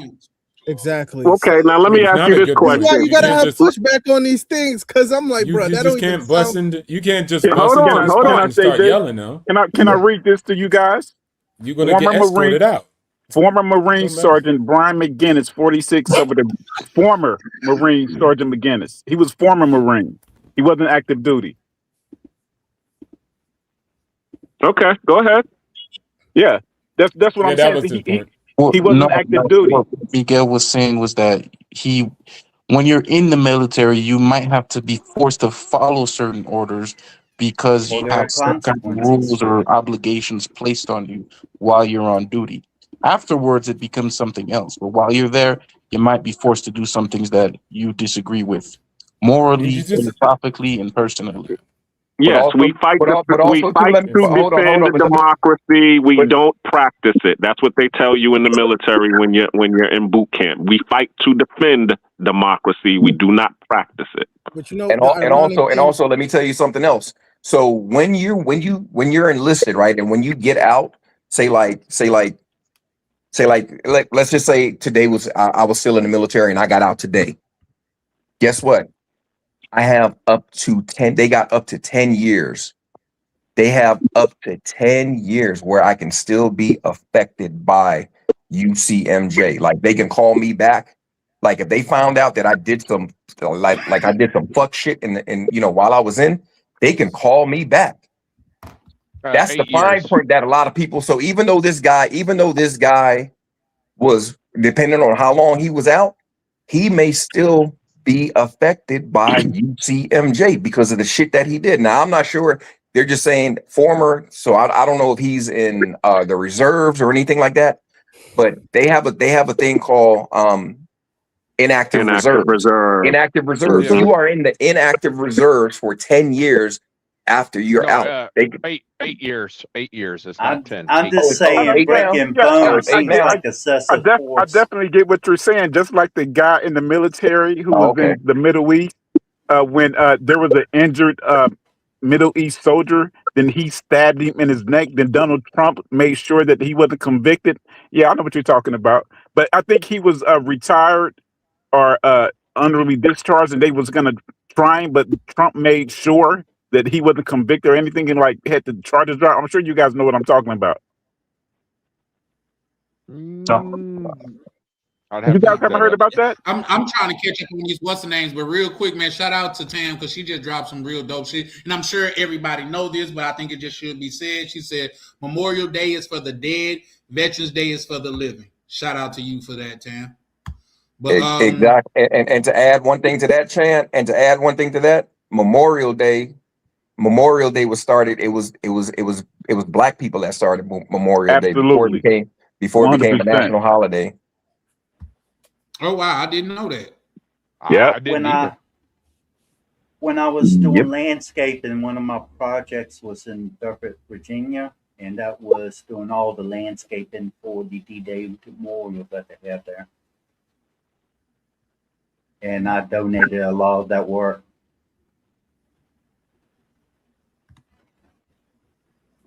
I didn't know that. Okay, that's what's up. Yeah, go ahead and chat. Man, this has been a great conversation. Yeah, At Memorial times, was definitely started by black people. I'm a little heated, but I think this has been a great live. You know what I mean? It is what it is. Is that there's no instability? Oh, 1 second. I'm just shout out to O'Shea Duke Jackson. What's that assistant pulling up kicking for this long? I don't know what time. Well, I don't even know where you at in the world, but Uganda. Over here where I'm at is 1:30. Say that again. O'Shea Duke Jackson, I think he's in Uganda right now. Yeah, but I'm not sure if that's him or like say an admin or something like that. So yeah, for sure. Pretty sure he's in. Yeah, I think you're right about that. Sean Go, but I'm just saying, shout out to anybody that's. Can I address that real quick? Can Go you ahead, go back to that and address it real quick? Can you go back to that and address it? I couldn't hear you say that again. Can you go back to that comment and address it? Absolutely. Before I lose my connection. Yeah, the floor is yours. You got it, bro. Okay. As far as being willing to carry out orders of evil, like I said, there's a way that you can deny following orders. Okay? If they're not lawful orders or they're unethical orders. Because in military justice, even if you follow an order that an officer gives you, you can still be held accountable after the fact and be charged and put in federal prison. Okay. So you do have to be aware of the type of orders that are being given to you. It's like an officer telling you, hey, go wash my car. That's personal servitude. You have a right to tell the officer, fuck you. Yep. Okay. It makes your life miserable. You don't blindly follow orders, but when you have generals that have been approved to go ahead and do something, and they push the orders down to the command, and it becomes a choice of you either follow the order so you can get home, because you're going to get put in this situation anyway, or you go to the brig in federal prison because the orders have been approved from on high. Yeah, that's why I hold the generals more accountable, because they are the checks and balances against whatever the president issues out as a lawful order or a mission.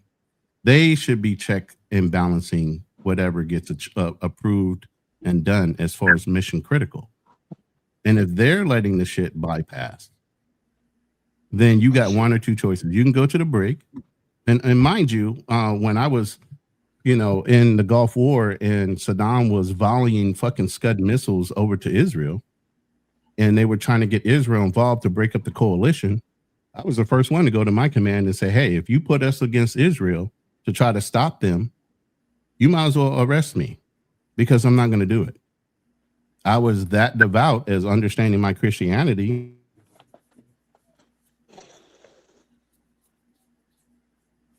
Oh, man.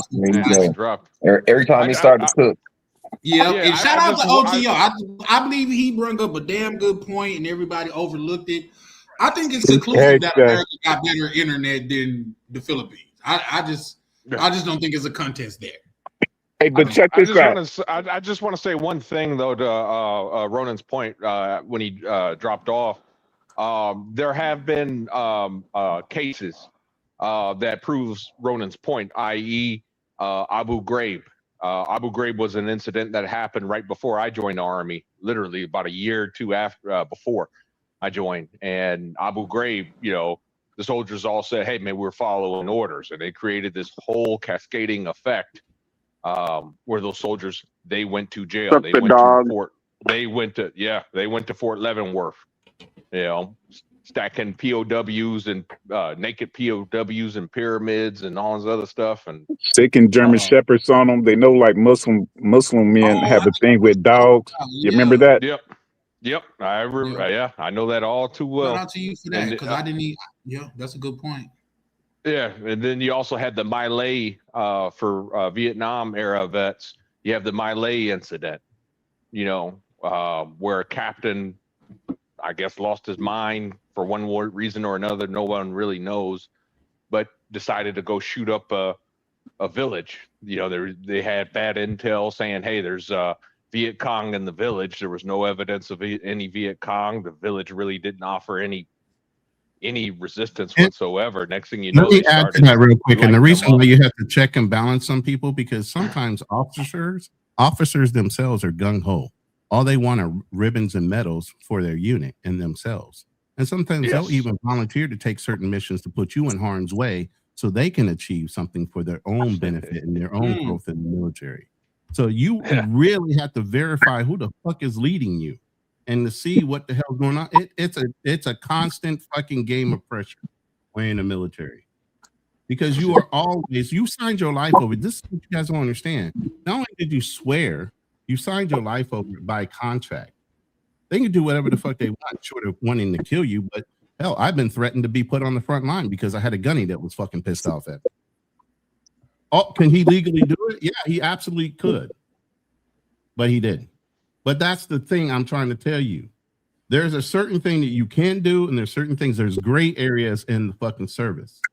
But you got to understand what those gray areas are, and you got to understand what your rules and obligations are. When I went in the military, I didn't go in ignorant. I was a major in architecture. Believe me, I knew every SOP, every rule of engagement, everything my unit could or could not tell me. I was a fucking problem child. I didn't voluntarily do shit. I verified before I did things. But not everybody is like that. So it got me in a lot of trouble. They withheld every promotion I had. But you know what? I didn't care, because even when I got the promotion, they had to back pay me time and service. So it was a savings account. So I didn't even let them hold that against me.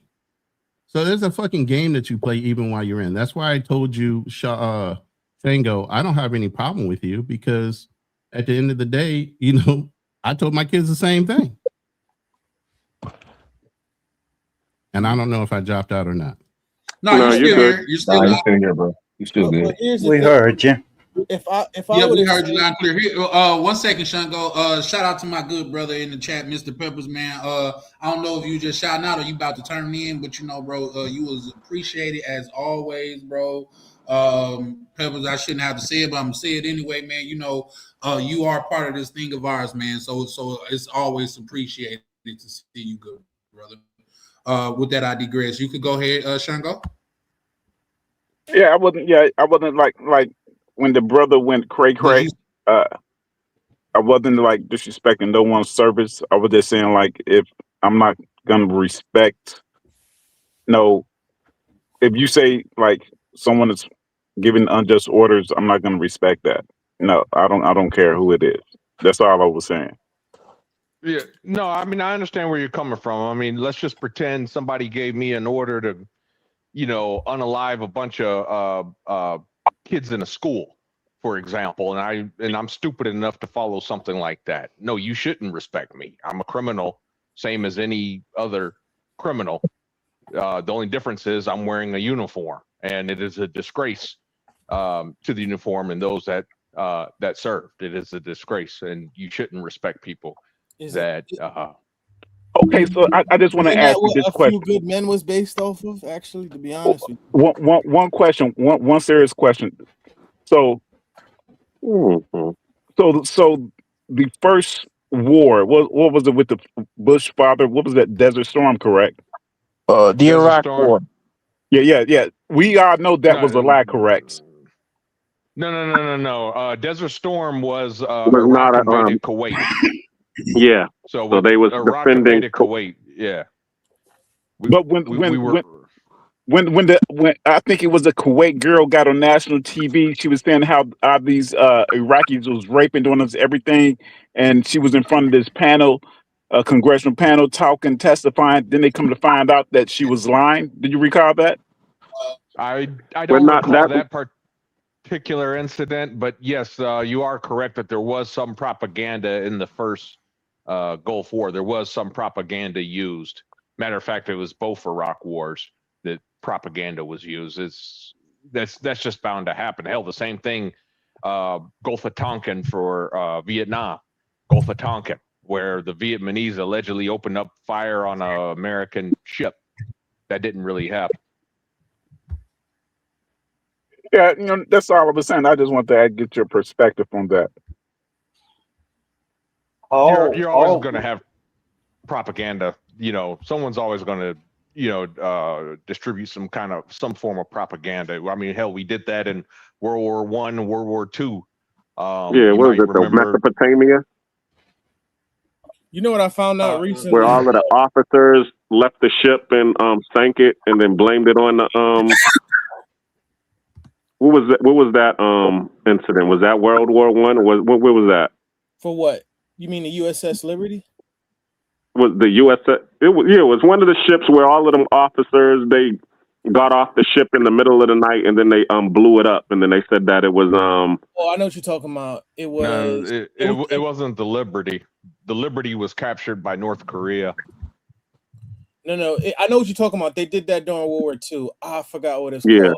To get into a conflict with the Japanese. And the ironic thing is, I was listening to a video about this.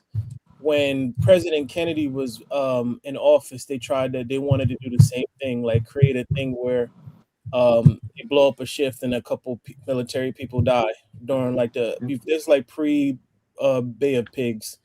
No, it was I'm airplane. saying they tried to basically it was you're talking about the Northwoods documents.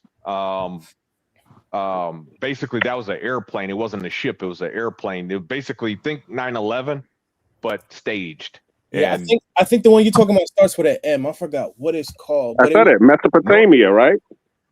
Northwoods. Northwoods. Northwoods was basically Northwoods was 9/11 before 9/11. They wanted to do that shit in Miami. They wanted they wanted to escalate the Cuban Missile Crisis, and they were going to paint planes to look like Cuban planes and fly them into skyscrapers into Miami to drum up sentiment to go to war with Cuba and Russia. Yep. Hey, are any of y'all fathers were like born in the 1940s or late 1930s that served in the military? I had a grandfather born in 33. Okay. Because my father was born in 1941. His brother was born in 1942. And when my father graduated, he waited for his brother to graduate. Then they enlisted into the Marines together. Mhm. And during that whole generation, like family members, like my uncles that were born in like the late 1930s and the early 1940s, even the women, they was like joining the military. It was about like 15 of them straight out of high school. Hey, I gotta go, guys. You guys have a good night. Yeah, same with me. Thanks, Thanks for man. having me on. I'm gonna catch you I'm guys. out. I gotta be up in like 5 Shout out hours. to YouTube brothers KB and Azriel. It's always been it's always a pleasure with you brothers, man. Appreciate you guys pulling up. We finna get ready to wrap up here anyway. So yeah, appreciate you brothers. But I think you said that 3 somebody was hours saying, ago. did I? No, I didn't. Yeah. I probably Yeah, did because it's actually, going on 6. Yeah, you did. Okay, That yeah, was you did. before I even. That's I before think I came Ronan on the them be panel. setting me up though, expat. What you think about that? Let's explore that. I think Ronan them be setting me up. As soon as I be getting ready to shut down, they start cooking. I can't. What type of My what question type is, of who's in credit would I control of be your live busting? stream? I can't hear you. I said, my question is, who is in control of your live stream? Well, the people, the panel, the people of this community. I've said many a time. This is just. I'm If just. you gotta go and things to do, then you gotta do what you gotta do. Well, Somebody put in, yeah. I'm a booty warrior. Who said that? He said, "Oh Somebody no, type. God, I didn't even." You know what? Sometimes I just be clicking through it just to give people they what's the name. I got to start reading those more. That's crazy. My grandfather and his brother was in Korean War. Shout out to you, bro. But yeah, one thing about it is, I like say, me personally, even though some effed up things have went on, I do see the utility in the armed forces here. You know what I mean? And believe it or not, what people don't understand is what makes America a superpower of the world is it was the gold and the military, but now it's more or less the military, the armed forces. Excuse my it's more or less the armed forces. Because best believe if they felt like they could come take this motherfucker over, they would. But they know America's not going. That's just my opinion. Too much pride. Brothers It's that fact. serve chime in, but that's just my opinion. I think it was the oceans.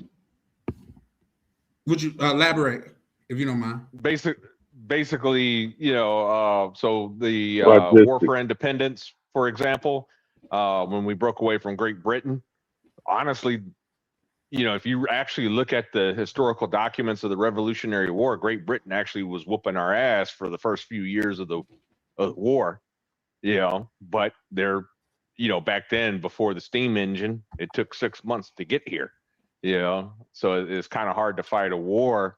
And it was like that for quite a time where we had the luxury of an ocean that prevented navies from setting boots on ground. You got to remember, you can have the most powerful military in the world, but if you can't feed them, if you can't provide their vehicles fuel, they have no ammunition to fire.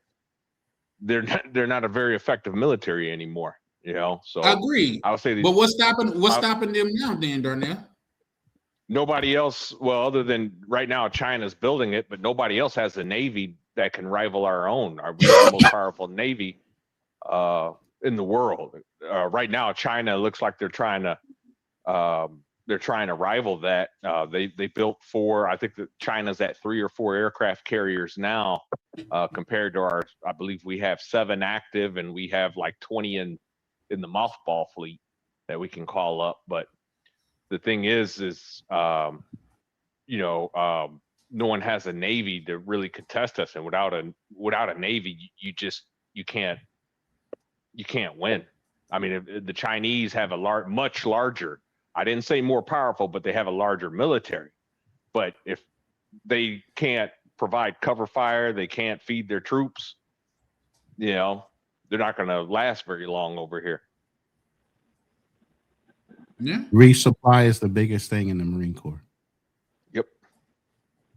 We go anywhere in the world for 29 days on the president's word. On the 30th day, we actually have to pull out, wait 2 days, and we can go back in. That's our mission. But I just put in that's there, all it takes is 2 more days? That's it. Not to be a commission of war. And that's what I'm saying. With us, we already knew without congressional approval, we can't stay on that 30th day. We have to pull out. That's beating every Marine's head. Yep. You can go anywhere in the world on the president's whim for 29 days without anybody else's permission but the president. Now, this is what an illegal order is. That's why I put that up there. A non-CCO or officer has to be able to question what a legal order is versus an illegal order. You have to know the difference. They don't put dummies out there, but at the same time, when you got a chain of command that just follows through and not pushes the issue of congressional approval, you're a peon when it comes to that. I haven't heard that word since I left the South. Yeah. Peon. I think Ronin CIA. Ronin and O2O. OTO. Somebody put that in the chat earlier. I'm not gonna lie. When I first went in the military, my objective was to go work for the CIA or the FBI. Mission accomplished. She just ain't telling you. No. I'd let and you know. most people that serve in the CIA or Black Ops or Special Force groups that are not supposed to be known about, they're not going to openly admit that they are in those types of things. I mean, I have my ultimate top secret clearance. Believe that. Yeah. I already control a village over 2,000 people. So what else can I do at the moment? Just keep on. The CIA, the expat too. I'm grouping them all together. That's the CIA crew. They coming over here to keep us black folks in line. Shout out to you. Hey guys, this is where we're gonna stop it at. Anybody want to give out any parting words before we get up out of here? Because I want to come on tomorrow. I do, but shit is gonna be late when I get up, so we don't know. Oh shit! Yeah. There's something. One for 8 o'clock. I'm sorry. Say that again. Scheduled a live for 8 p.m. tomorrow. Oh, you got a live going on? Yeah, I'm gonna try it. I mean, I just scheduled it on StreamYard while y'all was arguing. Well, me personally, I tried not to argue, but it did get a little bit it got a little heated, but that's what happened when passion is involved. Like I say, it didn't go like say where people was, going too far, but it did get a little bit passionate, and rightfully so. People got the right to feel the way that they want to feel. And if that's the case, especially people that have put their life on the line, just think if I put all my work into this, just hypothetically speaking. I put a lot of work into a house, and it may not be shit to you. I done worked on this house for 5-10 years, and you just pull up and be like, "Yeah, I see what you did." They're like, "It look better, but it's still a piece of shit." Like, I'm gonna be offended by it. You know what I mean? So yeah, because it had code violations and all this other stuff. It's a store out in the community. So, like, Charlie, say for example, I'll pull up on your house while you working on it. I ain't gonna sit there and complain. I said, say like for example, I pulled up on your house and you actually working on trying to fix it up. I ain't gonna point at fingers and stuff like that. I'm gonna grab a hammer and help you out. See, but that's not what people do. See, like say, that's what most people don't do. Right. You see what I'm saying? But that's what make a community. That's just like when we had that big was that storm up here. They went online and took, on the news and took goddamn it credit for the community coming together and cutting people trees out of the yard and stuff like that. Oh yeah, we got out here and we did. It wasn't y'all, it was the community. We didn't see no city workers, no nothing out here. It was the community, and goddamn it, they took advantage. They took credit for that. I'm saying that to say what you just described, Expat, was something that was neighborly, something that's humanly to do. Most people just point, oh, look at that. He ain't gonna get that spot in his house. It's gonna be still look like they rather criticize than to help. That's just like, and keep in mind this. We live in a world to where a person could see somebody get shot or really hurt. They rather record it than actually help somebody. Exactly. And I can kind of relate to that because, like last October, we had a flood here in our village in Thailand. The villagers didn't wait for the government to come save them and give them assistance. They got out there and did it themselves. And I was out there helping them, sandbagging and stuff like that. When they ran out of sand and didn't have no more in that area, I paid and ordered more sand so it can help protect many of the homes. And after that, I helped feed people. I helped rebuild the homes and everything. I did that out of my own pocket. That's what it means to help people without expectations of anything in return.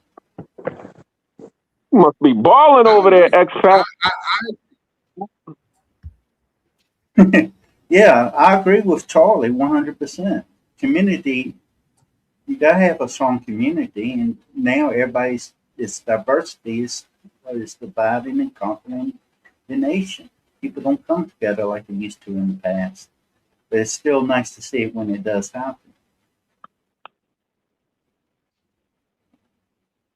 Yeah, you're right. People don't come together like they used to in the past. That's why we're trying to make America great again. I don't know what decade or what generation that was, but no, I'm just being a little sarcastic.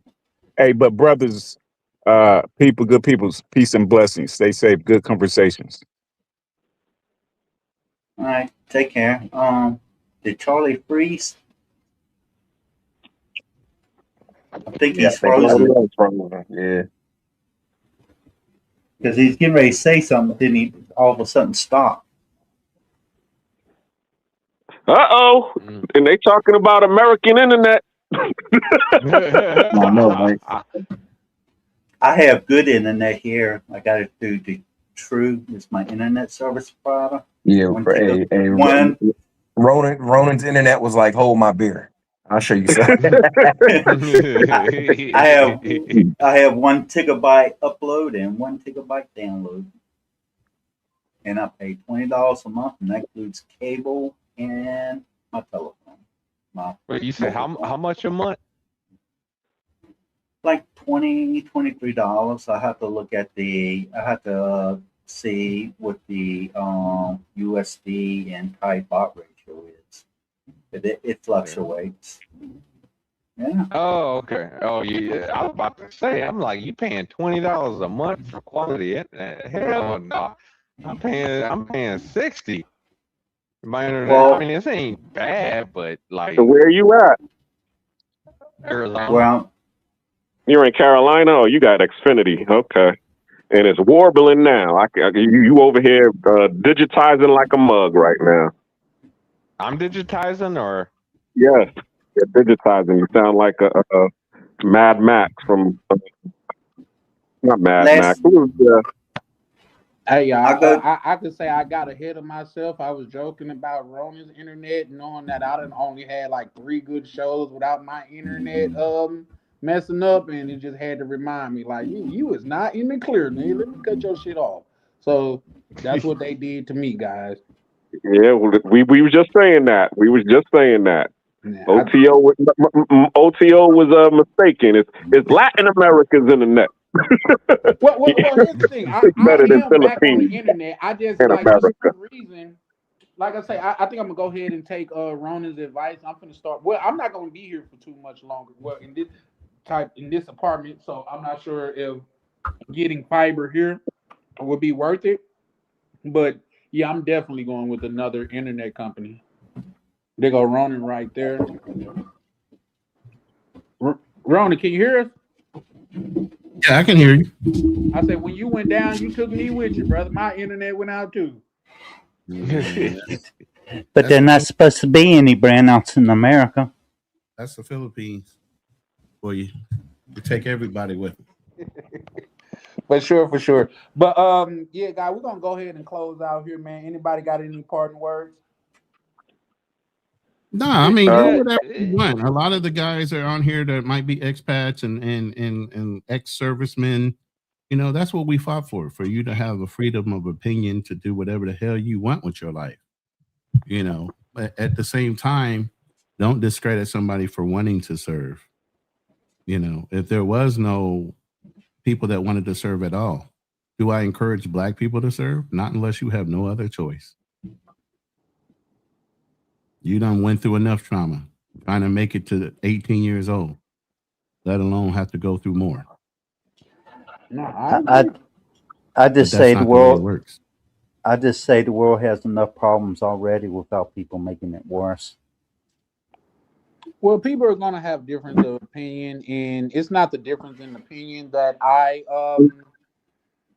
have a problem with. It is the not respecting It other people's opinion. You know what I mean? When I say respecting, I mean like you don't have to belittle somebody because they believe something different than you do. You know what I mean? So yeah, I get that and things of that nature. And like I say, I am an army brat, so I am and not only that, I could show y'all like say I could get into my family history and like say it goes through my grandmother's uncle. You know what I mean? So and it was far away. Like when I say far away, I'm talking about the pictures of him in his service uniform was in black and white type shit. So there's that, but yeah, no. So it's never a time to where agree or don't agree. I'm never gonna put down the armed forces over here because, or like say, is there other choices out there? Yeah, for sure, but I'm never gonna say, well, America is no good because what I tell people is this, like say, and I know people could go into it. I'm not talking about the man, I'm just talking about the action. Jay-Z, a person that grew up in the projects of New York, which is like extremely poor and stuff, especially for out there, he'd have made enough money in his lifetime to where he'll be able to pay for his grandchildren's way of life. And you cannot do that everywhere. Yeah. With that, I land. I mean, that's true. I just wanted to say that, man, one of the things I want to say is that people lie, but numbers and charts do not. It's just data, raw data, and they don't lie. So when you got certain things that seem to align and stuff like that, and like I said, Ronan, you get a chance. I don't know if 020 is still listening. Hey man, you take a look at that USD Swiss franc chart, man. I'm telling you that there's But something. now, what you have to understand is this, okay? You got people out here who are going to, you know how let me just use this as an example. Okay, you've heard of the bank run, right? Yeah. Where they do the run of the bank because there's panic in the water, so everybody runs to the bank in order to get their money out, and that's going to create a problem. So what do people do who understand that the panic is going to actually cause people to run to the bank, to everybody at the same time to withdraw all of their money to so that it's going to create that problem. So you got some people who are going to actually try to support the bank to prevent the bank run from happening. So you're going to see a lot of service members who are going to say, we don't want you to be able to speak ill of the United States because of the fact it's going to create panic in the water, and it's going to create it's going to create a ripple effect, and everybody's going to be wanting to make a run for the borders and that's what's going on right now. I mean, with all of this going on, I mean, with the U.S. going against Iran, with Iran, doing what they're doing in the Strait of Hormuz, and clogging up the oil pipeline, and fertilizer and gas going up, it's going to create panic. So you're going to have those people who are going to say, "Hey, we gotta toe the line so that we don't make this panic even more bigger." And that's what you're seeing online, and that's here in this panel. So just understand what you're looking at. I mean, me personally, I'm black first. Wherever I go, because and I agree with a lot of what you and Azriel were saying, because I am black first. My father did fight in after World War II. He fought. I mean, he was a part of the occupation after World War II when they had the Korean War, and he was stationed in Okinawa. So I also had family members who fought in World War I, and actually fought in the Civil War. And as you was talking about, and when they came back home in their army suits and in their military uniforms, it was segregationists who was telling them, "All right, nigga, you back home, but you better get your ass in line because you still a nigga here." So I'm one of those people who, as I said, I do support my country because I know my family built this country, but I'm black first. So I'm always going to come from that standpoint of being black first. And but as I said, I see the people who are going to defend and try to control the panic that's going on and prevent the panic. So I just let them do what they do because I do have benefits here as well. So I need them to do what they do because I don't want my apartments and my funds and my benefits that I got going on to crash. Because what am I going to do if this whole thing does collapse? But I'm also not dumb. I do know that you can't be the big dog forever. So because you can't be the big dog forever, you're going to have your plan B and have your chips in other baskets. So that's why travel is important. And I'm going to leave it there. You know what I'm saying? As OCO and OCO and Roman was saying, do what you do. Just be smart about it. Understand, what's going on. Yeah, as you said, understand the data, but also don't be over here, being like Chicken Little when the sky is falling because it is going to create panic. And I'm done. Shout out to you, man. Appreciate you pulling up Black Cleaner. Once again, guys, let me remind you guys that we're saying our last words. I brung Lee up because his phone did go he did lose power earlier. So I wanted him to be able to say his parting words and things of that nature.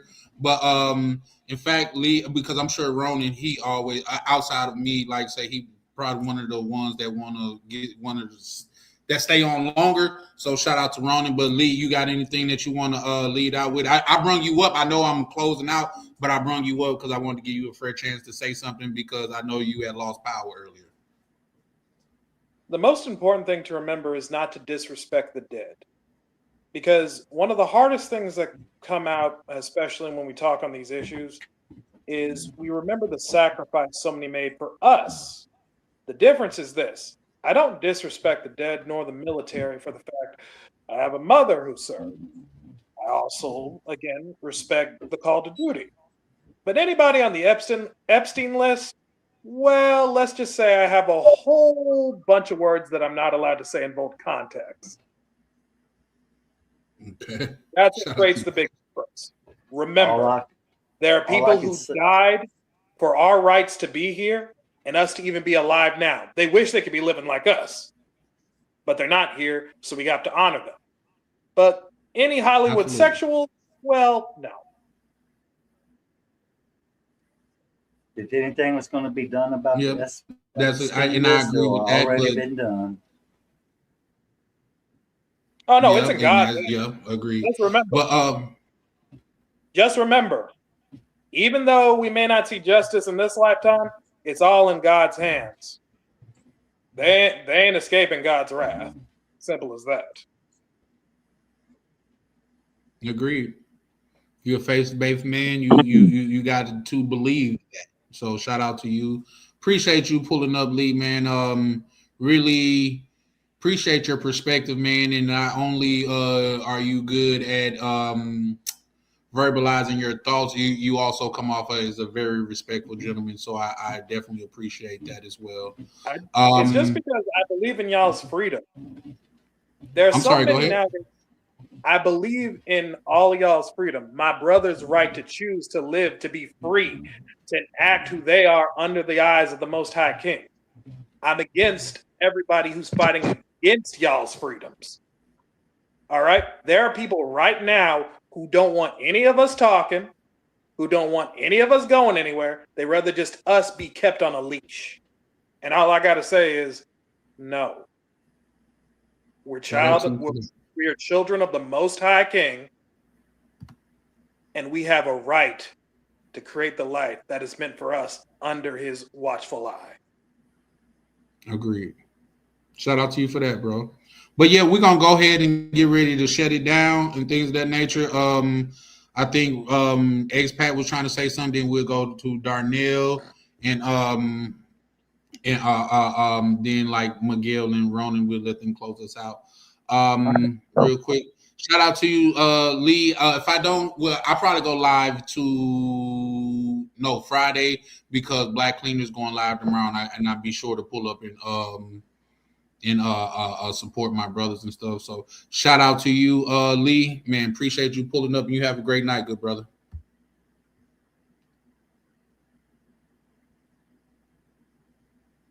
I'll just say real quick, thanks for having me on the panel, and I'll let you close stream the way it goes quickly. I definitely appreciate it. To you, X-Pac, man. Listen, appreciate you and your perspective, and I also appreciate when you say let you say something real quick. It is actually generally real quick. So shout out to you for that. I try to keep it to the point. For sure, man. So shout out to you. Yeah, take it easy, Buttercup. What Strungo said, you've been shutting it down for 2 hours. Yeah, I know. Listen, man.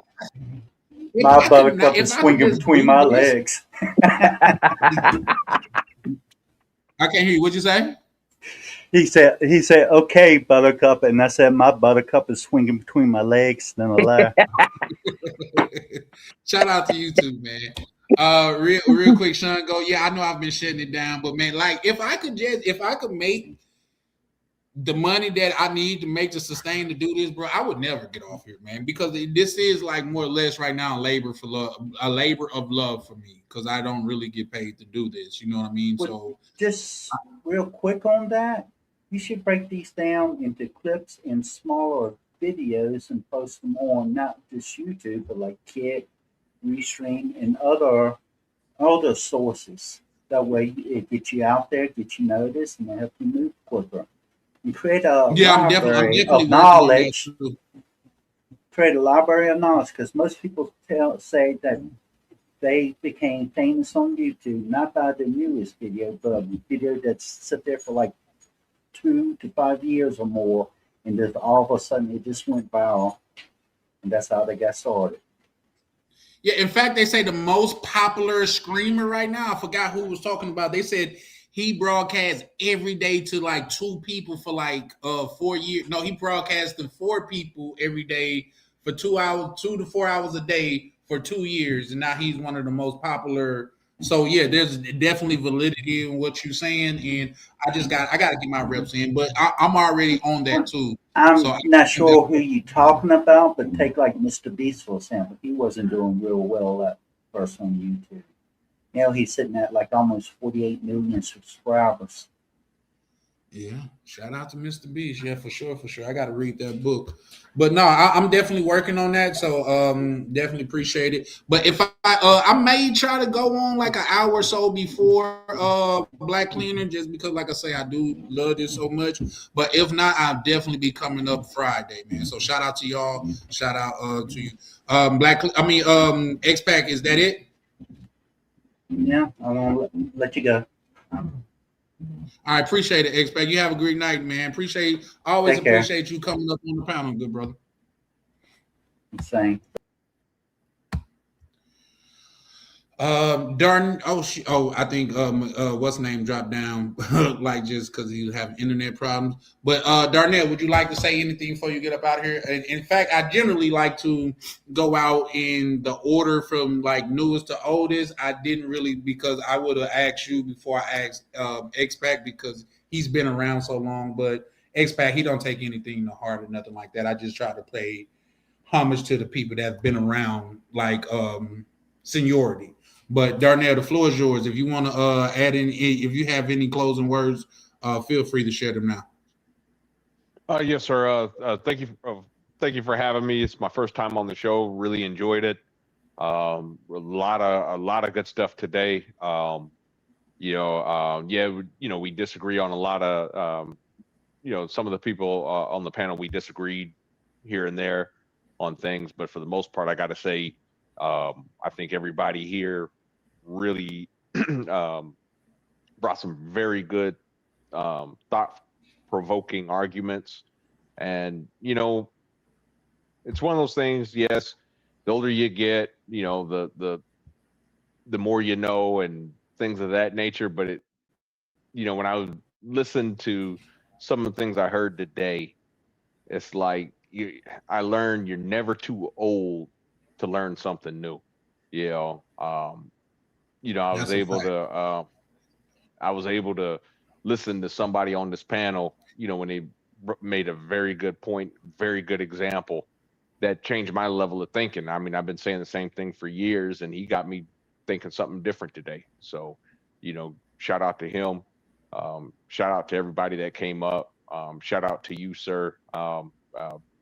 Really good show, and thank you for having me.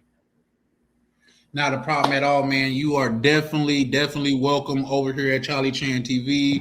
Not only do you bring a different perspective, but you also bring respect and being courteous with you, man. So that's something that we definitely value over here. So definitely appreciate it. And anytime you see me in this my panel, feel free to come up, brother.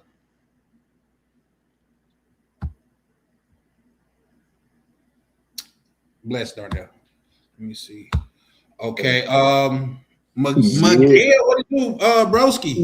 Yeah. The troublemaker, save the troublemaker for last. But not. So no. I'll tell you, like, if you rock with over here, you've been rocking with us, man. It's kind of like you got to put some respect on some people's name over here. You know what I mean? Man. And I'm So I apologize, to the panel for crashing out, but I'm never going to stand for no disrespect to the service. I don't, you know what I'm saying? So like the people that I bled and sweated with for years, you know what I'm saying? Went to war with, I'm not here for it. So, but with that being said, I just want to, I know I heard, I want to piggyback off of something that Ronan said, and he was saying, like, if you don't have any other option, that's the only, I think he said something like that would be the only time he would advise people to go check out the military. So I just want to give just another angle, or just take that comment and run with it from a different perspective, so to speak. So, and I'm going to use two examples. I have an uncle. He did 20 years. He did 20 years in the Army, retired, got his pension, got his VA benefits, and got his Social Security disability. He came out of the military. He went into the military at 17, came out, and, he did 20 years, came out and never worked after that. He was like, I did 20 years. I'm not doing no more. You know what I'm saying? Came out at 37, and just the money that he was getting, just and now he's like in his 70s now. So just food for thought. So, and then Jay's brother, matter of fact, he did the same thing. He went in at 17 or 18. I can't remember, and he's gonna be out here in a couple weeks. He did his 20 years, retired. He got his military retirement. He got his VA benefits. Then he got his Social Security disability on top of all of that. His brother, he is 51 or 52 right now. It's Unc's younger brother. He didn't work. He came out the military at 37, and that's it. He said, that's it, I'm retired. And he is bringing home over 120K a year since the day that he left the military. So I say that just food for thought for anybody that, that may be struggling, not knowing what to do. And this isn't for everybody, but it could be a viable option. And this is what I tell people all the time. Learn the game that you're playing. Learn the rules of the game that you're playing. And I mean, you know, a couple people on, you know, on the panel earlier, they was like, oh, well, you know, it's racism and all this and that and blah. But okay, show me one place in America that you're gonna go that you're not affected by racism. So this is what I'm saying. Like, don't let somebody else's, for lack of a better term, fear mongering or like thought of what you should be doing with your life prevent you from getting the bag. Because had I not even been like, I was in a bad situation when I got in the military, but that's neither here nor there. Otherwise, I would have did my 22, and I would have my bag would have been even bigger than I'm getting right now. So that's all I'm saying. Like, you know, yeah, you may have to, you know, there may be some times of strife, but just because you join the military doesn't mean everybody has to be on the front lines. You know what I'm saying? You could work supply. You could be in the kitchen. You could be a like my son. My son was in the Air Force. He was an avionic repairman. He worked on jet engines. The one that was in the DR with you? Yeah. Okay, He worked on jet engines. So I mean, you know, if you have the aptitude, you definitely can be more than just, you know, just a frontline personnel. You know what I'm saying? So like it definitely offers you something, and then the benefits at the end, you know what I mean, they far outweigh the BS that you're gonna have to put up in everyday life anyway. Like if you go on a regular job, it could be racist people on your damn job. You know what I'm saying? So like like I tell people, just know the game that you're playing. You know what I mean? Know the game, figure out the rules, and then manipulate that board, manipulate that chessboard to your outcome. You know what I'm saying? Like, so my outcome right now is I'm living in a whole nother country. I retired early, you know, but like I said, had I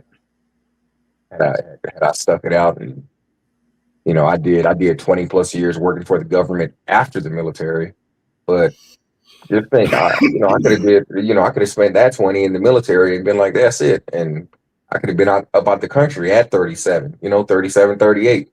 Right. Like, so yeah, so that's all, man. It's just looking at this from a different perspective, a different angle. You know what I mean? Because like a lot of us, we don't have, I have so many friends right now that's like, damn, I wish I would have went. I wish I would have went to the military. I wish I would have went. And they said some of the same stuff that I was hearing tonight. They said, man, and this was around the time, it was so funny. This was around the time when, what was it, Boys in the Hood? When, you remember that famous line? Oh, a black man don't got no place in this white man's military. Oh, okay. Yeah. Oh, okay. Okay. But guess what? I'm getting paid for that for the rest of my life. Yeah, and it's definitely a strategic move, you know what I mean? But like, just not to like just go too far into anything like that. But I agree with you on that, Miguel. Just think about all of the young brothers whose life could have been saved had they went to the armed forces. Right. They died over nothing, a night at the club or something. You know what I mean? Facts.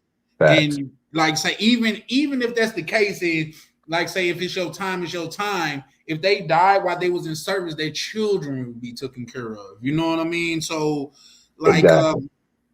Yeah, I completely agree with what you're saying, and you got some validity to it. That's why I tell people, that's why I want to be sure, to make sure that I'm not on the side of disrespecting the armed forces. You know what I mean? That's just not what I do, because, like I say, not only I have family members that have served my mother and like say other people in my family, but I do understand the importance of the armed forces as our safety in America.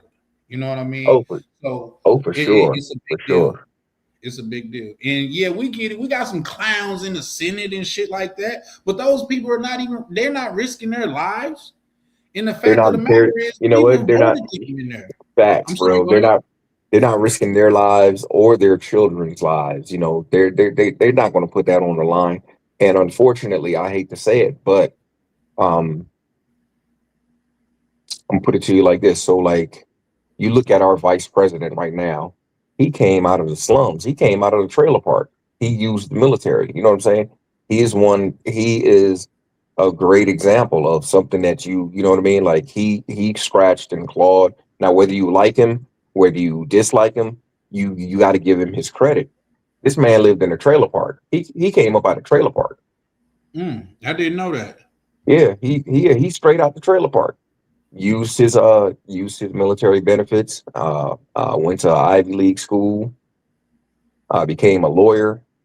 You know what I'm saying? So there's definitely there's definitely benefits, to serve, man. I like when you serve, it's now, don't get me wrong, there is you are gonna have to put up with some BS, but you got to put up with BS on a daily basis anyway. You know what I mean? Yeah, for sure. Yeah, no, I agree, and that's why, you know what I mean, a lot of times people take what they have for granted until they don't have it anymore. Mm-hmm. You know what I mean? So that's my thing on that. So it is what it is, and like I said, I'm not here to harp on anyone, but oh shit, god damn it. Oh, 1 second. Yep, no. But yeah, I'm not here to harp on anybody. It's just that like everybody want to be gun-ho about this, that, and the third, and that's just simply not the case. But yeah, I'm gonna go ahead and get ready. I was looking for just my little outro song. For some reason I can't find it. I guess the internet don't want me to play that shit for some reason. But yeah, no, that was my whole thing on it. You know, I just want people to understand, like, just because that's not the way you see it don't mean, like, say, and I'm sure that, say, especially the young gentlemen, and I can't speak for them, but I don't think they intentionally came off disrespectful. A lot of times, like the old folks say down south, you don't even know what's coming out of your mouth right now. Yeah, that's what. Yeah, that's what. I probably need to go take my meds, but that's what triggered me a little bit. So, because it was like, like it was kind of like, whatever, man. I'm gonna leave it alone. I ain't, because Yeah, I feel. But yeah, also, I'm gonna because leave it I'm from the alone. South, I'm full of old school sayings where they'll just say, "Let sleeping dogs lie." Yeah. It was, and like I said, I have a it's only a couple things that I that I still get that fire in my belly about, and that's like, don't talk crap about my service or anybody that served. I don't care, because I'm like this. Even if you could have been the worst soldier in the world, but you still volunteered. Yeah. You volunteered to put your life on the line. At any given moment, you could have been in any conflict anywhere in the world. So that alone. So like the brother was talking about, respect for the volunteer, because it is a volunteer army. Until we until they run out of volunteers, then they probably bring the draft back. So that's that whole selective services thing that you're supposed to sign up for at 18, But that's a whole nother story. Yeah, man. Good panel tonight. Good chat. And man, yeah, we'll link up and do this again. Yeah, absolutely, man. And you know what, bro? My apologies, man. I be so busy sometimes, McGill. Like, time get away from me, bro. But I'm be trying to hit you up before the week is out, man, so we can converse on that, man. It's completely on me, and and I'm gonna take responsibility while on live, man, not being true to what I said I was gonna do. But man, this goddamn ring, do you know this shit come every 30 days? Bruh. I'm just waiting on them one time to skip 130 days or something, man. Like, fuck. So I gotta stay eating, man. But with that being said, bro, like I definitely gotta link up with you and Black Cleaner, man. Just because, man, like I said, I still want to get that content out there, but I definitely also appreciate what you and Unc got going on out there, man. I think you guys are like, for sure, man. And shout out to Rainier and Misha, man. They came out, man. They came out for 2 weeks, man. They showed love. And let me tell, oh man, I know you're trying to get up out of here, but for anybody that my cousins, man, what you see is what you get. They are authentic. They are so authentic, bro. They had me in stitches the whole time, man. I love them, man. They had, like, I'm telling you, I don't even know what to call them, the odd couple or whatever, bro. I'm telling you, they go at it, bro, and they are so funny, but they made for each other. You know what I'm saying? It's like they the perfect, like, like a puzzle piece. You know what I'm saying? They just come together like some Legos or like some Voltron, or like Voltron or something. And they just, bro, I'm telling you, I love them, bro. I can't wait for them to come back, man. We had a ball out here. Like, I mean, just on some. A lot of the times we ain't even go nowhere. We stayed at the hotel and we was just chilling, just chilling, watching TV in the pool, whatever. I mean, we spent the majority of the time we spent hanging out right here at the hotel because it's everything that we needed. You know what I mean? Like, the maid would cook, or we would get on. Like one day I got on there making hamburgers. We did hot wing, man. We did wings. We did all, bro. You name it, we did it, bro. It went down out here. It went far. It went by those 2 weeks. They went by far too quick. It was over too soon, man. So I can't wait for them to come back, though. Yeah. Now, shout out to them, man. I really fucks with them. Like Rainier, a good brother and stuff like that. And a lot of times, like I said, I fuck with him because he mean what he say and he say what he mean. You know what I mean? I don't detect no ungenuineness in him, but man, shout out to Rainier. You know what I mean? Shout out to that whole setup, because another thing that I liked about that I didn't get a chance to express earlier, which I hope you guys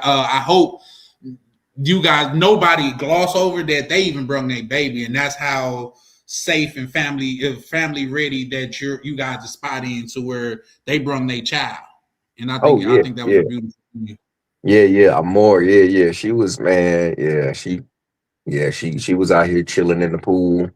You know what I mean? Like, yeah, we had everything, man. It was a good time, man. So yeah. I know she probably too young, but she gonna take look back at them pictures, be like, wow, my parents had me out in Cartagena chilling with Aunt Jay and cousin Miguel. Like, yo, crazy. She went international before her first birthday, so that's what's up. Exactly. Man, it was a whole vibe out here, man. It was, and oddly enough, her channel is vibing with Misha, so it definitely was. It was a whole vibe, man. Yeah, no, I gotta clock in. I gotta check in with bro probably later this week, because I know, like I say, when I get back to the States, man, I gotta decompress. You know what I mean? I hear you. Man, I got to get back acclimated to this bullshit. Now, here's the thing. I'm saying that to say this. All of this shit that we got to get into, the rat race and shit like that, it's like me clocking in at work. You know what I mean? Like, man, I'm here. I'm not smiling or nothing. I'm about business. So when I get my bread up, I'm going out here and I'm kicking it. You know what I mean? So facts. I'm letting Rainier and them get back acclimated. I'm gonna hit up bro and just chop it up with him and shit like that. But I'm sure everybody that came out there and rocked with y'all, they give you guys beaming reviews, man. No cap. They give you guys beaming reviews, like especially on the safety part. You know what I mean? So I'm trying to put something together with some of the brothers, and we're gonna pull up out there too. Oh, that's what's up, man. Matter of fact, this where I'm at right now. I'm for no reason at all. I'm just chilling at the hotel. for no reason at all, other than that, like, it's like, that's the reason. It's because you want to. It's yours. When it's yours, you can do what you want. Hey, yeah. So I look at it like this. I'm on vacation away from my apartment. My apartment is like a 10 to, depending on pace, 10 to 15 minute walk.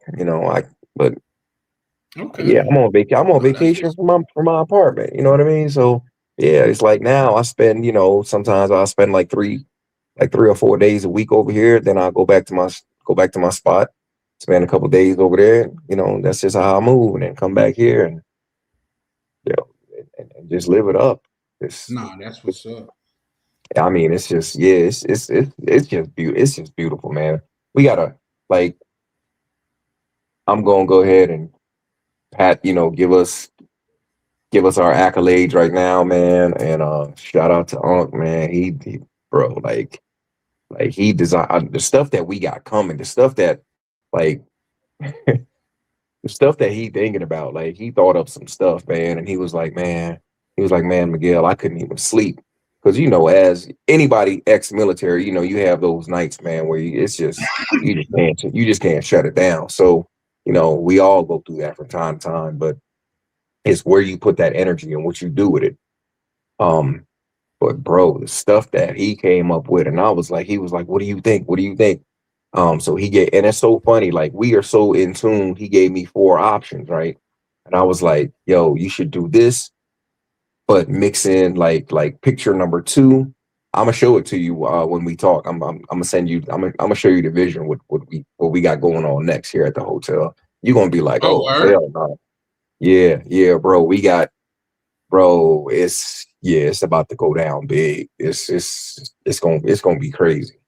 I mean, it's already crazy. Like everybody who comes out here, they just like, because it's an unknown spot. This is like a hidden gem. You know what I'm saying? And so like when people come out here, they're like, yo, I ain't even realize it was like this. Because we're good in the neighborhood. People walk around. We got it's a mall like a block and a half away. They got restaurants all through, and it's like we're helping to bring when when people do stay with us. That's an influx of money into the community, so the people really like it. And plus, we do stuff, right. like Christmas. We did a toy drive, for like the single moms or whatever. You know what I mean? Who's having trouble with getting gifts and stuff for their kids and things like that. So yeah, man, we really help out in the community. You know what I mean? So everybody, like we walk down the block, everybody, hey, everybody speaks, and it's good, man. Like, even the police came through. The police was like, hey, yo, if y'all want any extra, they came up. We gave them some drinks, sodas, sodas and juice. We was like, they asked us. They said, man, do y'all want any extra patrols? Or we was like, no, we good. But they know we out here, and Right. we see them now, patrolling. They riding by on a motorcycle and stuff like that. But yeah, I'm seeing them a lot more because I think they just want to make sure they're like, well, damn, we got a mix of, we got Americans out there, or we got foreigners out there, and we got like a lot of Colombians out there, that come to the spot. Like they'll rent out. We have like a day pass thing that they can get, and people will just come and chill at the pool. Like it's open from like 9 in the morning until 4. You could do a day pass. We started that. We just recently started that, and man, people taking advantage and they come. So, Okay. yeah, man, we got. That's what's up. We Like I got. said, I Yeah, can't wait to get out there and support you, brother, man. yeah, man, we got drinks on tap. We got we got the kitchen. Yeah, hey, the kitchen it goes down in the kitchen, man. It goes down. So yeah, we definitely got. Like I say, bro, you gonna like, hey man, your chain is gonna be on the floor when I send you the photos of what we doing next. Man, I was like, I call Unc the mad genius. I was like, Yeah, yeah, no, bro. I can believe it, man. Y'all work already speaks for itself, man. So what if you can say you building a magical rainbow out there, bro? I have no choice but to believe you. You know what I mean? Just because your track record says that shit, y'all see things through to completion. So man, shout out to y'all. Yeah, but we got something extra special coming. It's gonna be, man. I can't wait. I'm like, man. Every day it's just like it's just like, damn, we did it. You know what I'm saying? I'm just like, for real, I can't even believe like this is my life. You know what I mean? And then, you know, sometimes I be getting so excited that I wanted to, you know, try to counsel like the younger people, like, you know, we've been in the back office, man. And, Yeah, for sure. I try to counsel our certain young brother who would remain nameless. You know what I mean? And be like, bro, go ahead, man, and do your thing, bro. You can, you know, and you can escape the matrix too, man. But yeah, that's what. Yeah, my only thing about that, Miguel, is don't let that one experience, because that one person didn't take the advice, man. I'm sure, like, man, it's a person out there, a younger person, to where, man, they will sop up all the game that you putting down, man, like a sponge. You know what I mean? Like, don't just because it was one person didn't understand the blessing that they had in front of their face. Just my opinion, my plea to you is don't give up on everybody. You know what I mean? Oh, no doubt, no doubt. And you know what, man? It like, I just see it. I see it so much. And like, especially when we had like a lot of the guys came out for the CTG Fest. And it's, you know what I mean? You get a lot of like-minded individuals. And we also had a lot of veterans, man. And like, there was this other dude, man, military, he got when I tell you, it's brothers out here just like, living life on relax mode, you know, because they worked hard in the beginning, you know, they dedicated 10, 15, 20 years, whatever it was, to the military. And now they just living life on easy mode. Like, I'm talking, and I'm like, bringing home over 6 figures by not doing nothing. Like they're done working for the rest of their life, and they got this income coming in for the rest of their life. So I mean, hey, I ain't the sharpest knife in the drawer. Like I was muted. I didn't even know I was muted. But I was just saying that's a beautiful thing, for sure, man. And we need more of that, man. We need reason why, and I can't speak for like say everybody else, but reason why I became what I became throughout my life, because the example of what I became was right across the street from me, like was around the corner from me, was like the people that was getting money. And if we had people that was doing it the right way, and my mistakes are my own, so I'm not blaming it on nobody, but I would have had something to see that, man, this is achievable. You know what I mean? Yeah, like, that's why I say that's why desegregation in a lot of moments more or less hurt our community than helped our community. And I'll tell you why. When those well-to-do black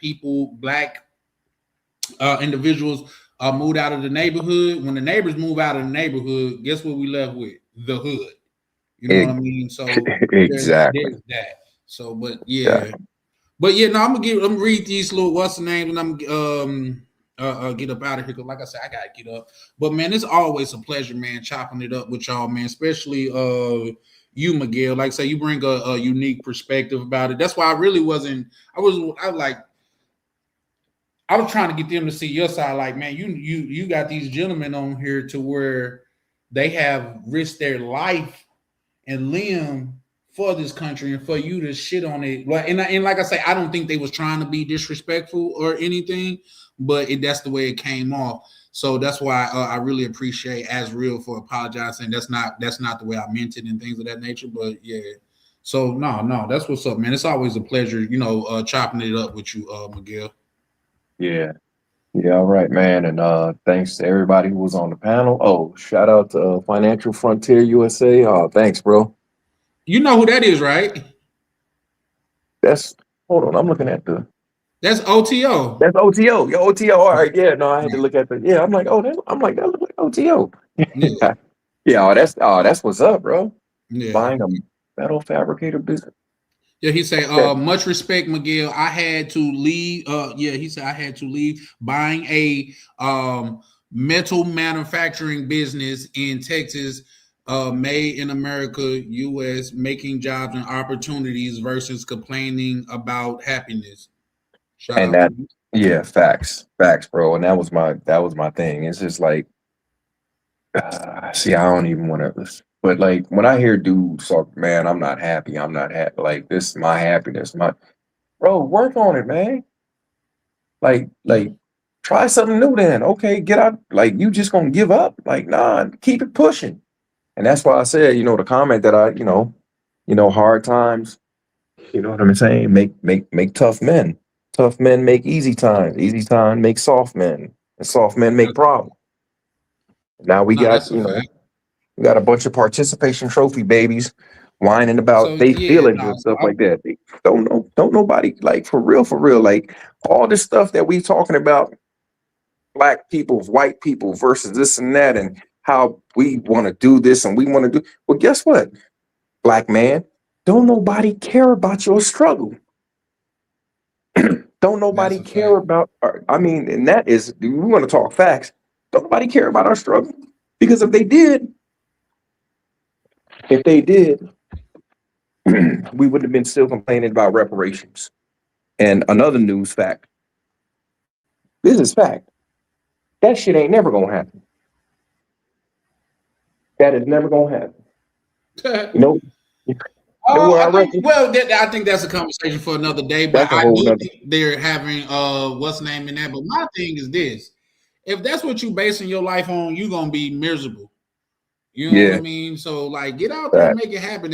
Listen, even if they coming, meet that. That's just like if a bus was so far away, man. We meeting that motherfucker halfway. We ain't finna just sit here and wait till it get to us. We got them in walking. We gonna meet it en route. Yeah, You know what I I mean? couldn't, So bro. there's that. But There was times, I'm telling you, there was times I had 3 jobs just because, like, I mean, until I got put on the, on the right job.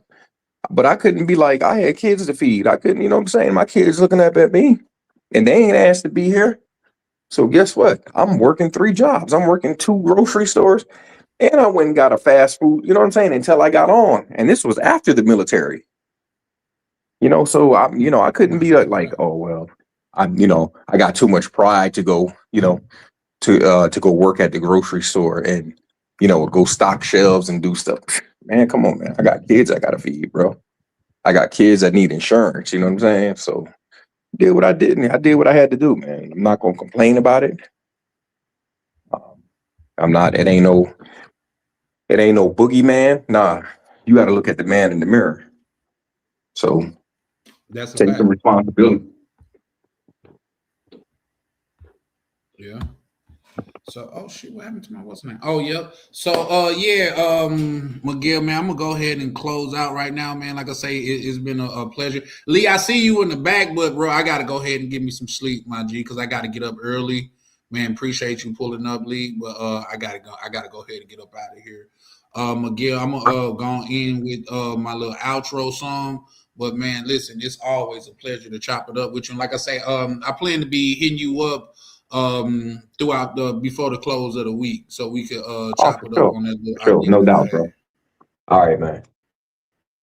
All right, man. Take it easy. Good night. All right, good night, Bless, Dad. man. You have a All good right. one, man. This is All right, bro. Yep, for sure, man. All right, Miguel. All right. First off, man, appreciate everybody for pulling up on the panel and things of that nature, man. Really appreciate the conversation that we had. Shout out to Ronan, bro. We did numbers tonight, Ronan. You know what I mean? Shout out to you, bro, because it was it was definitely a work of art what we had going on tonight, man. So let me get myself the screen right fast. It was definitely a work of art, man. So shout out to you, Ronan, man. I want you to know, bro, that you are appreciated, man. We did numbers tonight, and I even got a couple of subscribers out of the deal, which is kind of crazy because people still watching and haven't subscribed, bro. Listen, I could see if the subscribe button was like you only get a certain number of them a month or a week or something like that, bro. It's free. Just imagine if you had unlimited money, bro. Somebody walked up to you like, bro, can I get $1? Why you gonna tell them no? You got unlimited that shit. Especially if you're being entertained by what they got going. You know what I mean? So with that being said, make sure to hit the like and subscribe. But this is Charlie Chan with Charlie Chan TV. Let me take this down. Okay, yeah, with Charlie Chan TV, man, y'all have a pleasant night. This is the outro, man. Love and peace to all. Yeah. Late nights. Open mics. Truth only move when the room got order. Mr. Peppers and Prime on the control. Welcome to Charlie Chan TV. Yeah. Three beautiful women, whole panel in a vibe, vibing with me. She set the tone when she look you in your eyes. Tam talk straight, no no disguise. And a smooth with it, every word calm but precise. Chat going crazy, yeah, the numbers stay live. Everybody got opinions when the combo get tight. Different views, same table, respect, stay intact. Late night panels where the feelings meet facts. Late nights, don't sleep, don't sleep.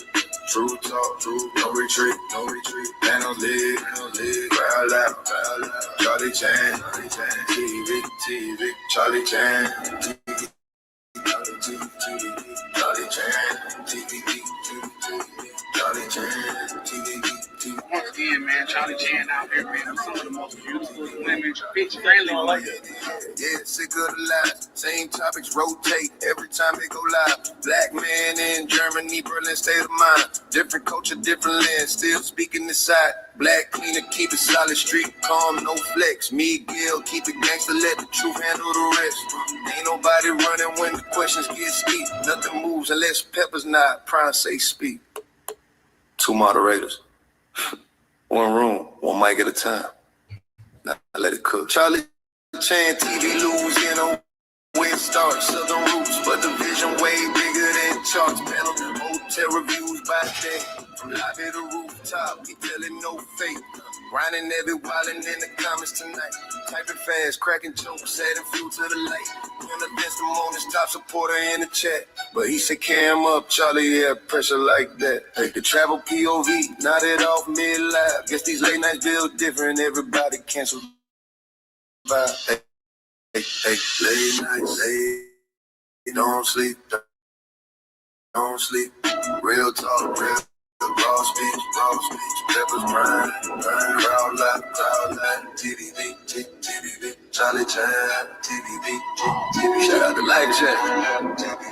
Shout out to Replay Game. Shout out to supporters who keep the lights on. If you're here every night, we see you. Let's talk. Charlie Chan TV. Charlie Chan TV. We out here at Ryan's party, man.